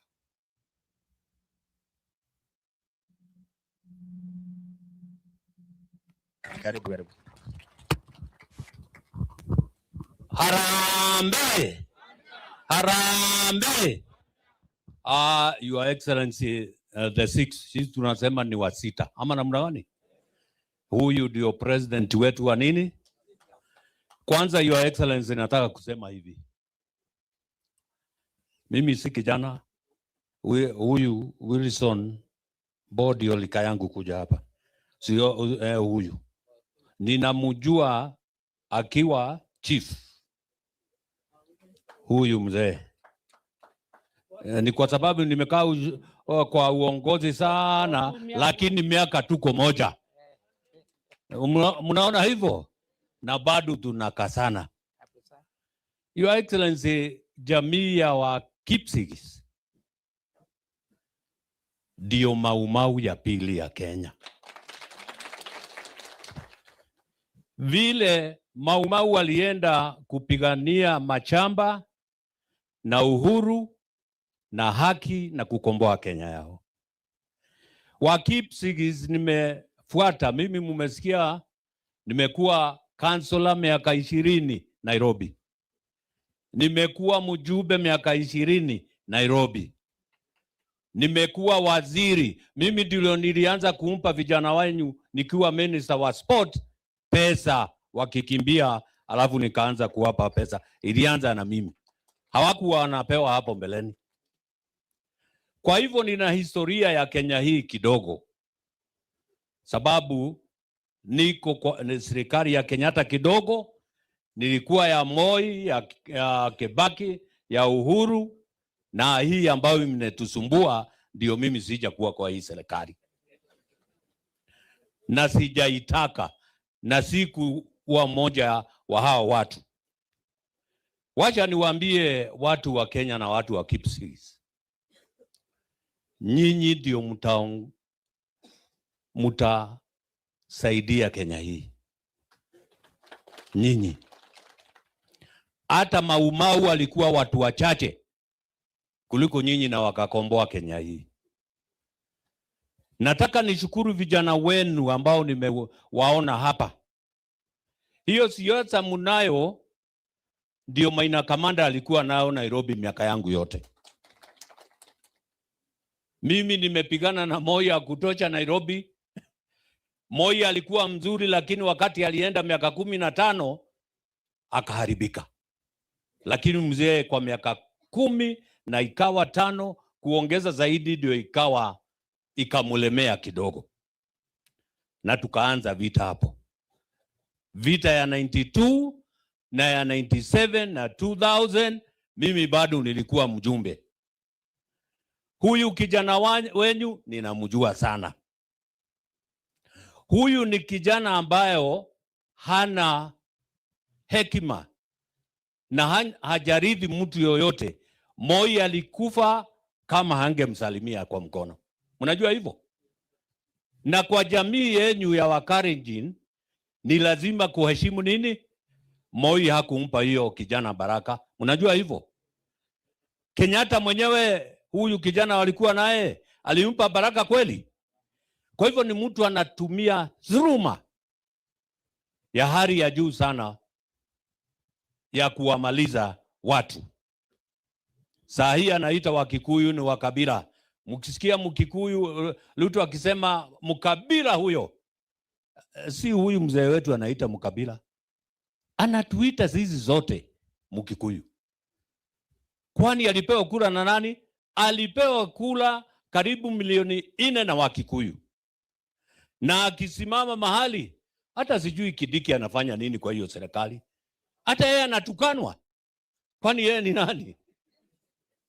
Watu wengine hata mawaziri ambao wako kwa serikali ya Ruto, ingekuwa mimi ni Maina Kamanda, ningewachana na hiyo vitu. Sababu wakati anatuita wakabila, anawaita mpaka mawaziri hawa na anawaita mpaka Kidiki. Mimi nataka kuambia nyinyi muwe mstari wa mbele kusimama kidete. Huyu kiongozi wenu tunamuita ni mtoto wa Maumau. Na kabila yenu vile vile, mimi nimekaa na nyinyi sana. Nilikaa na Isaac Salat. Isipokuwa alitumiwa vibaya kidogo, alikuwa mzee wa hekima. Na nikawa na watu wengi wakati hiyo ambao walikuwa ni wa jamii yenu. Na nyinyi ndio mnaaminika kwa ukweli wenu. Mumenyanyazwa, lakini nyinyi vijana msimame kidete. Your Excellency, mimi ninajiuliza jameni, wewe ukitaka mali yote ya Kenya, hata Mungu ni mzuri sana, kwa sababu hatutaishi milele. Ni kweli, tungeishi milele Ruto angetutesa, lakini kundakuwa wakati atakwenda. Kwa sababu maisha hapa duniani ni ya miaka yote kweli? Ni ya muda. Sasa ukitaka kukula kitu yote, kwani kuna ambao Mungu amekwambia umpelekee na pick up huko mbinguni kweli? Si ni ile tu kabuli yako utawacha hapa. Na sijui sisi wanasiasa tunakuwa wanafiki wambaya sana tukienda kwa viti vya siasa. Unajifikiria we mwenyewe na familia yako umalize Kenya mzima kwa sababu yako na familia yako. Hata hukumbuki kuna Mungu ambao anakuona. Na ndio Mungu tukasema ni wa ajabu.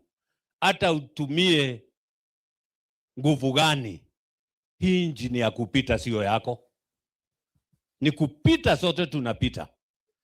Na ningekuuliza Bwana Ruto, ujue ni kupita, unapita. Uache kunyanyaza wa Kenya. Hii nchi imeonekana na watu wengi na wamepita na unawajua. Hata we utakuja kupita. Hii nchi ni yetu zote kupita, lakini sio kunyanyaza watu yetu. Mimi ninataka kuwapa historia moja ya sisi wale watu ambao ni wa Mount Kenya. Tumekuwa na Kenyatta yule original akiwa kiongozi yetu. Tukawa na Mwai Kibaki akiwa kiongozi yetu. Tukawa na Uhuru Kenyatta bado akiwa na kiongozi na mtoto wetu. Kwa saa hii hatuna mtu mwingine. Tuna Rigathi Gachagua akitushikilia na akituongoza kuendelea mbele. Na tunamwamini hata sisi ambao ni wazee. Sisi ni wazee kumuliko kimiaka hata kwa siasa. Lakini tumesema mtoto wako akiwa chief, wewe baba umutolee kofia. Hata saa hii ninamtolea hii kofia kwa sababu yeye ndio ameshika usukani wa jamii yetu ya Wakenya. Nimesema namna ya Wakenya kwa sababu saa hii tuko na nyinyi Kipsigis. Juzi tulikuwa kwa Mijikenda na anaunganisha, karibu aunganishe Kenya mzima. Your Excellency, mimi ni kukuuliza kwa heshima. Mimi ninajua you will form the next government with the people ambao munao. Nyinyi ndio mtakuwa kwa serikali. Huyu Kasongo hata akipita wapi, hakuna mahali anatakikana. Pale Olkarau ndio kwangu nyumbani. Na niwape historia ya Olkarau. Olkarau bado ndio ilikuwa inaitwa Kipipili. Mnajua wewe Wilson, unajua Kipipili? Ndio Olkarau today. Moi alimwaga pesa, akamwaga vitingi, akalete kila kitu kwa nini, na bado akaenda ngo bila kiti. Hapo tu. Wakikuyu wa Nyandarua ndio maumau ile kali. Hakuna kiti inaweza chukuliwa na mtu. Na mimi nataka kumuuliza Rais Ruto na IBC. Hii kiti ya Olkarau ndio itamfanya awe rais wa Kenya ama aende nyumbani? Akichezea kiti hii ndio maisha ya Wakenya na IBC ambao wako wanafanya uchaguzi hii, Wakenya hawatakuwa na haki ya kusema kuna IBC ambayo inaweza kufanya uchaguzi ambao ni halali. Kwa hivyo tunamuuliza akae kando. Hi American parents, I am offering a free class of my best-selling math program. Here your child will master. IBC wafanye kazi yao. Ile pesa umepeana Bwana Ruto Olkarau imekuliwa bure. Uliona watu wakisema wamefunga mkahawa jana. Hawa ndio watu wa Olkarau. Hatutaki ushawishi wa polisi. Wewe kama unataka kujipima, uache kuwe na uchaguzi wa halali. Ndio ujipime uko namna gani Central. Ujipime. Na unaweza kujipima kama umewacha siasa na IBC ifanye kazi yake. Na hiyo ndio maombi yetu sisi watu wa Olkarau. Hatutaki vujo, hatutaki mtu, tunataka watu waamke mapema, waende wachaguane, na tuna uhakika 90% of the vote in Olkarau ni ya DCP, na muende mkijua namna hiyo. Mimi naambia kama mzee na mtu ambaye anaishi huko ndio boma yangu, huko ndio ninaishi, na mimi ninajua watu. Nimpe historia ya mtu alikuwa anaitwa JM. We mzee Kariuki unamjua. Mimi nilimchagua 69 na 74 hapa Olkarau. Alikuwa anachaguliwa hata kama, kwa sababu serikali ilikuwa inamuinda sana, alikuwa anachaguliwa bila hata siku moja kufanya kampeni. Hiyo ndio watu wa Olkarau. Wakiamua wameamua. Walichagua JM mara mbili bila yeye hata kufanya kampeni. Walimchagua Githiomi Moi akiwa ameenda huko mara 4 na hawakupata kula yoyote. Ruto hakuna mtu anamtaka Kenya, asije akadanganywa na hao watu. Wajumbe wale ambao ni wa Central ndio wanalia usiku na mchana, wewe Ruto fanya miujiza, hata kama ni kuiba uibe Olkarau ndio tusimalizike. Wanamwambia namna hiyo kina Ishongwa, tuibie hii kiti. Na muonya rais wa Kenya, uchaguzi wa Olkarau ndio tesi yako na vile utaenda nyumbani. Unaweza kuiba kiti ya Olkarau na iwe ndio mwisho wa siasa yako ya Kenya hii. Kwa hivyo sisi tunataka uelewano, tunataka siasa ya Olkarau ifanywe vizuri, watu wa Olkarau wakubaliwe, wafanye siasa yao. Umewapa pesa ya kutosha, wacha kesho usiwaletee polisi, usiwapiganishe, usilete wamombi huko na ile kamama ya Murang'a ya kupiganisha watu. Waondoe Nyandarua, ukiwaondoa Nyandarua siasa hata sisi hatutakuwako kufanya kazi yoyote. Watu waende wapige kura, wewe mtu yako candidate aende nyumbani mapema. Sitaki kukuchosa sana Your Excellency. Vile nimesema mimi ni mzee, mate itamalizika. Lakini tulikuwa siasa yetu ilikuwa ya nyinyi vijana. Si unaona? Mimi niko na miaka ya hiyo baba yako yule. Can you see my politics then? Ulisikia siasa ya Maina Kamanda Nairobi? Ilikuwa moto. ilikuwa moto, haikuwa, ilikuwa nini? Ilikuwa moto. Na hakuna wakati, hata wakati His Excellency amekuwa kwa Ruto. Mimi mzee sijakuwa kwa Ruto. Lakini mtu alitusaidia huyu jamaa. Hata Ruto ulifanya mzuri, ukafukuza Gachagua jameni. Kama ungemfukuza tungekuwa tunalia Kenya mzima. Angekuwa anapigwa na nani huyu mwanaume? Watu yote hii Kenya ingekuwa Ruto alikuwa nafikiria akimfuta His Excellency, Kenya itakuwa kama Uganda. Unajua hivyo? Watu yetu sasa watakuwa uoga wawe kama Uganda kwa Museveni. Kenya will not be ruled for 40 years na Museveni, na wewe hata hiyo 10 hutapata. Usijaribu kufikiria Kenya yetu itakuwa Tanzania mahali uchaguzi watu walisema wamepata 99% na hakuna uchaguzi ulifanywa, na mahali ingine kama Uganda. Kenya is a different country. Unaweza iba uchaguzi uwe ndio mwisho yako, hiyo mali unayo ushindwe, utaikulia wapi? Kweli ama si kweli? Kweli ama si kweli? Kwa hivyo tunataka amani kwa nchi ya Kenya. Ndio kama mimi mzee nikisimama, ninajua kutakuwa na utaratibu, na huyu mzee tumpongeze. Even to our community, if he was not sacked, mimi mwenyewe ndio nilikuwa namwambia can you resign? Na nimeona angelisign, saa hii angekuwa jela.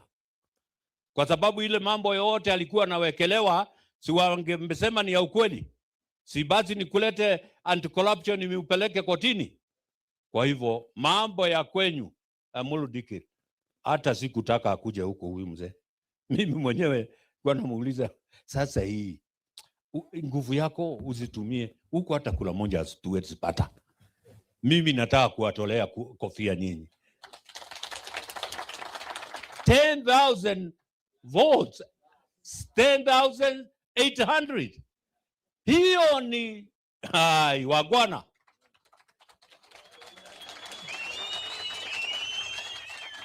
Kofia mzee So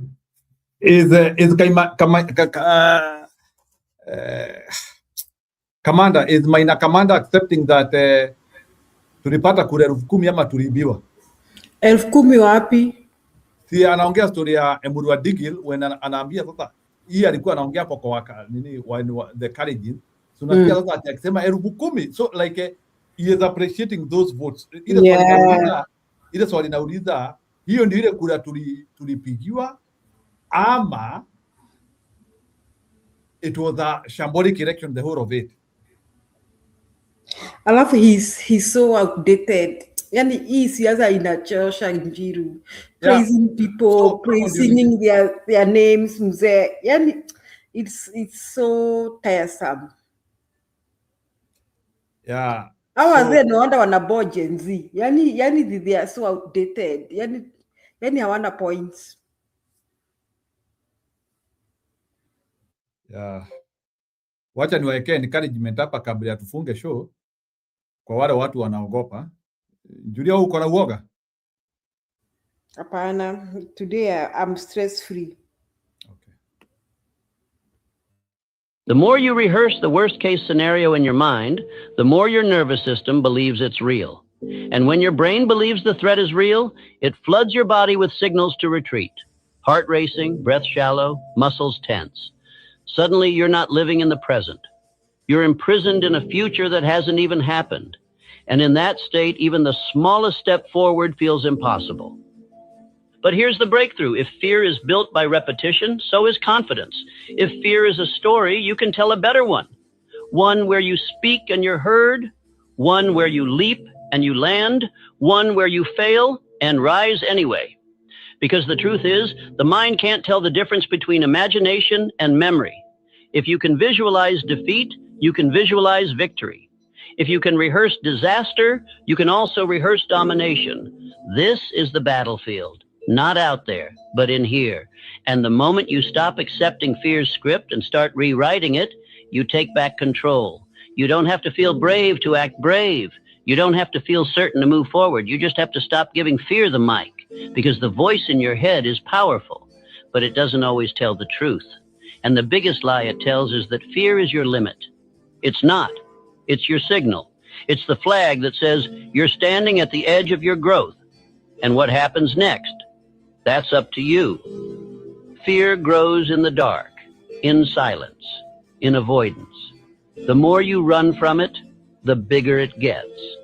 The more you try to outthink it, the louder it becomes. Because fear doesn't shrink with time. It shrinks with exposure. And this is where most people get it wrong. They wait for courage to arrive before they take the leap. They wait for the fear to fade before they take the first step. But courage doesn't come before action. It comes because of action. Imagine standing at the edge of a freezing pool. You can dip your toe in, walk away, come back tomorrow, overthink it again, and still feel cold just looking at it. Or you can jump in, shock your system, let your body adapt, and in a few seconds you're no longer afraid. Why? Because you've experienced what your mind exaggerated. That's exposure. It's not about being fearless. It's about being willing to feel the fear and still step forward, willing to look uncertainty in the eye and say, you're not the end, you're the beginning. This is how you kill fear. Not with avoidance, but with exposure. You lean into what terrifies you. You practice the uncomfortable. You make it familiar. And the more familiar it becomes, the less power it holds over you.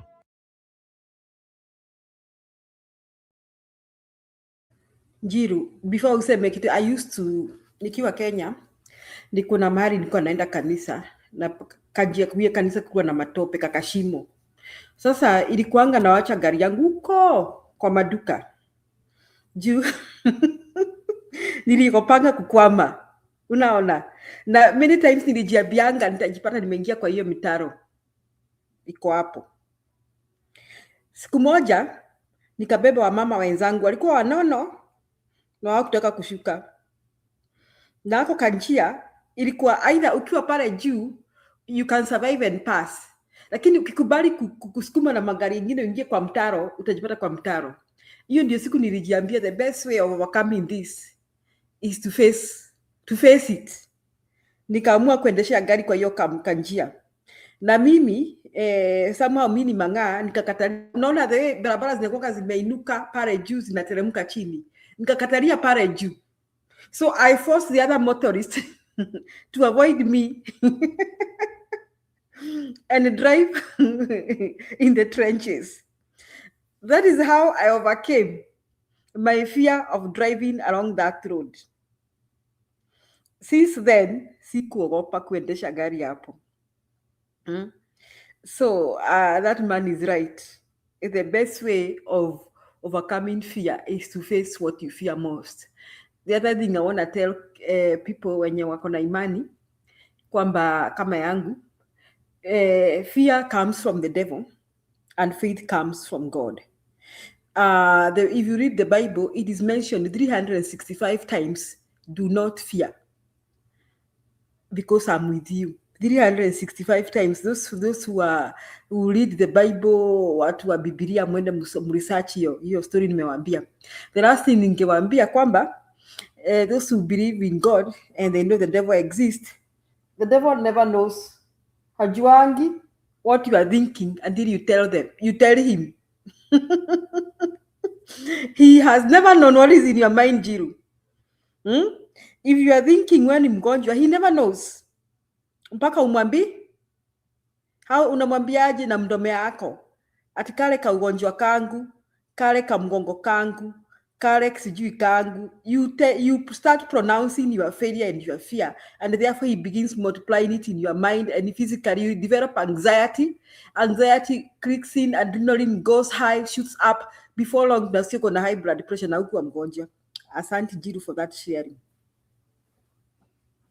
Yeah, and another man said the greatest weapon on fear is actually fear itself. So you should not. So I know Ruto has been presented as a very huge human being. Ruto has been presented as a very strategic human being. Ruto has been presented to us the other day. Kiraito Murungi told us that he has never lost an election. So, and it doesn't matter vile atakuja, kama anakuja akituchinja, anakuja akituharia, hatuwezi mtoa hapo. And some of those things are sending chills to people. Unasikia even there are some people, even including Ruto bloggers, unasikia wakituambia nyinyi hamjui kile mnacheza nacho. So they really want us to fear. And I want to declare or to say that we have to be. Ruto is scary. Jerry, when you look and when you hear the guy has killed Gen Zs, the guy he has stolen everything from us. The guy is scary, but it doesn't mean we can do it. It doesn't mean we can do it. So hiyo story ya kuogopa Ruto itabidi tuache, including our principles. I want to see them now starting to develop another eye of courage. They have to start claiming huyu mtu tutamshinda.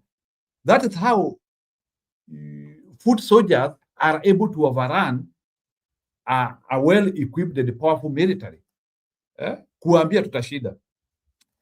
It has never been proved, maybe na hii kitu nitasema Njeri, it has never been proved the amount of artillery which you need to even defeat a weak army.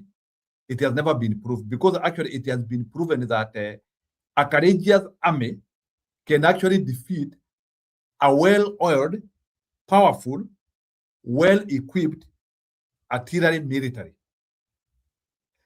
As long as these people are courageous and they are ready to face whoever they need to face to. So courage has been seen as one of the most important things which overruns even lack of resources. Unaweza kuwa una chochote, lakini ile ujasiri uko nayo inakufanya hata ukue bingwa.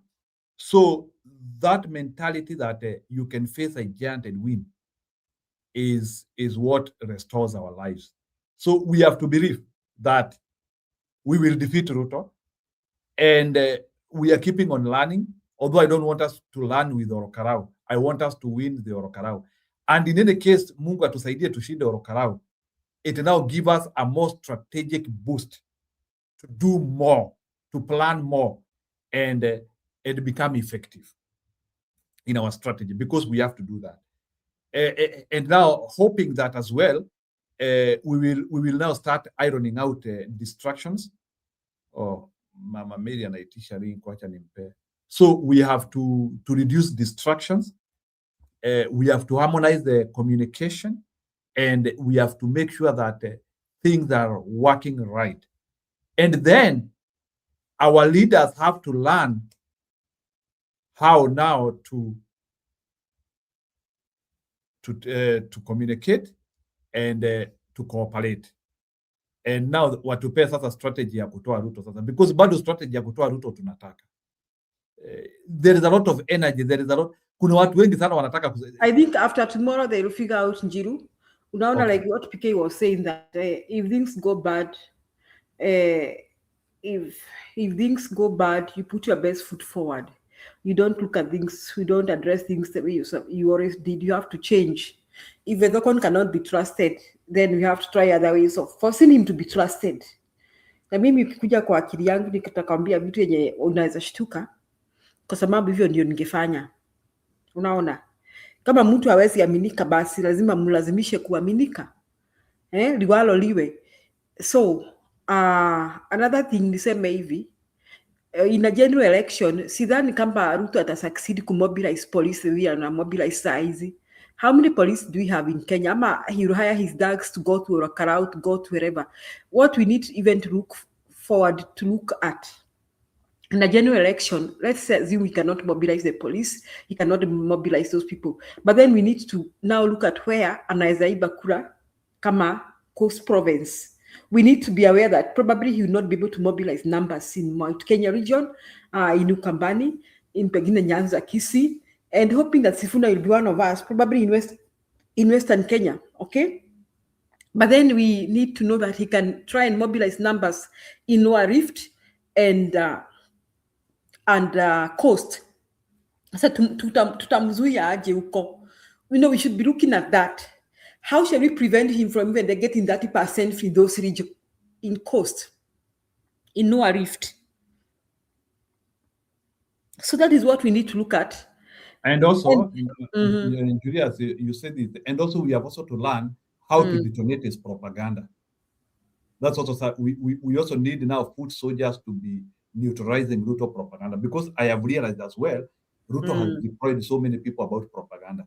Like, for example, Kiraitu Murungi, whatever he said, that was a propaganda which needs to be nuked, because your statement, majenzi wakisikia, who have not seen a lot, wanaweza kusema na hii kitu inakaa ukweli, basi huyu mtu tuachane naye. That statement ya Kiraitu Murungi was purposive, targeted, specific. Ruto has never lost an election. He was speaking to people who do not know history. Huyu mtu tu wachaneni tu na yeye tu, mumuache hapa. Huyu hata mtumie rafuta, huyu amwezi toa. Even if you blast this one, you cannot. That is what they are trying to bend to people. It is a mission impossible. So we need to show people the path which Ruto has used, the uncouth path. 1997 alichapa mtu kofi, alikuwa anaitwa sijui bia ama ni nani, like the uncouth path, like he had to access somebody, access somebody, he had to take advantage of somebody. I mean, those things have to be said. Na Mama Mary nakungojea, kama unaingia studio, yule mtu anaingia kwa studio ni yule yako kwa studio already. So kama unaingia ni chap, please go ahead.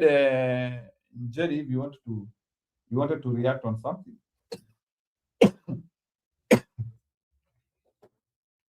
Uko na jambo la kuongeza hapo? So yeah, you're right. We are not gonna buy fear na watu. I hope all those things tumeteta hapa tukasema akina Gashawa, akina Matiang'i, akina Martha Karua wakae chini watupatie candidate. I hope they're gonna swallow their pride and just think about Kenya and not themselves. And nawajue kwamba unless Ruto is out, none of them can be president. So they need to focus and realize that first objective ni Kasongo aende nyumbani, then one of them becomes president. Otherwise they cannot become president unless Kasongo ameenda nyumbani.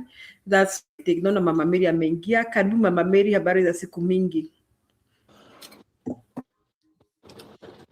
Mzuri sana, habari zenu? PK. Jema kabisa. Mama Mary kidogo, just a second.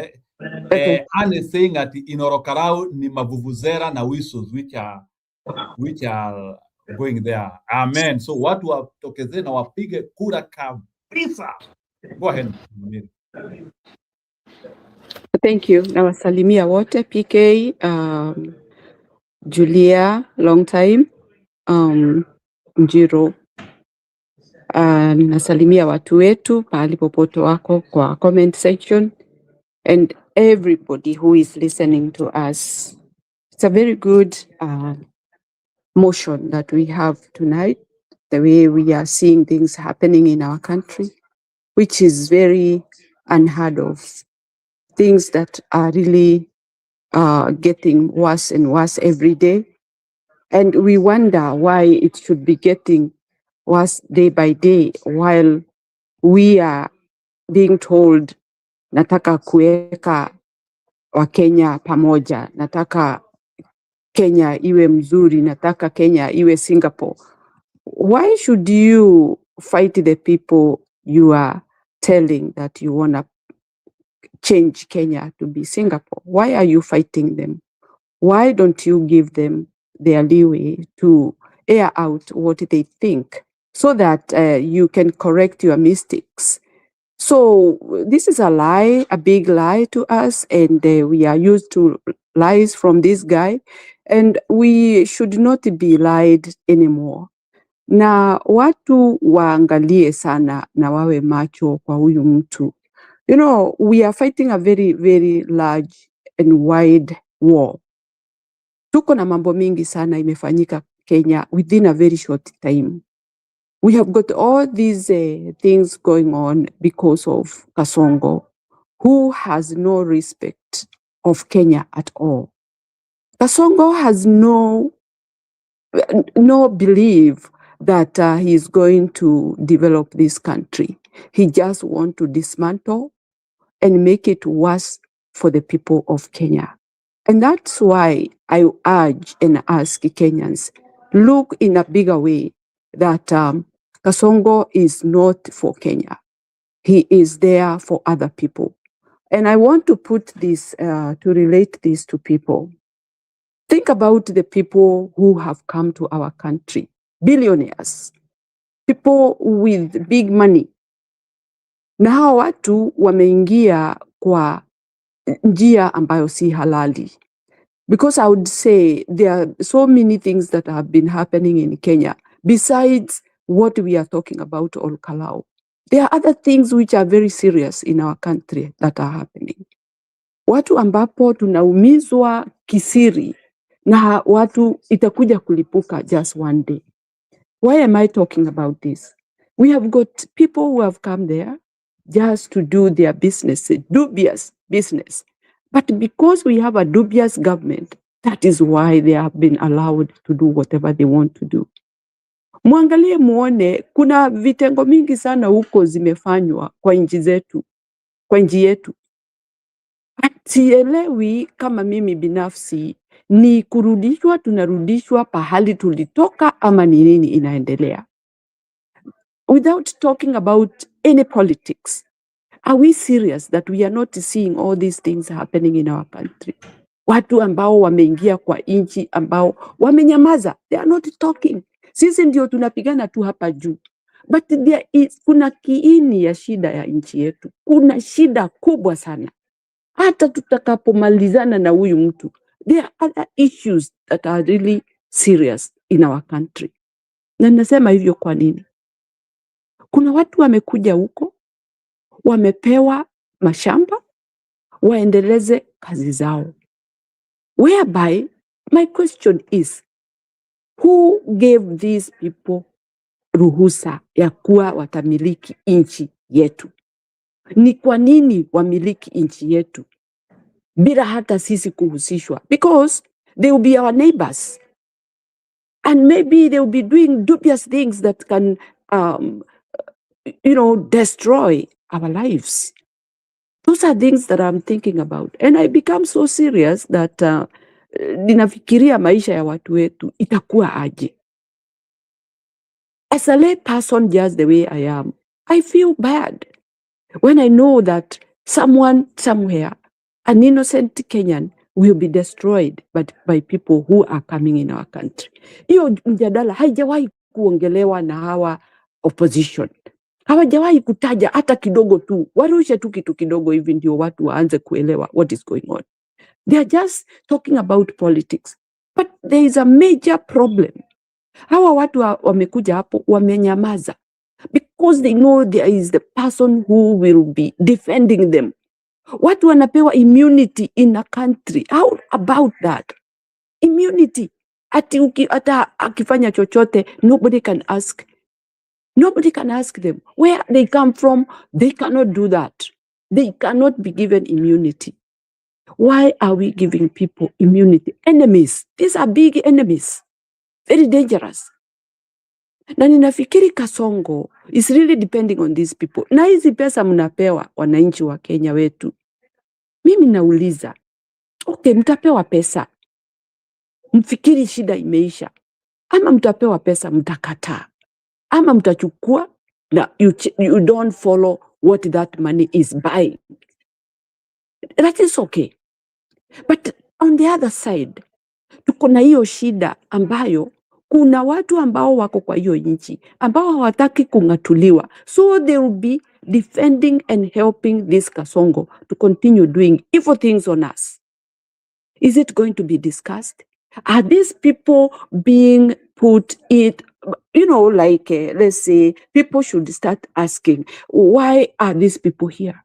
Why are they doing this? A petition can be lodged just to know why should people get immunity. Watu ambayo wanafanya mambo mabaya in our country ati wanapewa immunity.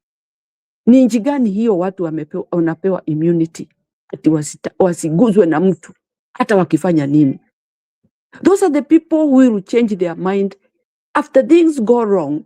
We don't know their reaction. Na hiyo ni kitu muhimu sana ya watu wa Kenya kujua.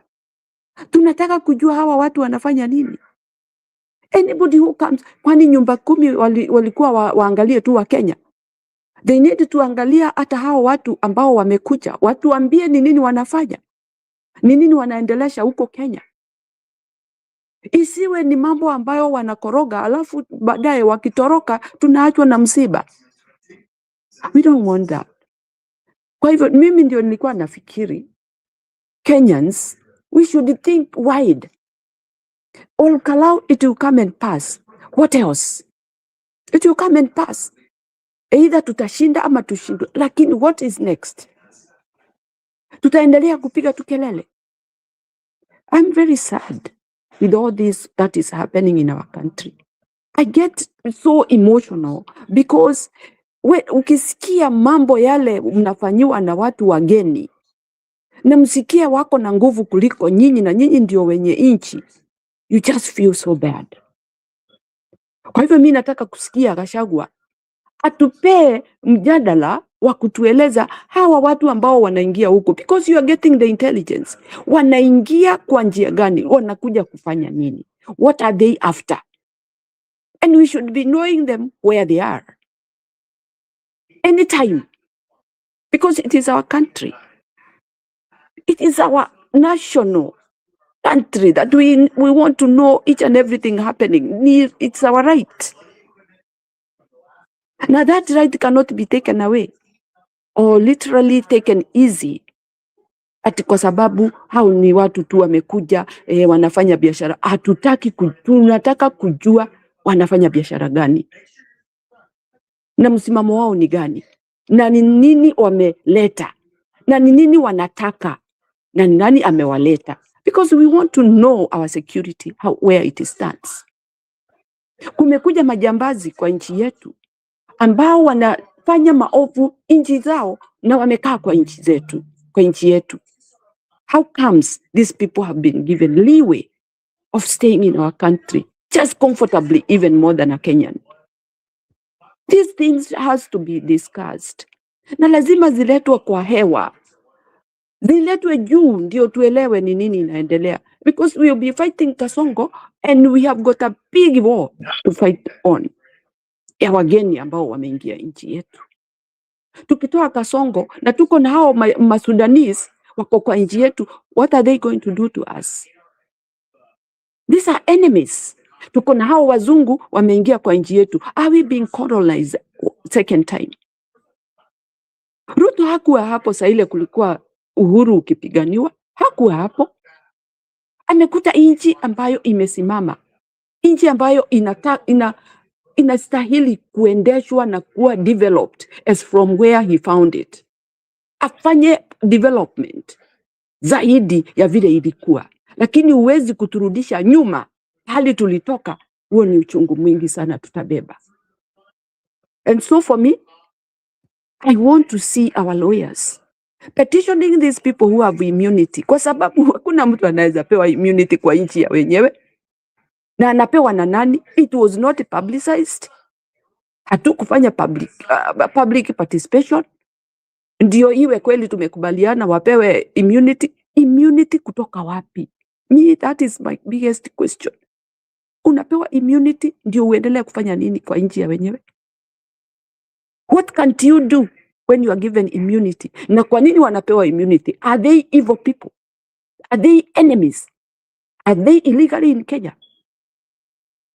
Those are my questions. Kwa hivyo wa Kenya hatujapumzika, tuko na mambo inaendelea Kenya.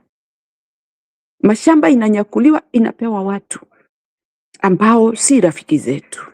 I don't think so. So let's look in a wider way. And let's say that Olkarau will not be the determining factor. We have a big war that we have to fight. Tushinde tusishinde Olkarau, we have to look forward and we have to fight it hard. Huyu mtu hatujali, hana haja na sisi hata kidogo. Ile mambo amefanya na amenyamaza, anataka tu tuongelee tu habari ya politics, tufuate hiyo laini, but he don't want us to touch anything besides that. Kitu ambayo ametenga ni hao watu ambao wameingia nchi yetu. We want to know, what are they doing? Who are they? What are they after? Are they coming to colonize us? Are they coming in good faith? Or they are just coming to do evil things? Immunity is never given to someone who is good. Immunity cannot be given to someone who is not evil. Immunity cannot be given to someone who is not doing something wrong. Unapewa immunity kwa nini? Kwani wewe ni jambazi? Kwani wewe ni mbaya? Those are things that they should answer us. So for me, I'll just leave it there and ask Kenyans. Vita yetu haijaisha, vita yetu ni kubwa. I ask you and I urge you. Kasongo hata akitumia zile pesa zote atatumia za Kenya, bado hako na watu wanambak. Wale wamekuja kwa inji kwa kunyemelea. Na wananyemelea zile vitu ambazo sisi wa Kenya tungejivunia, tutengeneze nchi yetu. Those are my words. That is my take. And I feel so devastated when I think how Kasongo has done all these evil things slowly by slowly until we have reached this point. Politics, let's talk about politics, but think about a bigger thing of the people who have come to our country illegally. Na ile mambo yote imeendelea kwa nchi yetu. Passport zinapeanwa, ID zinapeanwa. Why? Why is it happening? Why is it happening? People being given immunity. That's a very serious criminal offense. I would say so. Thank you very much kwa kunisikiza. Asanteni sana. Okay. Thank you, Mama Mary. That was a very good excerpt of your thinking in terms of your take of the country. So maybe you can help me understand. Can you react to Olkarau events today? What do you think is going to happen? You can also motivate people from Olkarau. Do you think they will be able to defend their votes, as we have always been saying, defend your vote? Do you think it is something which for the first time we can learn how to defend our votes? Or Ruto is going to dictate what will happen? You can react to that. Mimi swali yangu ni moja tu. Kwa nini wanaleta forces in area? What is the main problem?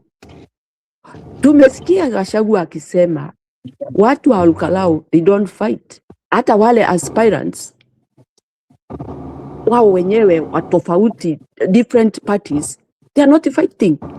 Watakimbizana, mtu yule atashinda, watakuwa pamoja because they are neighbors. There is no fight. Why do we have this security around there? For my own thinking, Ruto just wants to cause chaos, make people intimidated, make people feel like after I vote, I run home, kwa sababu hapa hakutakuwa kuzuri. Running home meaning that you are not going to know what is going on there. It is a scare tactics that Ruto is using.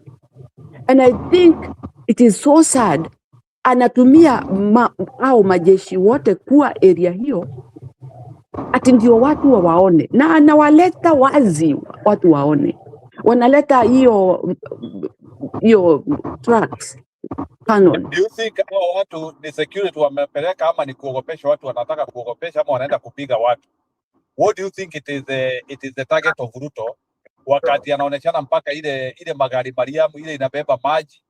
Nimesikia kuna water cannons 4, kuna gari za polisi close to 500, ununiformed police, close to 1,000. What do you think all these people they are going to do in Olkarau? Is it security they are going to offer, or they are going to intimidate people? What are they going to do there? Remember, Langat said, ati kutakuwa na shida, kutakuwa na security. That is one thing Kenyans should not trust. How watu see watu wa kutrust at what they say, comfortably smiling somehow. Ati ni security ya nani? They have no security for us. They have security for themselves. Hiyo kitu ya kumwaga maji hawajapeleka huko kwa sababu kuna vita inatokea huko, ni wao watatoa vita. Hao maaskari wamepelekwa huko, ni wao wanataka wananchi wakiona hivyo waone hapa hakuna peace, hapa ni vita.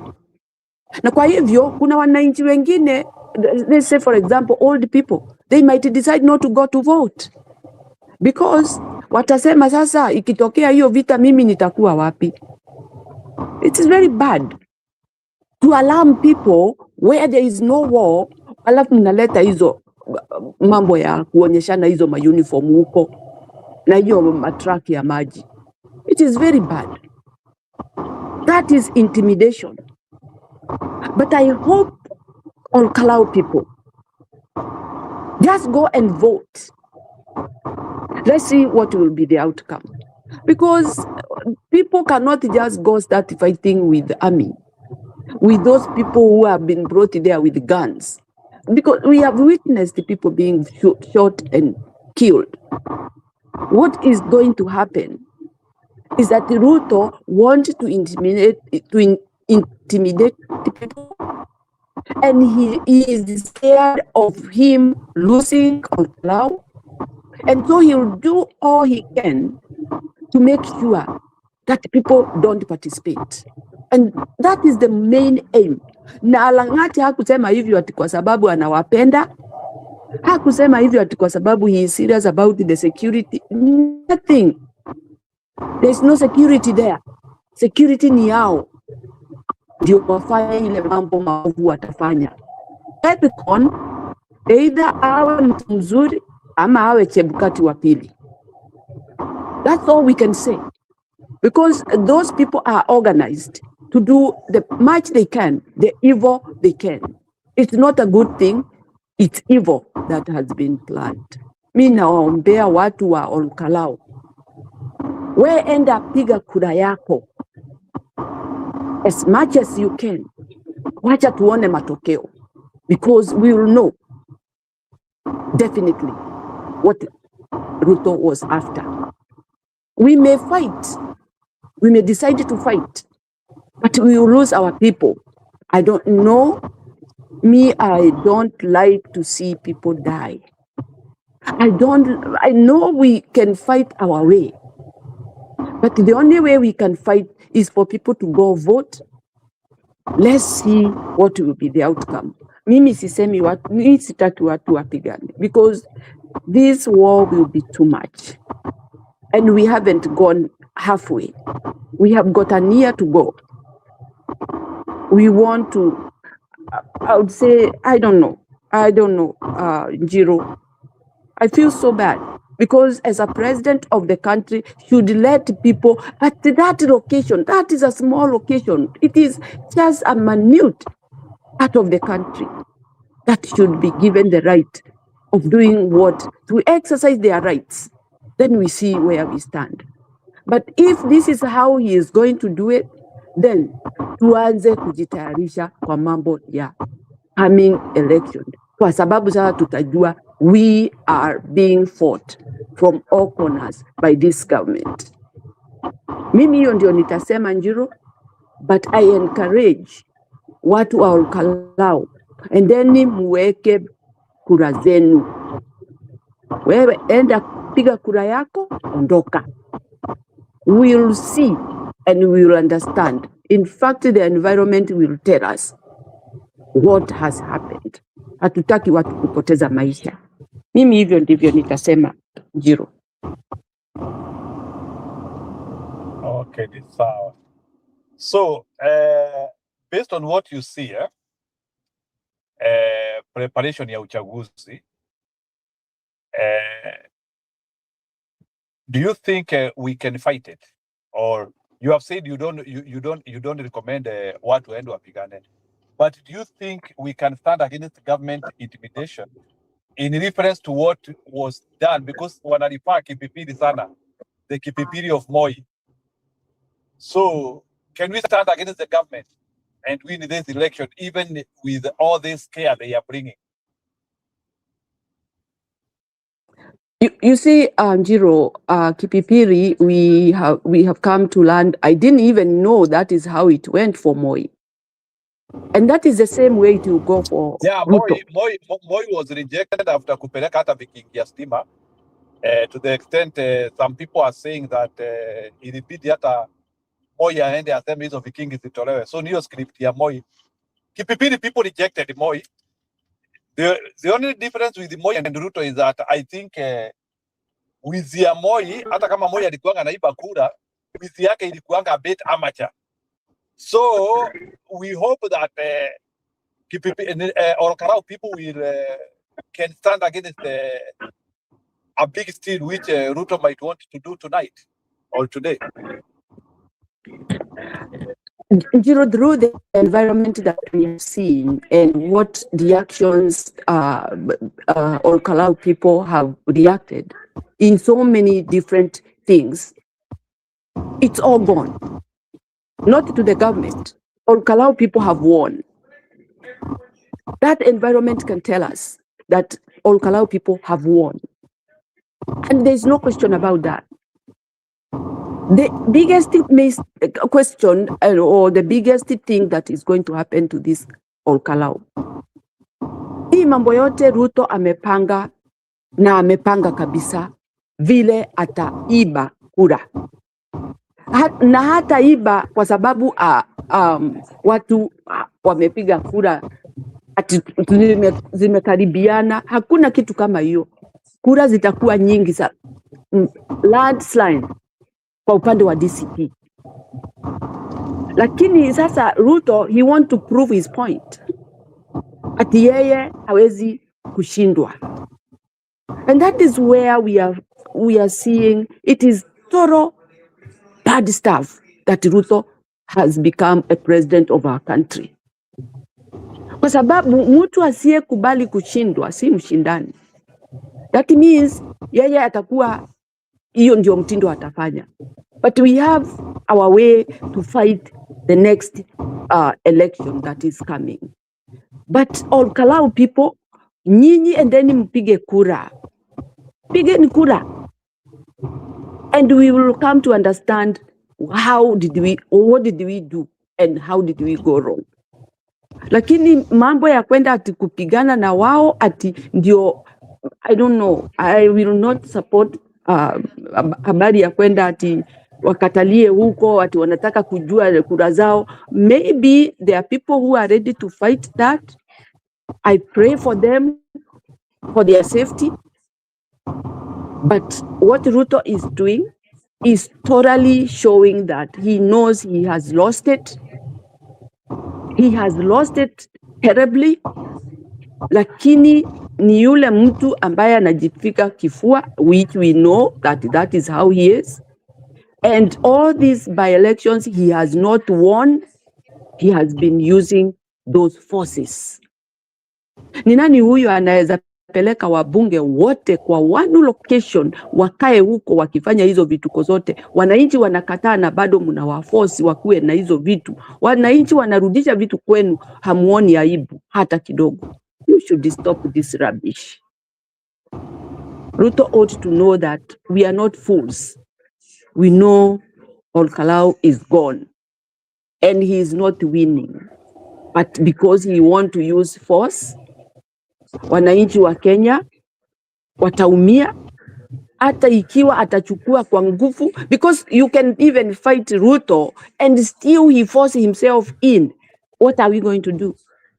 Mimi hiyo ndio swali yangu kubwa. What can I do to make this person? But we have a bigger chunk of something that we are going to do.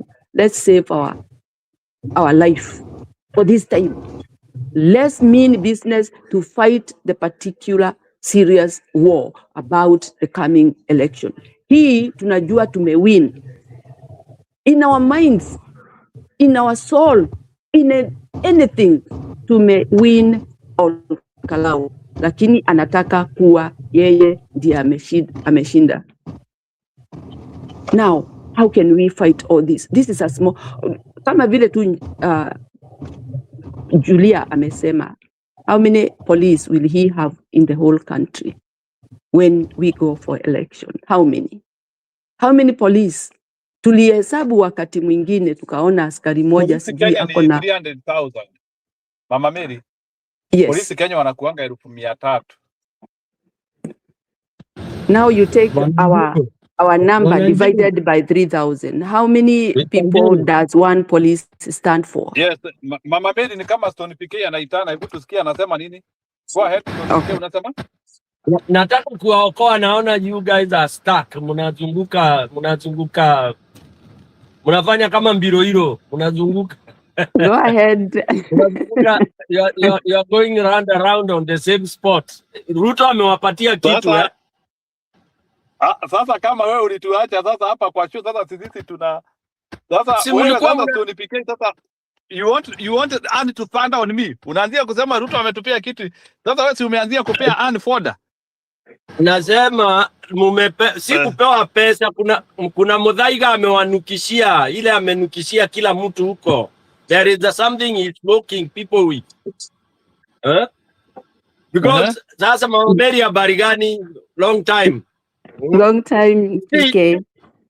You know, you guys, you have to know that it's either you surrender and turn to God, all right? Because turning to God is surrendering. God has given you power to fight. So when you sit back and say God will fight for you, God does not fight for anybody. That's my theory, my principle, my study. But God gives people. When you ask for strength, God gives you. God has never denied you what you ask for. But if you ask for him to go out there and defend the votes for you, that's a total failure. And God gives you, and it's God who makes you even shed blood as you fight for your rights. Yes. God also hates cowards. Hiyo iko kwa Biblia. He hates cowards. He hates cowards like the way he hates lazy people. Unaona? So we have to fight for what is yours. And the fight is fight literally. Okay? Mtu akija na bunduki, unakuja na bunduki. Akija na rungu, unakuja na rungu. Akija na akili, unakuja na akili. That is why you have wars. And wars, you even have holy wars. Okay? All the wars that the revolutions we've been reading, they are led by people putting God in their whatever they are doing. What am I saying? Mama Mary umeleta topic mzuri about what the things it's doing, the things government is doing, giving people impunity and all that. And you are wondering why they are not addressing that. Mama Mary, don't forget, like Kenyans are forgetting so quickly. You cannot deal with that until you deal with the government. And the government is Ruto. You have to remove Ruto so that you deal with these people who have been admitted by Ruto illegally. You cannot. How would you do it unless you have a government now that listens to you people, that listens to questions by mwananchi asking, tumesikia hawa na hawa na hawa na hawa wamefanywa citizens, na tunasikia nchi yao wamefanya. Who will you ask? You will ask Ruto? So you have to. Sai Kenya, and I want to repeat this strongly. In Kenya, our problem number one is how to remove Ruto from the government. Hiyo tu, hakuna ingine. Hata when we go to church every morning, that's what we should ask. God, give us strength to remove this government. Let's not contradict ourselves. telling God to fight for us. No, let's ask God to give us strength, give us the army, if it's army we need, give us what?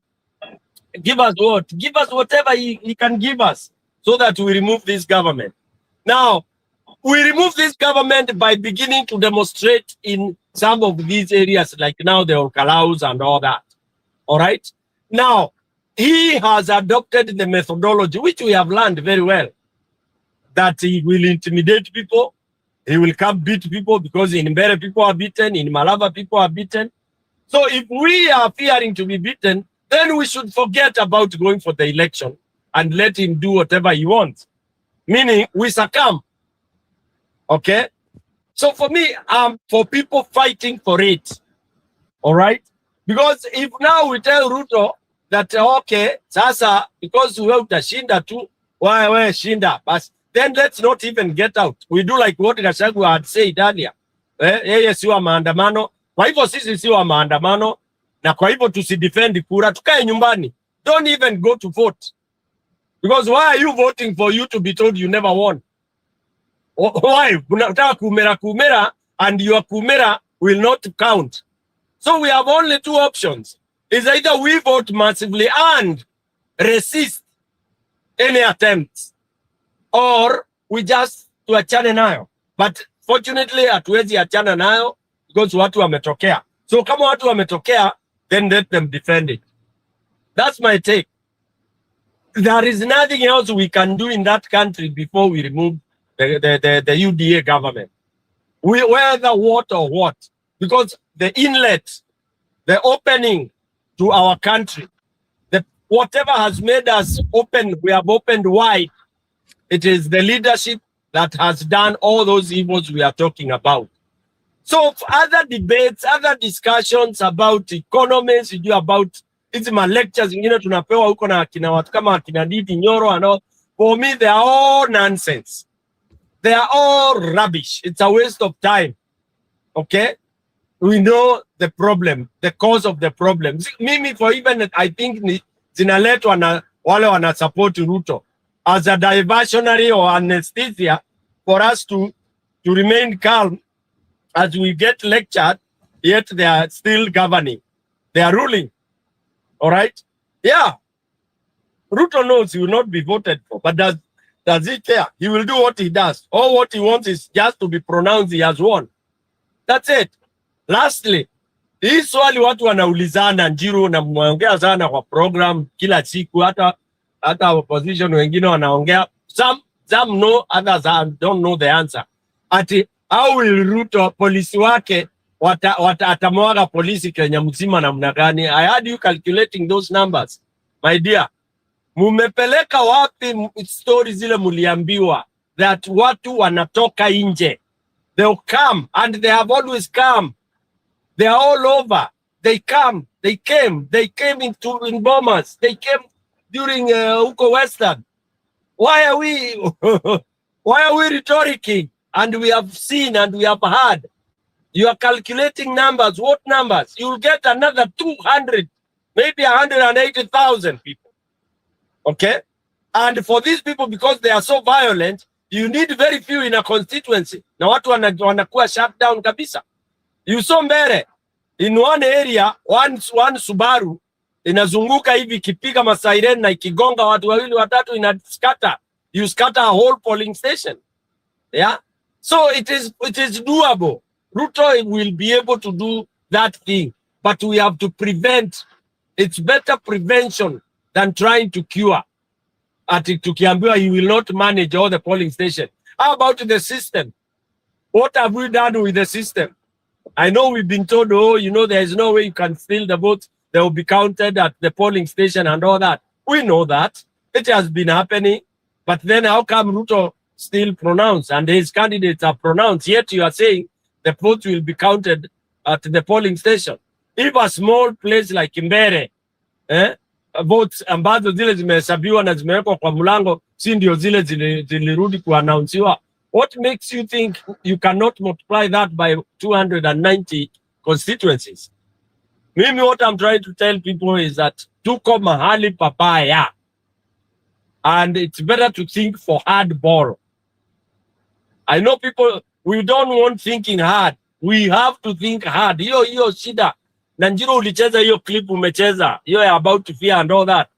How do you overcome fear? You overcome fear by that which you think is very hard. Face it. Ndio useme uliface. Si kuassume ati hawezi ati hataweza kumwaga polisi Kenya mzima. My friend, start by saying yes, atamwaga polisi Kenya mzima. What are we going to do? Otherwise, assumptions wanasemanga is the mother of all problems in the world.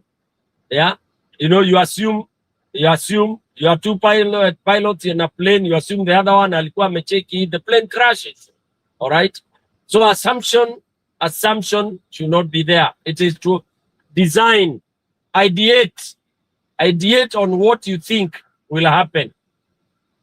That is the approach towards solution. Not to assume ati Ruto hawezi yo, Ruto hapana bwana. Hawezi na amefanya. Mtu wangu. I pause there.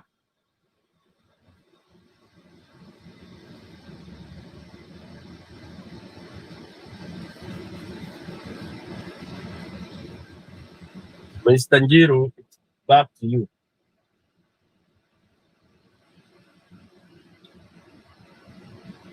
That was Tony PK. So again, once again, you have a sharp serious message. It's like I don't know, when I get from you, so you feel like Ruto has done a 360 degrees to destroy invisible environment, which can actually give people democracy.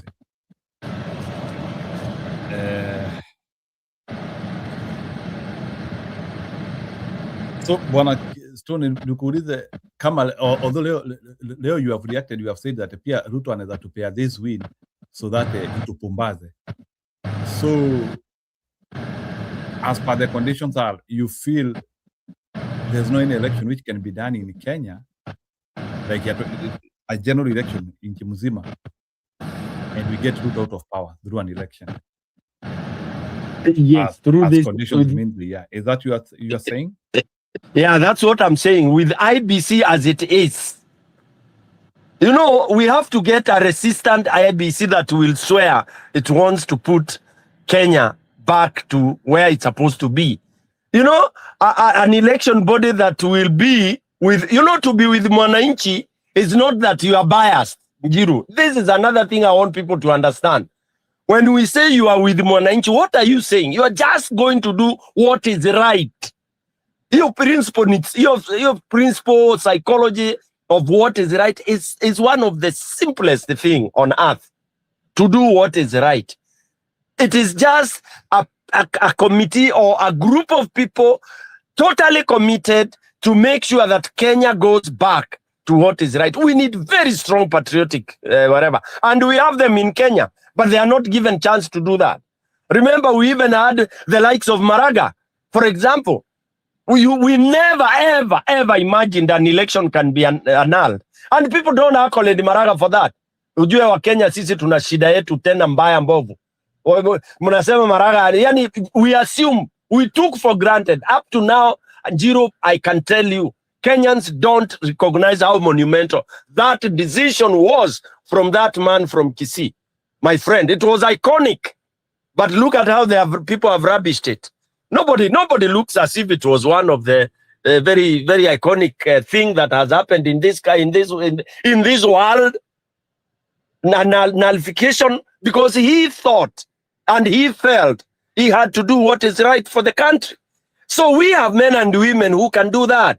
And this is what now I have a problem with some of our leaders, the Gachaguas and the others. They are not emphasizing on that because they want to ride on this rot.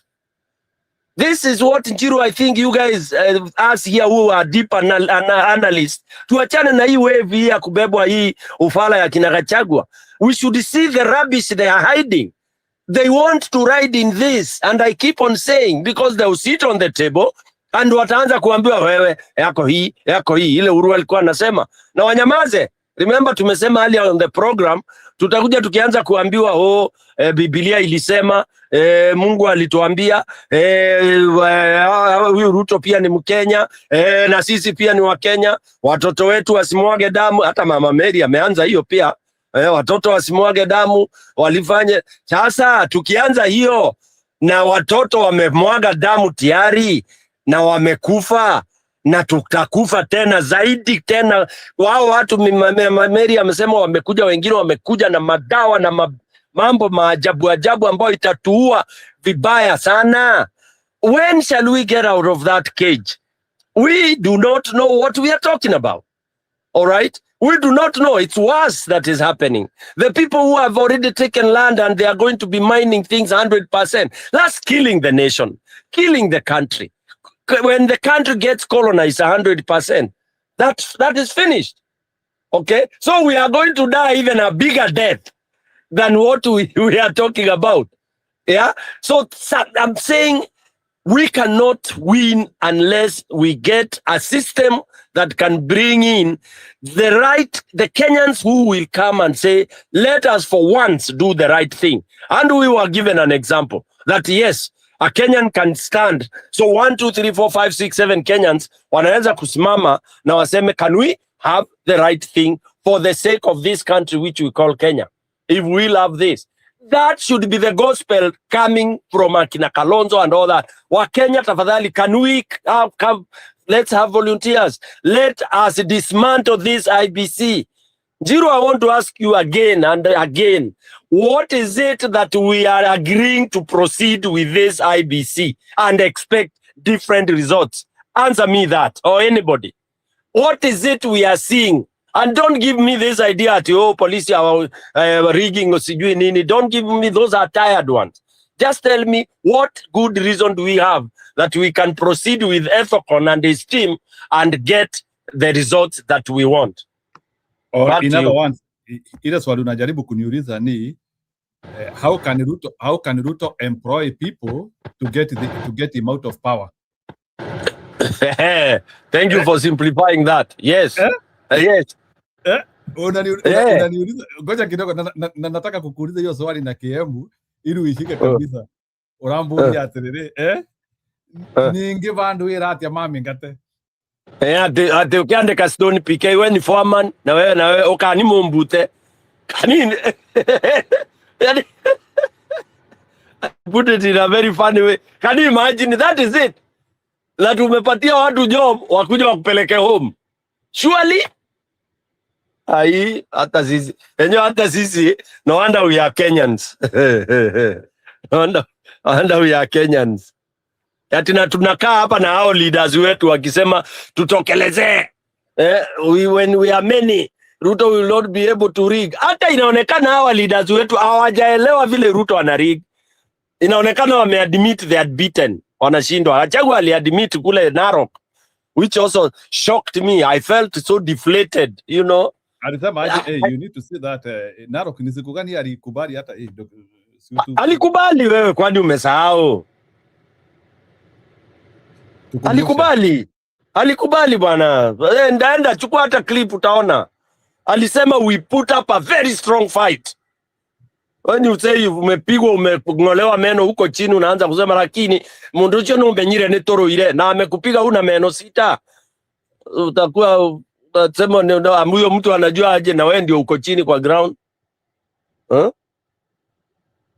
Alisema at the DCP is a young party, it put up a very indomitable fight. Those are excuses that I would hate. I don't like listening to. Ati kujipa moyo. Then if you are a young party, why are you standing with a giant? Remember Gachagua has to validate electoral system works in Kenya. So that is the cycle he is following. The electoral system works in Kenya. And the question which I want to ask you, does all the principals believe the electoral system works in Kenya? No. Martha is there, number one. Martha Karua. By the way, let me tell you, I don't care what people think. Give Martha Karua that mantle and you'll see a war. Utaona vita. Utaona vita. Vita. Yes.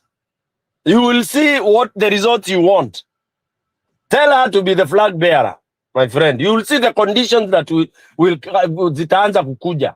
And that's what we are lacking. Na yes. You Aki, because wewe unafikianga watu, do you share your sentiments with them or where will you relax? Nani, I share vile naongea hivi ndugu yangu is how I talk to Kalonzo. I can send you even the messages zangu naandikanga. Imoja aliniambia ayo, sasa unaandika barua na unaita short SMS. Na mbona sioni your response? Na mbona kama unaandikia Kalonzo hiyo, why is it that we cannot see it in his behavior? Ama tu nile tu ana relax ana smile. How can I, how as an individual, mtu mdogo kama mimi utachangeaje behavior ya mtu? And they think they know. Hujui kitu moja funny. Those people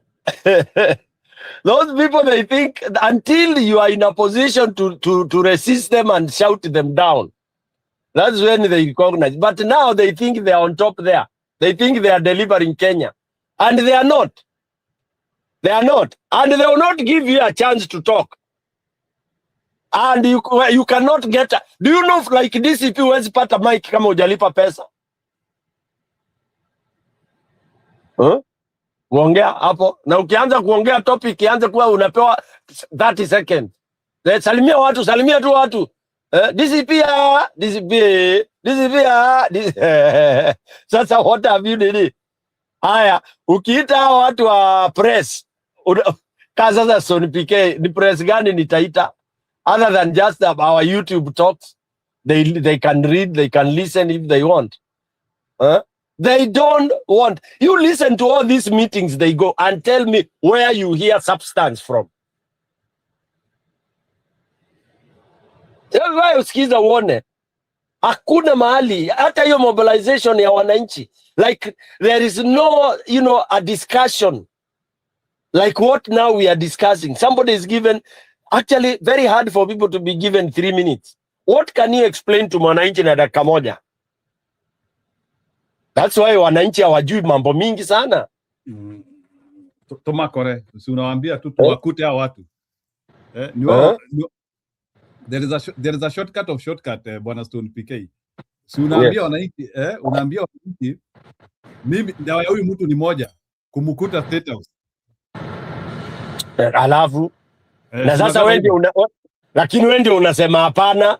Wewe ndio unasema wewe hiyo si style yako, watu wangu hiyo hatuwezi. Kwisha. Kwanza hiyo uoga tushauziwa na ikakwisha. Njiro, hakuna kitu kibaya kama kufungia kuku, ufunge miguu ya kuku yote pamoja. That's how a chicken is impaired. Lakini kwa mtu wa mzuri na huruma anafunganga mguu moja. Lakini ukiona mtu amefunga kuku miguu yote pamoja imeshikana, basi huyu hata ana huruma na hiyo kuku, iwezi kulala, iwezi kusimama. That is what how Kenyans are. Tulifungwa kabisa. Remember when we were talking about these things, some of us were mourning. We were crying because we saw the end of the end. Then people are saying, no, that's very negative. There is hope. You see, there is that. And I keep asking, when we talk of one thing, same thing. I hear people saying, Moi alitolewa. I want some people to go back and see that history of saying, we keep on referencing that Moi was removed. I would want Njiro hata wewe uende urevise uone. When can you refer to that? At Moi was removed. Moi was removed from power. By who? When? Moi retired, my friend. Exactly. You go to podcasts, people Kenyans removed Moi after 24 years. No, come on, guys. Moi played tricks like this man. That's what to say that they removed because they rejected his proposal. That is not removing him. Moi alikuwa ana retire. So whether you took his proposal or not, he didn't give a shit. So you can't go priding and saying that you beat him because you rejected his proposal. Yeah? Tulishindwa kutoa Moi, ndugu yangu. Na it's the bitter truth that Kenyans watakai kuadmit. Tulishindwa kabisa. 24 years, ndugu yangu. Miaka 24. Na tulikuwa tunaimba hizi nyimbo za Mlima kwanza ndio walikuwa wanatunga. Nyumba ya Mobi, tule inge mono. Those, waliingia gospel songs zote zilikuwa zinaimba against Moi. Kila kitu. Tribal songs, bitterness, the same situation we are in now. I remember when I was in Mtembei, I told people, nikaambia, tutarudi hapo hapo, tutatunga nyimbo za redemption, za nini na nini, na wale watatungia hizo nyimbo na ni sana number 1 top ni Mlima.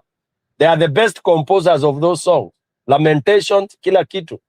It has come to pass. And yet hizo nyimbo tunatunga, and when it comes to action, we don't do it. We do the opposite. We do the opposite. Nyimbo zinatupeleka wapi? For me, Njiro, someone will ask me, so what's the solution? Niyo nimepeana. Either you do total rejection or total sabotage.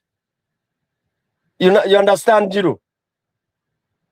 Total rejection. But the principles have to understand that mission. The principles have to understand that mission. The principles, they can go to hell. The principles. That's why I'm so disappointed. Okay, not fully. I just hope Sifuna doesn't sink deep to where he is being directed. I was seeing hope in Sifuna. Because, not as a person, because it's a movement that was coming. It had resonated so well.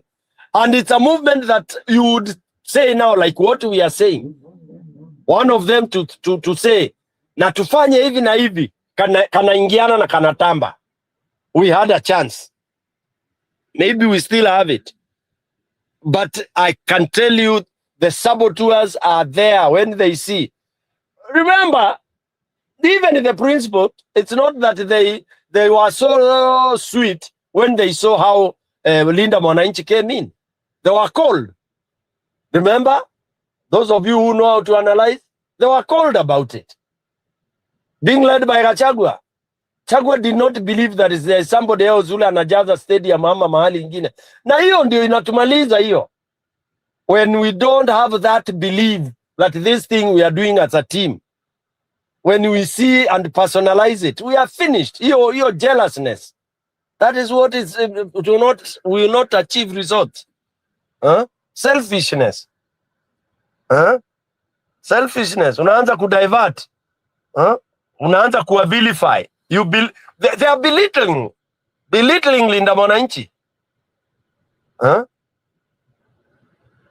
Belittling Linda Mwananchi. At least this guy, he came to ask yourself why someone like Morara went anaenda akapigana huko anafanya hivi, sasa akarudi mwenda tenzi na omo marejeo ni ngamani. I saw him now, ametii. Lakini ametii in a good direction. Yeah. So, I mean, join forces. Be part of it.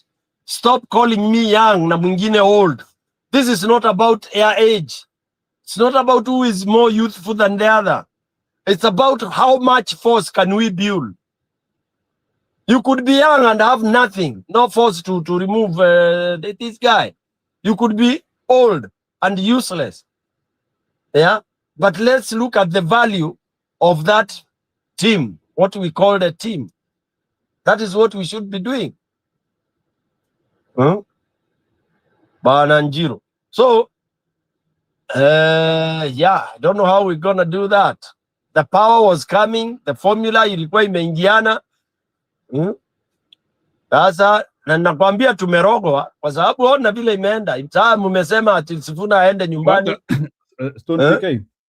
Wacha nikuwekea Morara kidogo. Yeah, I was not happy the way he was constructing everybody in opposition. Yeah, but si sasa amerudi kwa opposition vizuri. Sikia kidogo. What has he Kodia Sifuna? What has he done? I mean, you cannot even be judging someone who's been a senator comparing to a CS. Sasa Because that's oversight. In terms of oversight, Sisi yeye ni senator wa Nairobi. Yeah. Tell me about the performance ya Nairobi. Haven't he been? Tell me about the performance of Nairobi. Si tuanze na performance record ya Sifuna. He will come to tell us. Here. Tutoke kwa Sifuna juu. Everyone of them has something. What's Kalonzo's performance record? I am very excited to be hosting him to understand actually.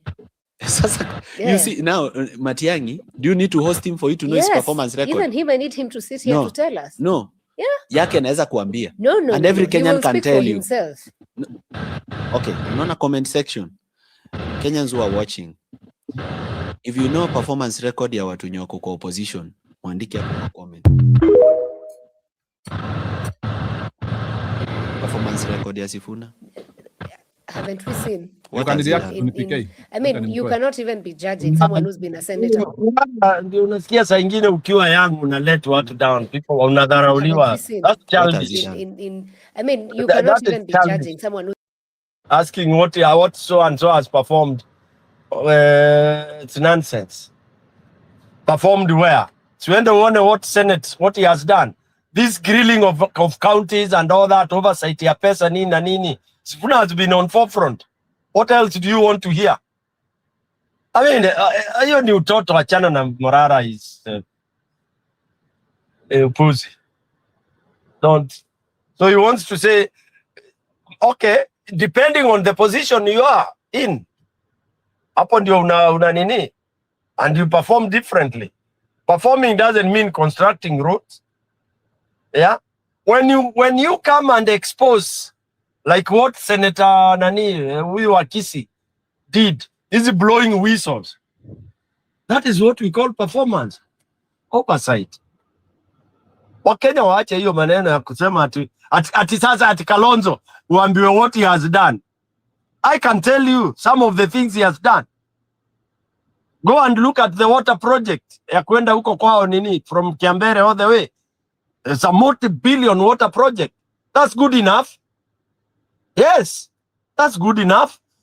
You've been given people who had never seen water, umewapatia piped maji, and many other things. When he was in the Ministry of Education, the policies that changed, those are the performances of an MP, Wananjiru. So that question, it's neither here nor there. And I wish I was the one heading that podcast. I would shut him down very, very badly. I would shut him down very badly. I would even ask him, you wanted to be president. What have you done? I would have asked him that. You are saying, utakuwa rais. What is it that you have done to Kenyans? Akwambia alienda aki-analyze projects zile hazijafanywa. That's it. That's all we have seen you do. Oh, yeah? And the people have done many things more than that.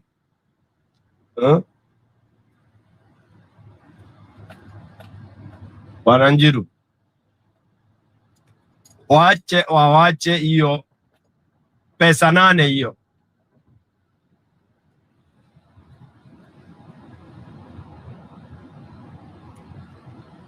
Mepotea.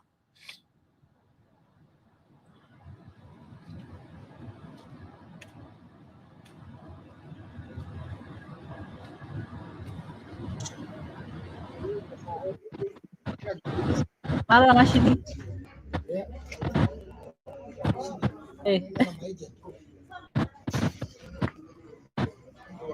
Watu wamerauka, hii Olkarau inaweza kuwa noma basi.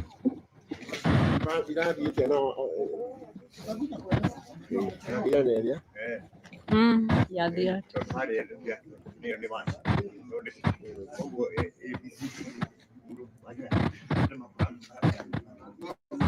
They will.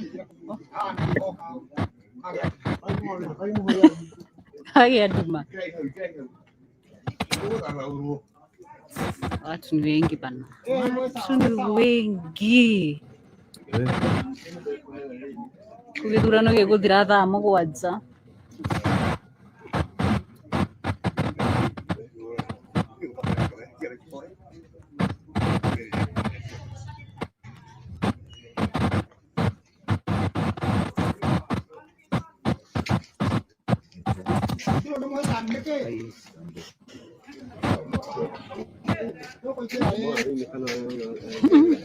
Wameanza kuchoka, wamegojea sana, walifika hapa saa 9.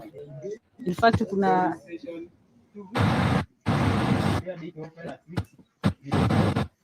Njiru, ona ya moja hiyo. Wanasemaje? Umeshika hiyo njia moja ya kusabotage. Ati Joyce mpaka Zibora. J to Z, yes. Unafika kwa station saa 9 asubuhi na mpaka saa 5 hakuna nini? JNO. Hakuna class.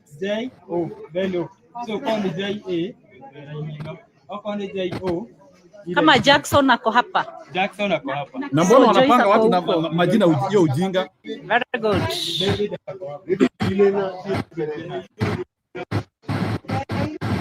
Hata James ako hapa. Jane ako hapa. Good. Tunaenda na mutaratara.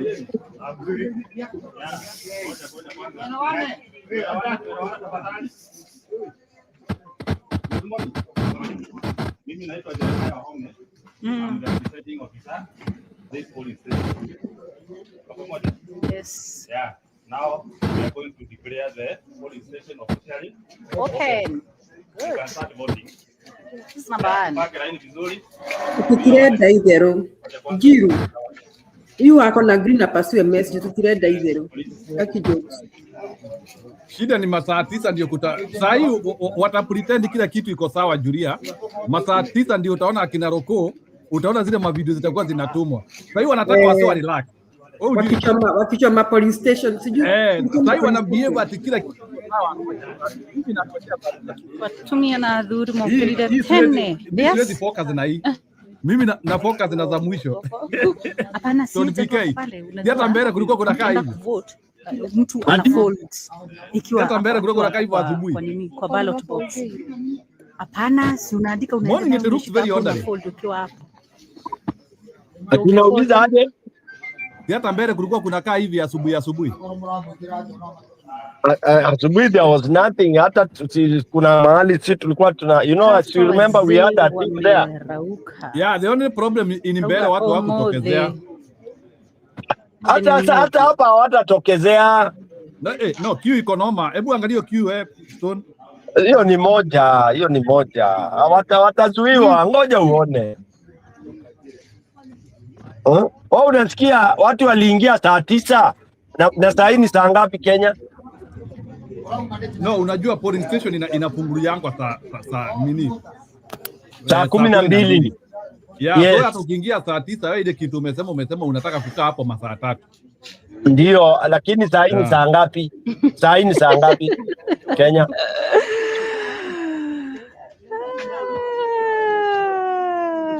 Nyama kemsh.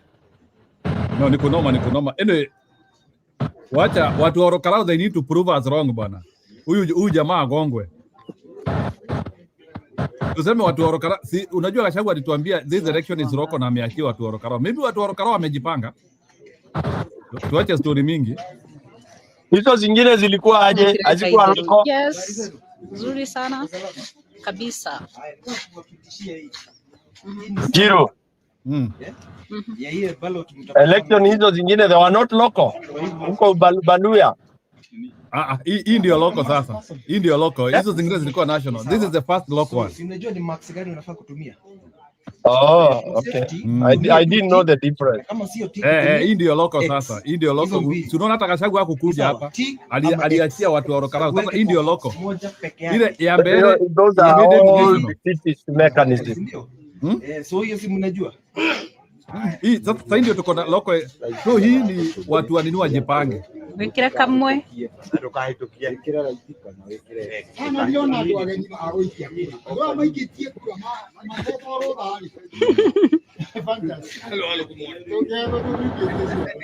Na watajua wageni aje wale wamekuwa kilala kwa mahoteli huko. Majamaa akianzia kuingia kwa laini ama Kila mtu Maambire guthurana hindi ya Kenyatta. kila mtu anajua kwa Maikite kinya kama ndogia. Mre. Ako inukia mubeberu. Na mwenye niguo haicie bendera. Na kwa nini Kenya Kenya they don't recognize the first person to vote? Waikio nao. Yes. We need to start tracking the first person to vote. Modo wa mbere guikia kura. The first haradi voter. wega In America naho. they always track the first voter. Do you know that is Tony PK? Yeah, in America the first voter anajulikananga. The first sijalala. voter in the whole country. Wanakuanga pale sijalala. Hampshire, Adwana. 4 people in Nikomete New even Hampshire who vote as first ones. Aige koma. Katauni inaitwa New England.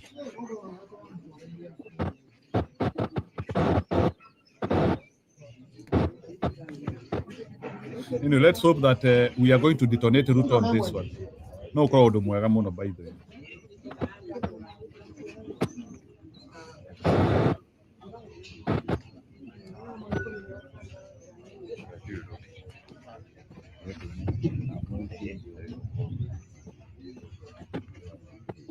And I'm not understanding your message.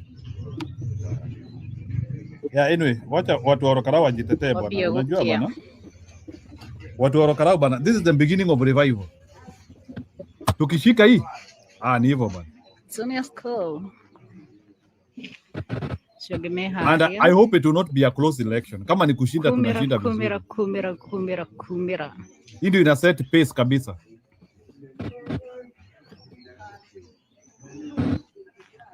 Bola wasiblock watu. Vinagime kuria farafara.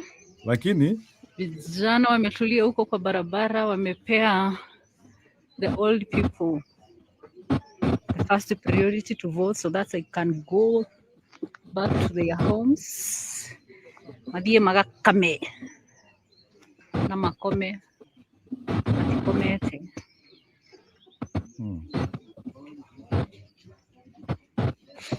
Ngoakia.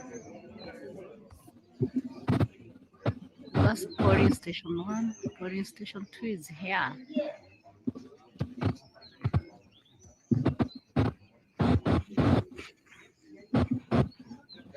Hapa hata sio sisi tutalinda kura.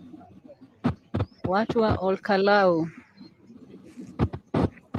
marauga ni kumira gwikia kura na kurangira. Hwaini no nginya kuri tangathwo mundu uria meguthura.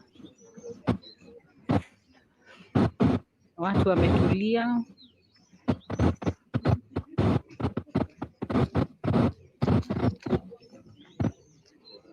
Our police forces are doing a good job. Yes, hi dear. What is it?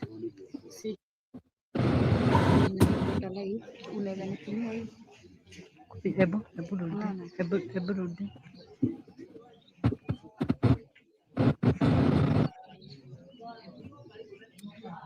Kamera imeangalia na huku.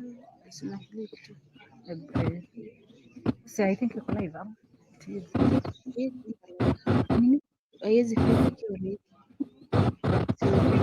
I don't know. yeah. So Stony PK. Yeah.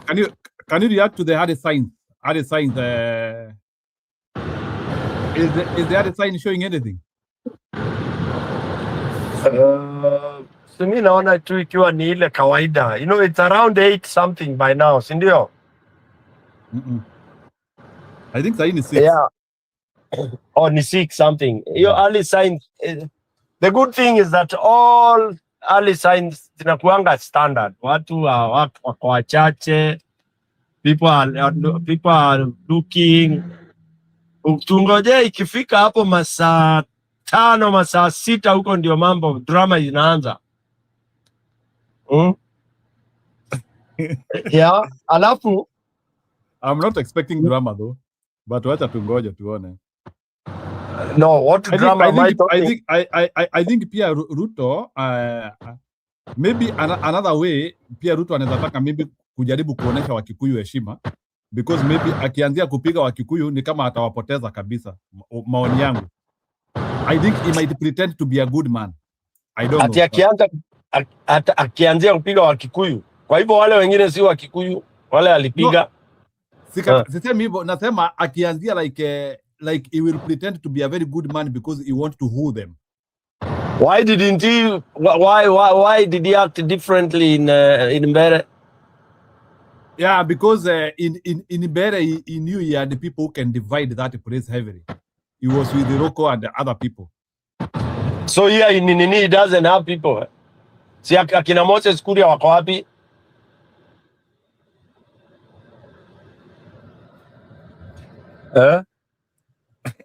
Rufru wanasema tupita niusuke. Yeah, we will wait to see if Moses Kuria will disrespect his people and actually still votes for Ruto by beating people. Hiyo ndio kitu tunangojea. Kama watapiga watu, then we will hapo ndio watapoteza watu kabisa, and then we have to look for plan B ya kutoa Ruto, because it will now prove that votes cannot work. If Olkarau will not work, it will be a stab in the back to even talk of electoral process. Oh, okay. Aya ni sawa. So Jerry Stone PK, mnaweza peana reaction yenu ya mwisho tufunge kituo sasa. React later. So Sara, no, ile kitu najaribu kuoneshana, unajua pia Stone PK unajua saa zingine pia lazima unaangalia psychology ya mtu. Let me tell you, Ruto is craving for Kikuyus to return back to him. So, and how can the Kikuyus return back to him? Ni kupretend as if he is a very good man. Anawaonesha mimi hata sina shida na nyinyi, sijui nini. Sahi kupretend. Lakini uchaguzi, the main election, because you don't need them, hiyo sasa ndio you cause havoc. But the other psychology that you may not know is that Ruto does not believe Kikuyu votes are gone. Okay? Because he knows it's about money. This is proved by his confidence and what he stands and talks, and even his followers, what they've been saying and talking. That he doesn't see any competition. He doesn't see what you might be calling at Gachagua has taken the Kikuyus. Do you know that? And it is proven by the way he talks and behaves. He doesn't feel anything from Gachagua. Kwa sababu kuna kirevo kete. That's why he has to be shown practically. But yeye kuna ile kitu anajua anategemea. That's why he has confidence. Sema hasa hawa nani? Wewe ungekuwa Ruto, wallahi billahi ungekuwa na hiyo confidence. Ukiona hizo numbers kina Gachagua wanakomanda na kina Kalonzo, you would have the guts to say hawa watu hakuna kitu wanafanya. It means if you have the guts, there is a plan B you have. Okay? That makes you have that sustained confidence. You know? And that's why our principals must tackle that. They must crack that. And you don't crack that by saying, hakuna shida, at 2027 tutakuwa hataweza. We don't approach it from that. And I'll repeat again and again. Let's not approach by saying, hawezi kufanya hivi. Approach it by saying, anaweza, akifanya hivi, sisi tutafanyaje? Chiru. That's what I want us to get. What if? PK na watu kama Kuria tutawafanyia nini? Exactly. Pertinent questions. Returning officer wa Olkarau akidanganya live tutamfanyia nini? Yeah. Thank you, Julia. Thank you.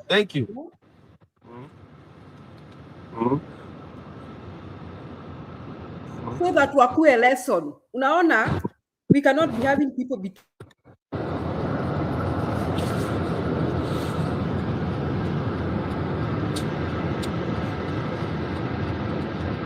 Na wanarudi Kiambu kututukana. We cannot allow that.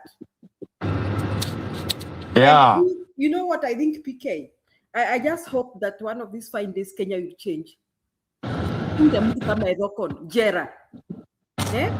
Ashtakiwe for overturning the will of the people, and it be made treasonable. Yeah. And even these electoral commissioners for those electoral crimes, washtakiwe, it be made treasonable. When you returning officer now some wrong numbers, unapelekwa jera. I hope we'll get there one of these fine days in Kenya. Alafu saa hii umeona hizo clips zinaenda around ati watu wamepangiwa maunga na nini na pesa. Sasa hizo kama si evidence zinatakiwa watu kuenda kupeleka kotini.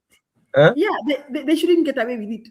I hope kitu itafanyika PK, tukue na hiyo mamlaka, watu wafungwe Kenya, washangae like you are seeing dishing out money and you got away with it. You are seeing giving unga, blanket nini. I'm telling you, I hope one of these fine days, mimi nasemanga ikiwe mbaya, mtu kama Edokon apigiwe simu wakati wa uchaguzi, ambiwe try it.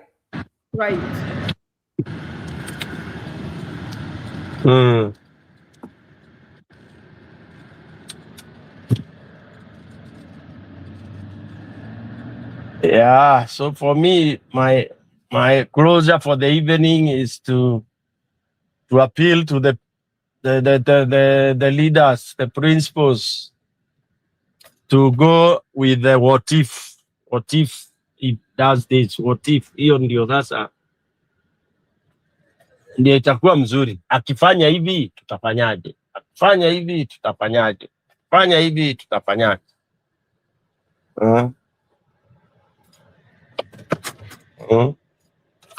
Akiingia hapa tutafanyaje? Ikifika hivi tutafanyaje? Mimi nitawaaga Julia. Okay. Yeah. PK, I think someone was analyzing somewhere and saying what Kenyans should do in 2027.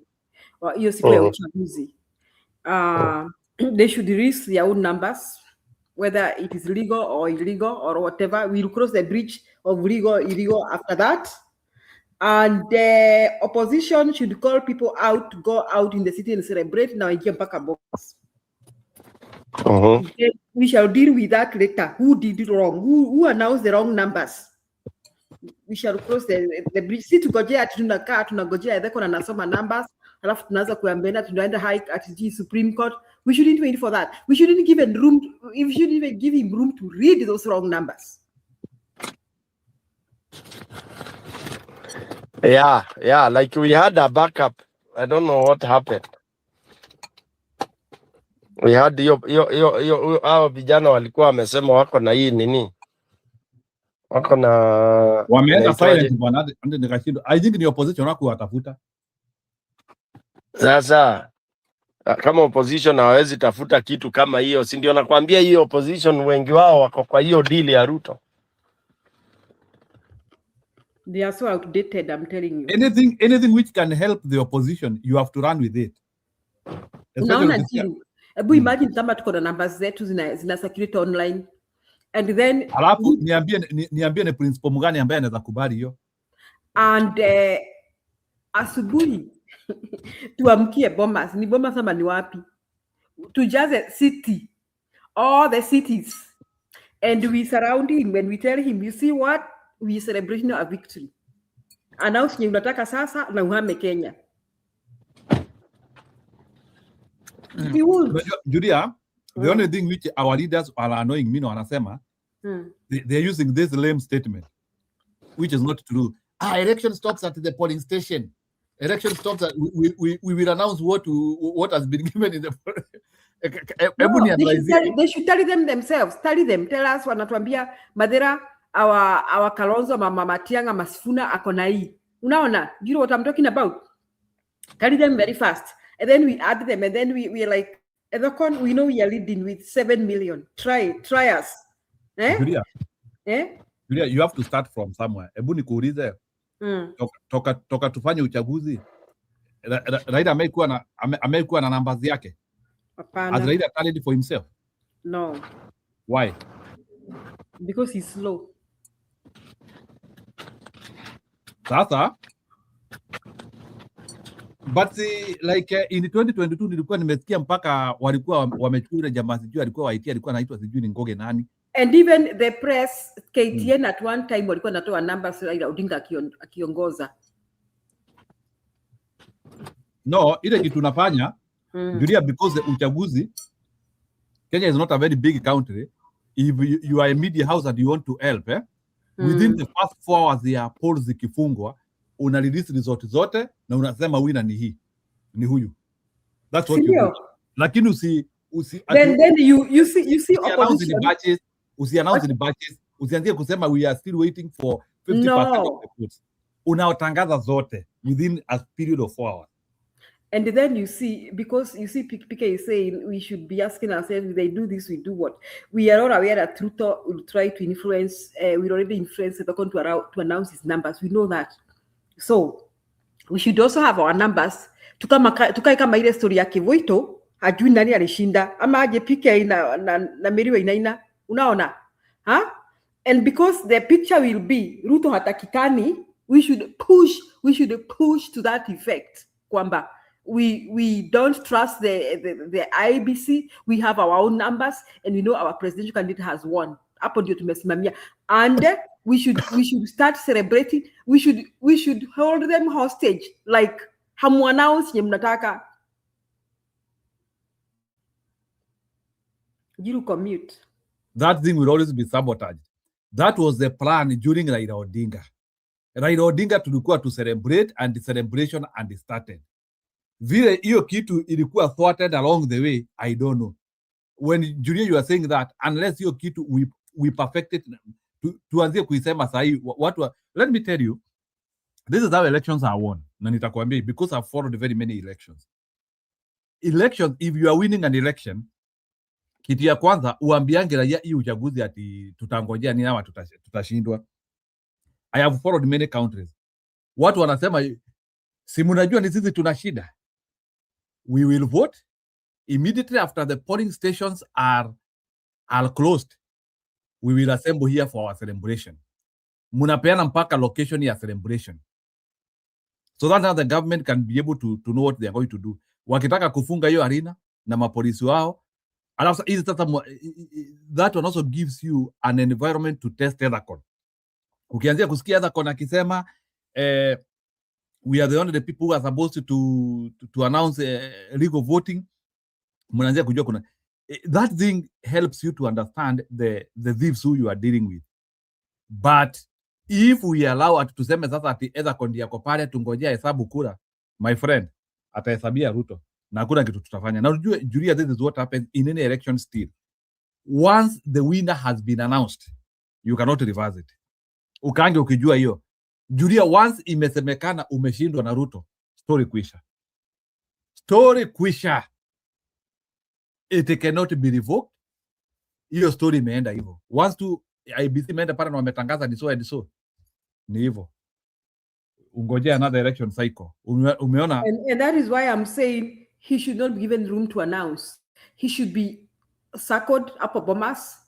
Hata kama Ruto atamwaga jeshi ama mwage nini, na watu waanze kusherekea town. Hiyo ni story ya principles. Principles have to have now wakuwe na guts, wakuwe at they are ready for anything, all of them, and they tell Kenyans to come out in all cities celebrating.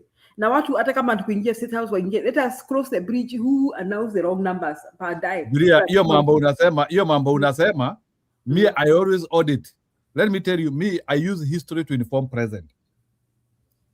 The other day Raila alijiapisha 2018. Can we start with that? Because that was a very bold move. Raila kujiapisha. And on that ordeal, I respect Raila Odinga because he showed his supporters the courage he had to even do. But how many people of his principles walienda hapo kukula Biblia na yeye? And forget about the funny stories to Riambiwa. Let me tell you, people said it was a treasonous act.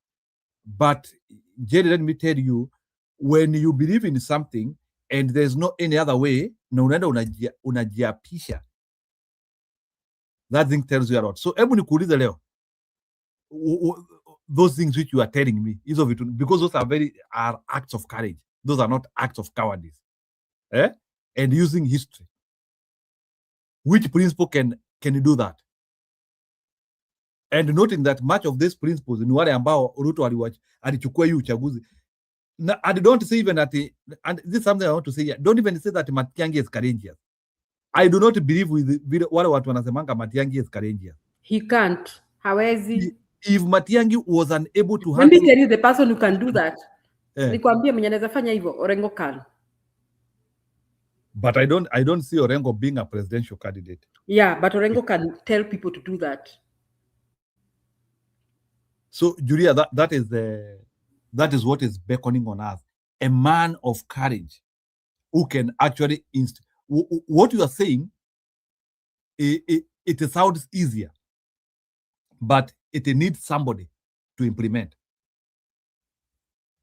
It needs somebody to implement. Your key to that, let me tell you, and Tony PK, I know you are a supporter of Kalonzo Musyoka. If Kalonzo Musyoka could not swear himself, let's forget about the Treasonous Act. It was a cordial belief of supporters who supported them. Kalonzo angekula Bibilia. Can he do what Julia is saying?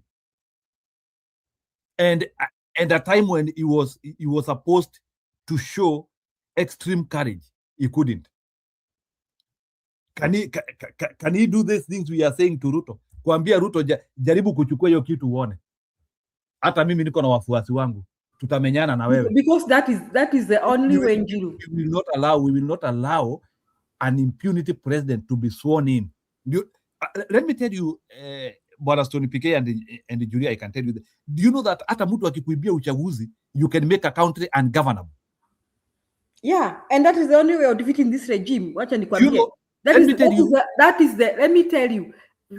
is the only way of beating Ruto and Edokon, of preventing Edokon from announcing reke ngwire ona reke njeri na Gikuyu ni etha andũ matekue maigwe ona okorwo ni kugira andũ a Edokon amwe magehingirwo handu.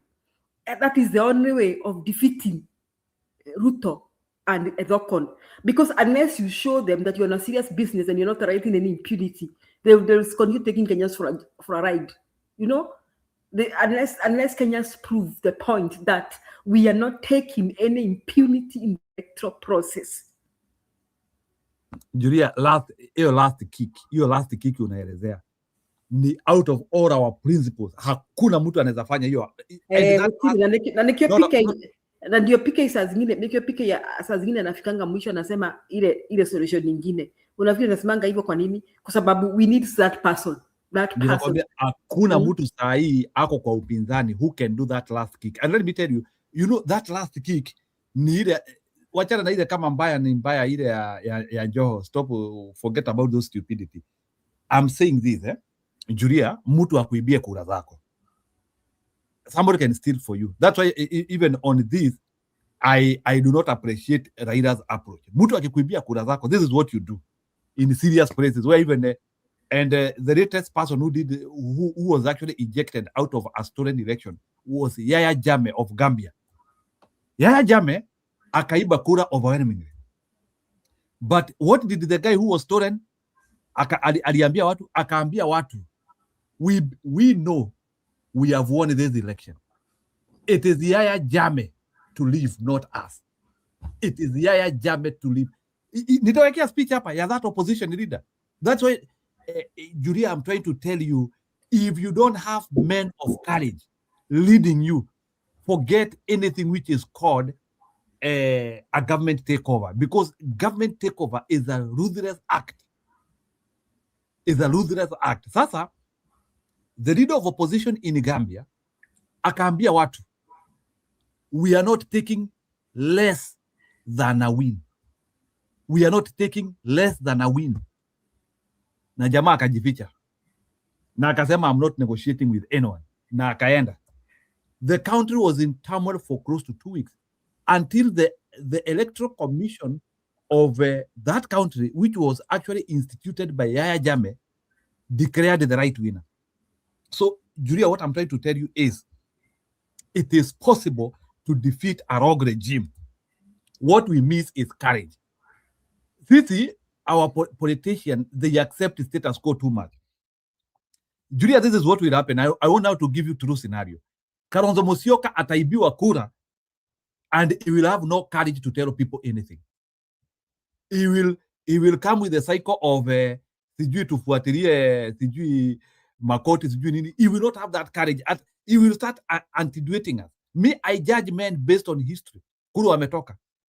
Mimi, the fact that Kalonzo angeshika Biblia na Raila, I doubt if he can fight when it comes to the time of fighting. Matiang'i cannot fight. He was unable to do it in 2022. So, ile kitu iko, all our principles, Gachagua is another one who cannot fight. Huyo hata tuachana na yeye. Ile kitu iko, huyo ataenda kunegotiate for seats. All the principles we have, they need, unfortunately, Julia, they only need a working democracy to give. So, mtu kama Kalonzo can be a president if it is Kibaki who is a president, or even Uhuru who is a president, without a vicious man who is working on it. So, what I'm trying to explain is, until these men develop enough, let me tell you, Julia, na kiongozi yako na nav unamuonanga mapema. We should already have started seeing now. Let me tell you, Ruto would not be doing this stupidity if we have serious actors. Na sijuange kwa nini hawa watu wanakuaga, they are very simple statements which you say, unatokezea kwa TV. Sijui, na nimekuwa nikiwafunza, unatokezea kwa TV. You just tell Ruto, we know the business you are doing. Kenyans know what they want. Mr. William Ruto, we are not going to allow you what you are doing. We are ready to take our country by force. If it means we jail you or we do all the bad things to you to make sure that we restore our democracy, we will do it. But we will not allow you to destroy our country. Even in bringing goons, we no longer have a civilized nation, and you are busy here smiling with us. We will not allow you to destroy our country. I'm giving you a warning. I'm giving, as a leader, that's how you embose yourself in the hearts of people. You warn him, unamwambia, my friend, we can even snatch this seat from you by force. Usifikiria ati ni vile ati kitu ati juu uliipata, now you are embossed there. We will take, not, and you avoid using the words can and may. Unasema, we will take this seat from you by force. You are taking Kenyans for a ride for so long. We will not take your useless behavior any longer. There are some oration, a leader who is ready to take a government talks, but I don't see any of these guys speaking that. Ndio unakuta saa zingine hata kama unaniingilia hapa, ndio saa zingine mimi uchoka, because these guys have no training of how revolutionaries talk. Revolutionaries awaongeangi vile hao watu wanaongeanga. Revolutionary anaongeanga akijua ya kwamba speech yake ndio mwisho. Na revolutionaries have no escape gap. Revolutionary anajikenji. Revolutionary ni kama suicide bomber. If whatever he is saying is not working, inamumaliza. And that is how you win elections. And if you become a sharp talker like that, there's no in which you will not get the government. Because now you weaponize people. You know, indire kitu Kalonzo Musyoka, Martha Karua, Matiang'i wameshindwa na kufanya. You weaponize masses, and you can weaponize them. And the only way to weaponize masses is by courage. The moment tu raia tu wanaona you can die for them, ni hivyo. Hiyo story ushamaliza. It is not something which just comes on a silver platter. Ati sasa ati raia tu wanakufuata tu hivi. Go and look at this, hawa watu wanafuatangwa hawa. Go and enda ufuatilie hawa viongozi wa makalta hawa ufuatwa. Stony PK, I don't know if you have followed the followers of a cult. Na nitawekea hapa musikie hata wafuasi wa Jehova Wanyo wenye vile wanaongeanga hapa. Hapa nitawekea musikie.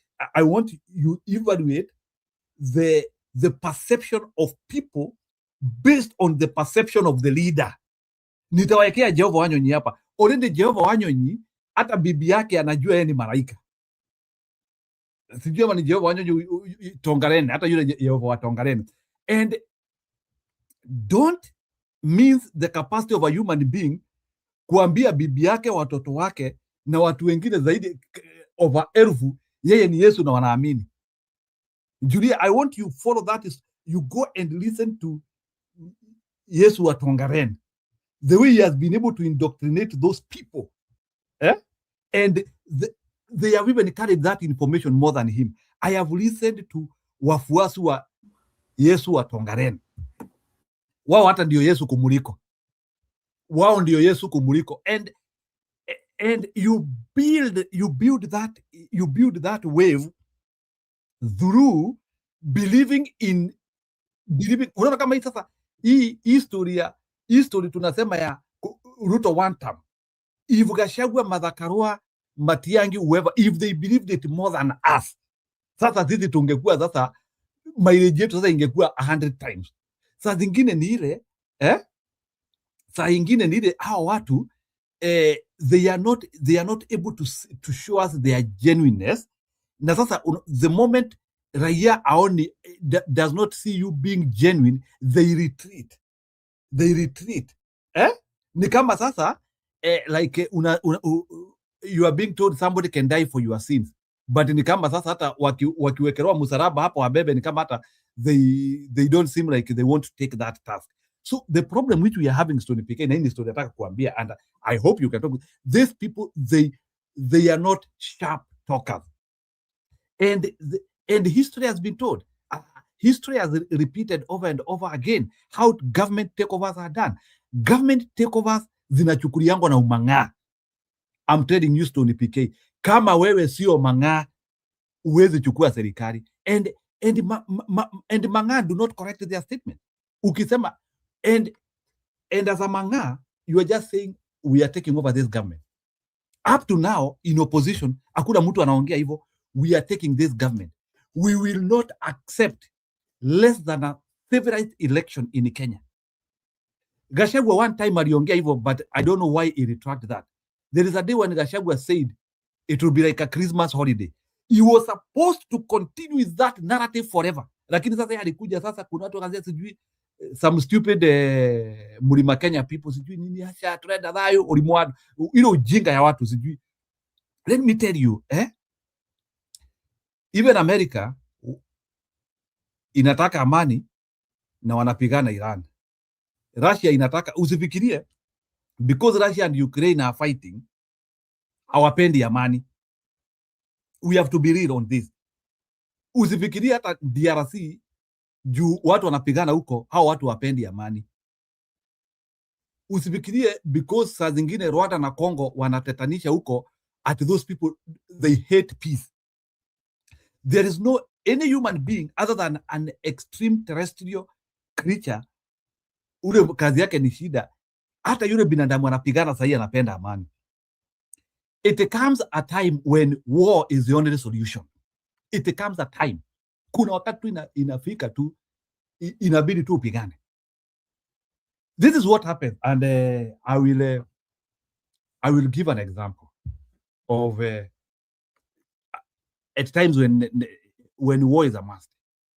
War, societies fight because more than 3 na ni vibaya nimesema hii. Let me tell you, a generation is 20 to 25 years, Julia. Ukijikuta ile kitu unatafuta, your grandfather was not able to get it, and you are not getting it, you have to change trajectory. Ile kitu wewe unatafuta, your grandfather could not get it. Sasa you are being told sasa itabidi sasa utumie barabara ingine. Let me tell you, colonization took 70 years. Colonization took 70 years. And exactly within the 3rd generation of colonization, hao watu wakasema juu waliangalia tu hivi, unajua nile sasa 1952 naangalia hivi unaona naingia thaka haha nikicheza cheza hapa nikicheza I will die like my grandfather. The way my grandfather and our fathers died, hivi ndivyo nitakufa. You evaluate progress, there is no progress over generations.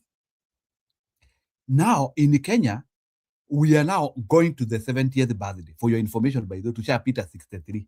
So tunaenda so already we are on the third generation of no results. Stupidity, upuzi, ujinga. Na kazi yangu kusema amani. Like even saa zingine, I even ask myself, which type of peace do we always say that we are celebrating? Mimi leo Stone PK nataka uniambie ni amani gani hiyo kila saa mnaimbaka mko nayo? Help me to understand the peace which we enjoy in Kenya. Today nataka nielewe hiyo amani we always say tuko nayo. We are better than failed states like Haiti. We are better like than maybe Papua New Guinea ama Tuvalu. Mimi leo Stone PK nataka unipeleke class. Help me explain for me or to me ile amani tuna enjoy Kenya. I need to know it. I need to know the peace which we are enjoying. Hiyo peace all the time tunakujaga kuambia tutikadhukia thayo leo nataka munielezee ni amani gani hiyo tuko nayo. I want I need an explanation. Maybe Julia, you can help me to understand the peace we have in Kenya.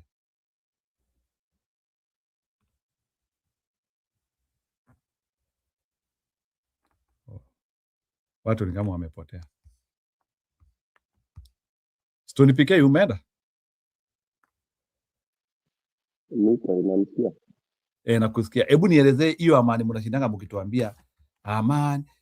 Hata nyinyi wa Katoliki mnatuambia amani ya Bwana pia ikae na nyinyi, which is okay, amani ya Bwana iko, but nataka uniambie this other the human amani mnatuambianga all the time tutikadhukia that. When a man is saying tusiharibu amani, can you explain to me ni amani gani hiyo tunaharibu? Is it existent in the first place or it is imaginary? Unajua niliongea hii topic nyingine. Nimesahau. Atlen. Nilisema hakuna amani tuko nayo, hakuna umoja tuko nayo.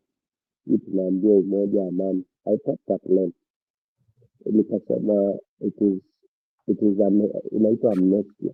Ile kupapaswa. Hivyo kwa sababu kila mtu anakuja anakuambia tuwe na amani. Tuna amani ile minimum, lakini hatuna amani ya kimaisha. Sasa unadanganya hauna amani ndio uanze kufikiria utafikia amani. Unaambia tuambie utafikia amani, you cannot do anything else. Unangoja hiyo amani. Ndio tunangoja hivyo 64 years tumesema. Ndio tunataka kuambia na kila Kenyatta amani. So it's a lie. It's a decoy. Unaambia amani vile watu wanapora amani. Unaambia umoja. Umoja ni umoja. Wewe upati wanapora peke yao. Na hii umoja ni umoja gani? Yakenda wapi? Nani hawako pamoja? Tunataka muende na Mjaluo wasiwe pamoja, waende wapi? Na Embu ni mbali na Mjaluo ni mbali. Sisi tunataka ulete resources kwa equal kila mahali, lakini unatudanganya tukaa nianze kufikiria vile Mjaluo tutaungana na yeye mkiwa Embu. We already interact in business. In any case, tunafaa kuinteract kwa biashara, kwa intermarriages, the human way of life. You don't force people to interact. People interact according to humanity, how humanity is. Lazima kukuwe na vitu za kuinteract nazo. Kuna kazi naweza toka hapa niende Ujaruoni nifanye kazi. We can send tunaweza tumania samaki, sisi tuwatumie mahindi, vitu kama hizo. That's how you interact with each other. Lakini sio ya kusema sijui akati Mwembu na Mujaruo maiguane, Mugikuyu na Mumera maiguane. My God. Hiyo ni nonsense. We want economy to improve, kufanya biashara zote. So, I have asked you a very serious question. why is it that these principles of ours, they have no capacity to show courage of fighting Ruto with ruthless spirit, including even telling him words which saa zingine it can drop your tongue out. Kwa nini wasiongeleshe Ruto with threats and threats work? Wameokoka, Kalonzo ameokoka, Waminyoro ameokoka, Matiang'i ameokoka. Sifuna siku hizi na watu wamefunga kila mahali, anaongea juu ya hiyo Martha Karua. Hiyo ndio, that is the only person. Period. Hao wengine ni pasta, pasta, and that is what tutafanya tukiweze kuona. And why are they wasting our time? They have no other business to do other than waste our time. That's the occupation. That's why you have their numbers. You have to tell them this. They stop wasting our time. Andikia Kalonzo hiyo kama asomi, just mwambie, please leaders, you are wasting our time. We need more than what you are doing. Tasikiza kimoja. Ilikuwa hawa watu wakiwe na apart representative na wakachagua, mbona walikataa? Unakumbuka Mtisa Kitui was supposed to be the spokesperson, and you know Mtisa, there's no nonsense guy. Gachagua is one who alikataa hivyo, Gachagua hata kulikuwa anaongea wameidia. We have a serious problem. I'm telling you, serious problem. Very serious problem. Because if you have one person kama huyu Mtisa, huyu ndio alikuwa anatoa hizo threat unasema. But now Gachagua wants to be on the mic. Ndio anapenda mic ile mbaya. He wants to go recruiting for his party. That is not how you revolutionize. Na kila revolution itakuja. Hakuna nothing. Very disappointing. Kuna hapa kuambia mwokoke, niko na bishop kwa nyumba, sijui mimi ndio Kristo bana. Who goes to the end of Kristo? Hata Yesu alikuwa anasema yeye ni nini? Yesu alikuwa anasema alikuwa anajificha.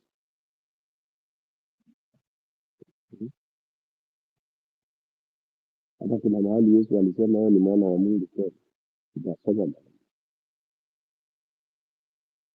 No.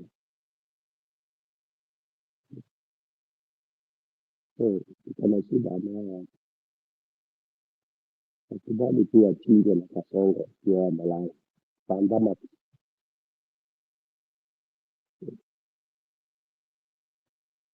nchi nayo ikisha.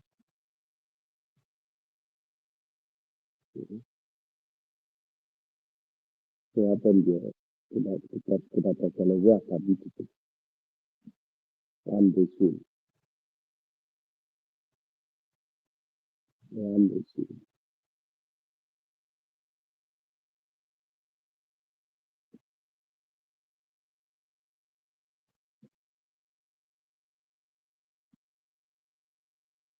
Sawa. Wanjeri, are you there? Tuseme sasa, tumalizie story sasa. Na hao watu sasa, kama Stone pekee unaombanga sasa, waombee sasa wapate courage, wapate ujasiri. That's all. If you pray for these principles, pray for them to get courage and power. Hii mambo ingine tuachane nayo. Mama Mary, uko hapo? I want us to kufunge sasa. We have been here. Tutarudi kucelebrate ushindi. Hoping we will make it. Na watu wa Olkarau, mpiga kura kwa fujo. We are relying on you. The future of Kenya is relying on you. Kama kuna mtu wa Olkarau na anasikia hii, mpitishie ujumbe. Kenyan future depends on Olkarau. Thank you, bye. Jerry, are you there? Mama Mary, are you there? Aya, Stony PK aga watu on your behalf as well. Tufunge kitu. Mimi naambia tu to cross the fingers, tuone kama Olkarau tutadeliver, alafu tujitayarishe for a revolution. Asante.